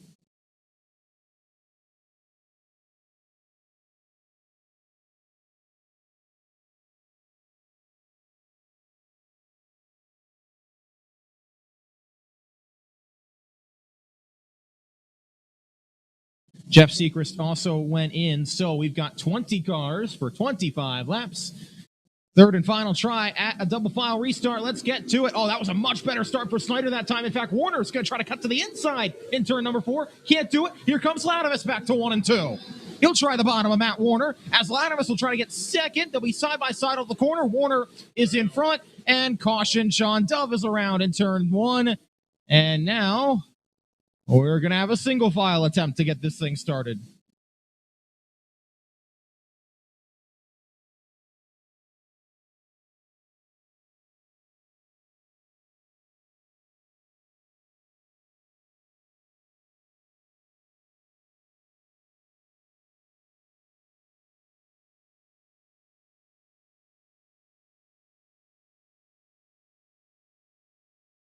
So Sean Dove tacks back onto the tail, and this is going to really change things because now it's going to be a single file attempt at the start.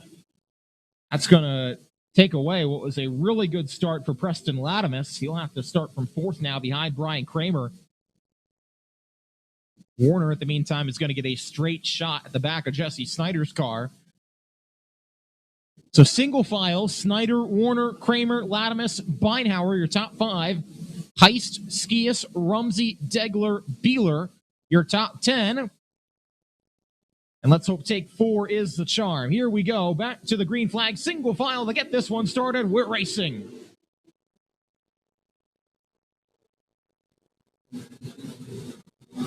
Jesse Snyder away to the point over Matt Warner. Warner got a good drive, though, through the middle of 1 and 2. He's going to try to make something happen as Christian Bruno pulls to the infield out of the race. Battle's going to be on, though, between the front 3. Snyder, Warner, Kramer, all those to tail back to 1 and 2. Further back, Logan Rumsey tries a slider on Nick Skias, makes that spot happen. Matt Warner is all over Jesse Snyder for the lead, back to 3 and 4. Snyder, one of the guys pulling double duty tonight. He hangs on. Latimus gets through to 3rd, past Brian Kramer, and Warner is still wearing out the back bumper of Snyder. Now that we wheel the wheel into turn 3.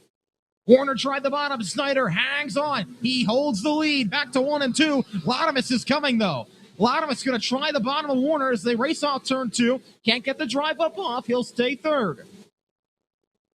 But it is nose to tail all the way back to Jesse Maurer. Now here comes Warner around the outside in turn number 4. Matt Warner's got the lead back to 1 and 2. He's going to bring Latimus with him off the corner.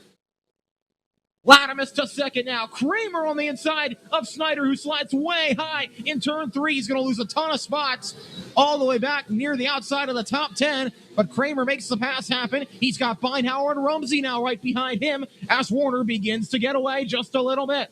Rumsey gets past Beinhauer. He's the fourth. Don't count him out. It is Warner, then Latimus, then Kramer, then Rumsey, then Beinhauer, and Pat Feeler up to 6th in front of the champion, Brandon Heist, who runs 7th, and the wing champion, Jesse Maurer, who runs 8th. But we're now clean and green through the first 7 laps after those multiple restart attempts. Jesse Snyder has fallen all the way back to 10th now. Just got passed by Nick Skias. In the meantime, Logan Rumsey trying to go to work on Brian Kramer for 3rd off turn 2 as the front 2 have continued to get away. Warner's got about 3, maybe 4 car lengths on Latimus under the flag stand with 9 complete. Latimus not going to be done yet, though. Been a rough night for his teammate and Speed Week champion Christian Bruno, but Latimus trying to steal the spotlight here this evening, trying to see if he can get a win over Matt Warner. Couple years was a modified competitor here. This is his first full season racing wingless 600 micros. He's looking for win number 1 at Linda's Speedway in the 600s. He's got the advantage over Latimus by about 0.6 of a second and grew the gap off turn 2. Latimus did not get off that corner at all that time. Now the question may become, will lap traffic be a factor for Matt Warner? I think it will be at some point. The question is, how heavy will it be? With 19 cars still running, Sean Dove and Taylor Troxel going to be the first 2 they get to. They're about a half a straightaway in front right now. Matt Warner, though, continues to hold the lead coming out of turn number 4. He has stabilized the gap between he and Latimus. It's about 0.8 of a second. Kramer and Rumsey, 3rd and 4th, still nose to tail, but well back of where Latimus is running in that runner-up position, and then Beinhauer and Beeler nose to tail behind them. 10 laps to go for Matt Warner out in front, and he will hit lap traffic by the end of this thing. Coming back to see 9 laps to go. Matt Warner going to try and hold on. Preston Latimus trying to close the gap back to turns 1 and 2. This time by 8 laps to go.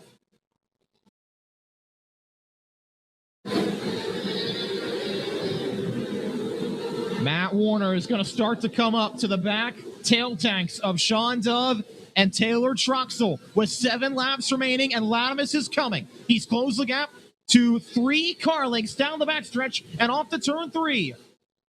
This thing is far, far, far from over. Latimus really closing in now in lap traffic. He's almost to the back bumper as they race back to 1 and 2. So many times in recent weekends we've seen lap traffic be the difference. Will it be the difference tonight for Matt Warner or Preston Latimus? Here they come. 5 to go. Latimus is right there on Warner's back bumper. Warner's going to have to find a way around. Sean Dove and Taylor Troxel coming back. Latimus on the inside, going to try to make it happen as they race back to 1 and 2. Warner stays in front for now, but still has the lap cars to clear. Oh, Warner cut down in front of Latimus there, trying to get under Dove as they race to 3 and 4. Warner hangs on. He's still got Latimus breathing down his neck with 3 to go off to turn 1. Still has not yet been able to clear the lappers. Here they come to 2 to go. Warner slides a little high in turns 3 and 4. Latimus not able to pounce just yet. Back to 1 and 2. They continue to tuck in line behind the lappers. Can Latimus get close enough to make a move in the final 3 sets of corners? Coming to see the white flag. Final lap of this wingless 600 feature. Matt Warner trying to find a way around Sean Dove. Oh, he got a little bottle up there in turn 2. Latimus going to try to make a move at him. Here they come in turn 3. Latimus on the inside, but Warner's going to get the drive off, and Matt Warner gets the win in the Hyper Racing Hoosier Tire Wingless 600 feature. Preston Latimus took a swing at him in turn 3, but was not able to make the move happen. And Matt Warner gets it done tonight He's your winner of the Hyper Racing Hoosier Tire Wingless 600 finale over Preston Latimus, Brian Kramer, Kenny Beidhauer, Pat Beeler, and your 2021 back-to-back champion, Brandon Heist, who came home in 6th.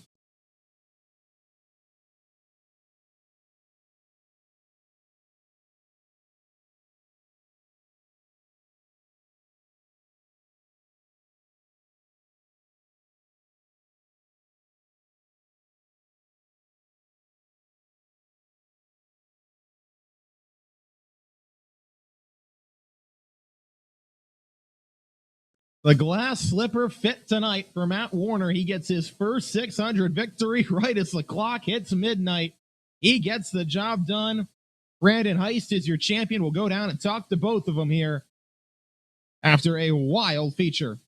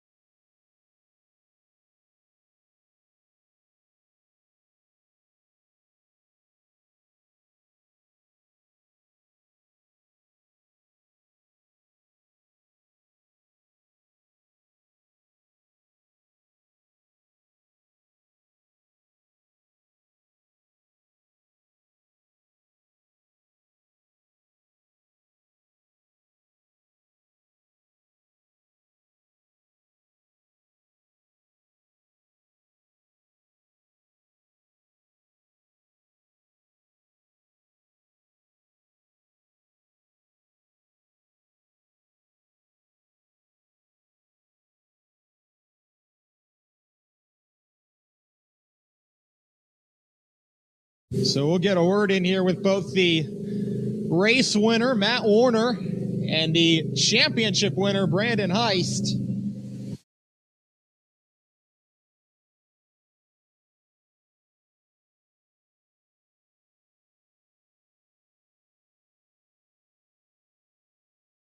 He's climbing out of the car now. Race fans, make some noise for your two-time champion of the Wingless 600s, Brandon Heist.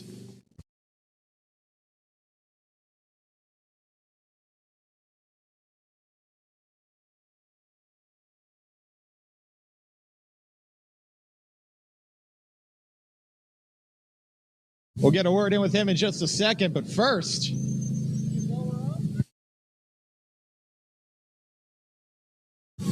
Race fans, he can also hear you. Make some noise for your wingless 600 winner, the Hyper Racing Hoosier Tire wingless 600's Matt Warner.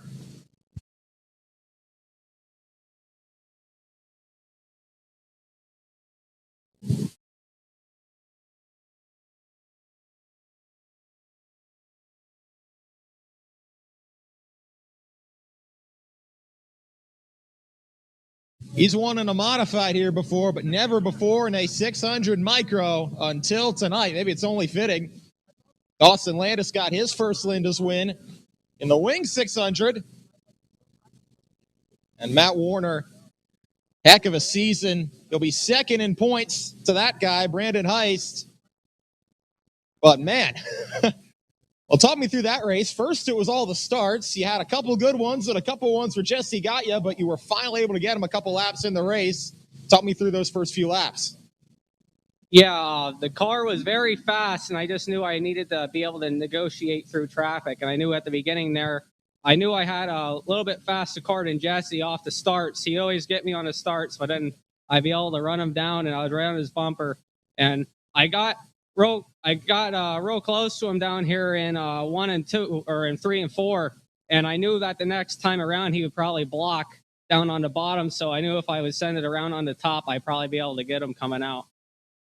Okay, and then that race in lap traffic, as he got to the back of the field around 10 laps to go, had a little trouble you finding your way past. Preston closed in you, took a shot at you there in turn 3, trying to get through on the inside, but you were able to hang on. Talk me through that race through lap traffic. Right around 10 to go, if cars start feeling a little bit slower, and by the time we hit around 5 to go, the motor sounded terrible. I'm pretty sure it blew up, but I wasn't lifting, and I definitely wasn't going to pull off while I was leading the race. Yeah. So the last couple laps, I was just trying to hang in there and behind lap traffic, and I had an awesome race at Preston there. He got to me at the last turn, and I wasn't sure what was going to happen. I gave it all I had coming out, and it didn't blow up and then I let off the gas down here, and oh. Well, you blew it up in style, if nothing else. Yeah. A couple times a modified winner, but your first 600 micro win here. How cool is that? It's very cool. This is something that I always strived for since I've been racing here in quarter midgets many years ago. Well, you get it done tonight, and a great season for you. Second in points as well. Matt, who do you want to thank for this win? I like to thank my dad and all my sponsors, M&S Warner Trucking, Warner's Auto Body, BlackRock Trucks and Equipment, Kramer's Power Equipment, HNT, Engineering and Surveying, Dolly Construction, Pine Grove Yamaha, and KT Zerman Lumber and Logging. Congratulations, Matt Warner. Great season. To cap it off with a win tonight. I'd like to say congrats to Heist for taking the championship. Hopefully I have something for you next year. Good segue for Matt Warner, your winner, into our champion, Brandon Heist. Congratulations, Matt Warner, on the victory. But this guy, for the second straight year, consistency is the key. You got to victory lane once this year, but for the second time now, you put it back as a champion, Brandon. How cool is that? Back to back. It's definitely a very good feeling. Last year alone, we weren't sure. Just a lot of things just weren't sure of with the whole season in general. Then we ended up the champion. But coming back and being able to do it again, we weren't sure at first. We had some issues, and then we kind of just rebounded and kept consistent. And at the end of the year, consistency is going to win. That's the thing. I mean, coming down toward the end of the season, it was you, it was Ryan Kunkel, and it was Matt, all kind of close there in a knot. And as they struggled a little bit, you just found a way to keep consistently clicking off top 5s, top 10s. You got a win around mid-season that helped, and you put yourself in position tonight to make things pretty easy. You had it locked up going into the feature. Yeah, we figured just getting a good run in the heat race, which winning it definitely was a big help on that. And then just the feature was mainly just stay out of trouble and just get a good run and see where we could finish and hopefully stay ahead. And well, it looks like you're the new king of the wingless 600s here, back-to-back champion. How about that? I definitely can't thank everyone that helps me enough on it. My mom and dad for all the help they do on the race cars in general, just putting a lot of money and effort help. Got to thank RTS Chassis for making a wonderful car. It's a very consistent car. We run pretty much the same setup every single week. Change here and there for little things, but pretty much have a good consistency package going on. So that's a big help. Got to thank Ben Houts for making one hell of a motor. It's last year we ran it pretty much a whole season already on it, and we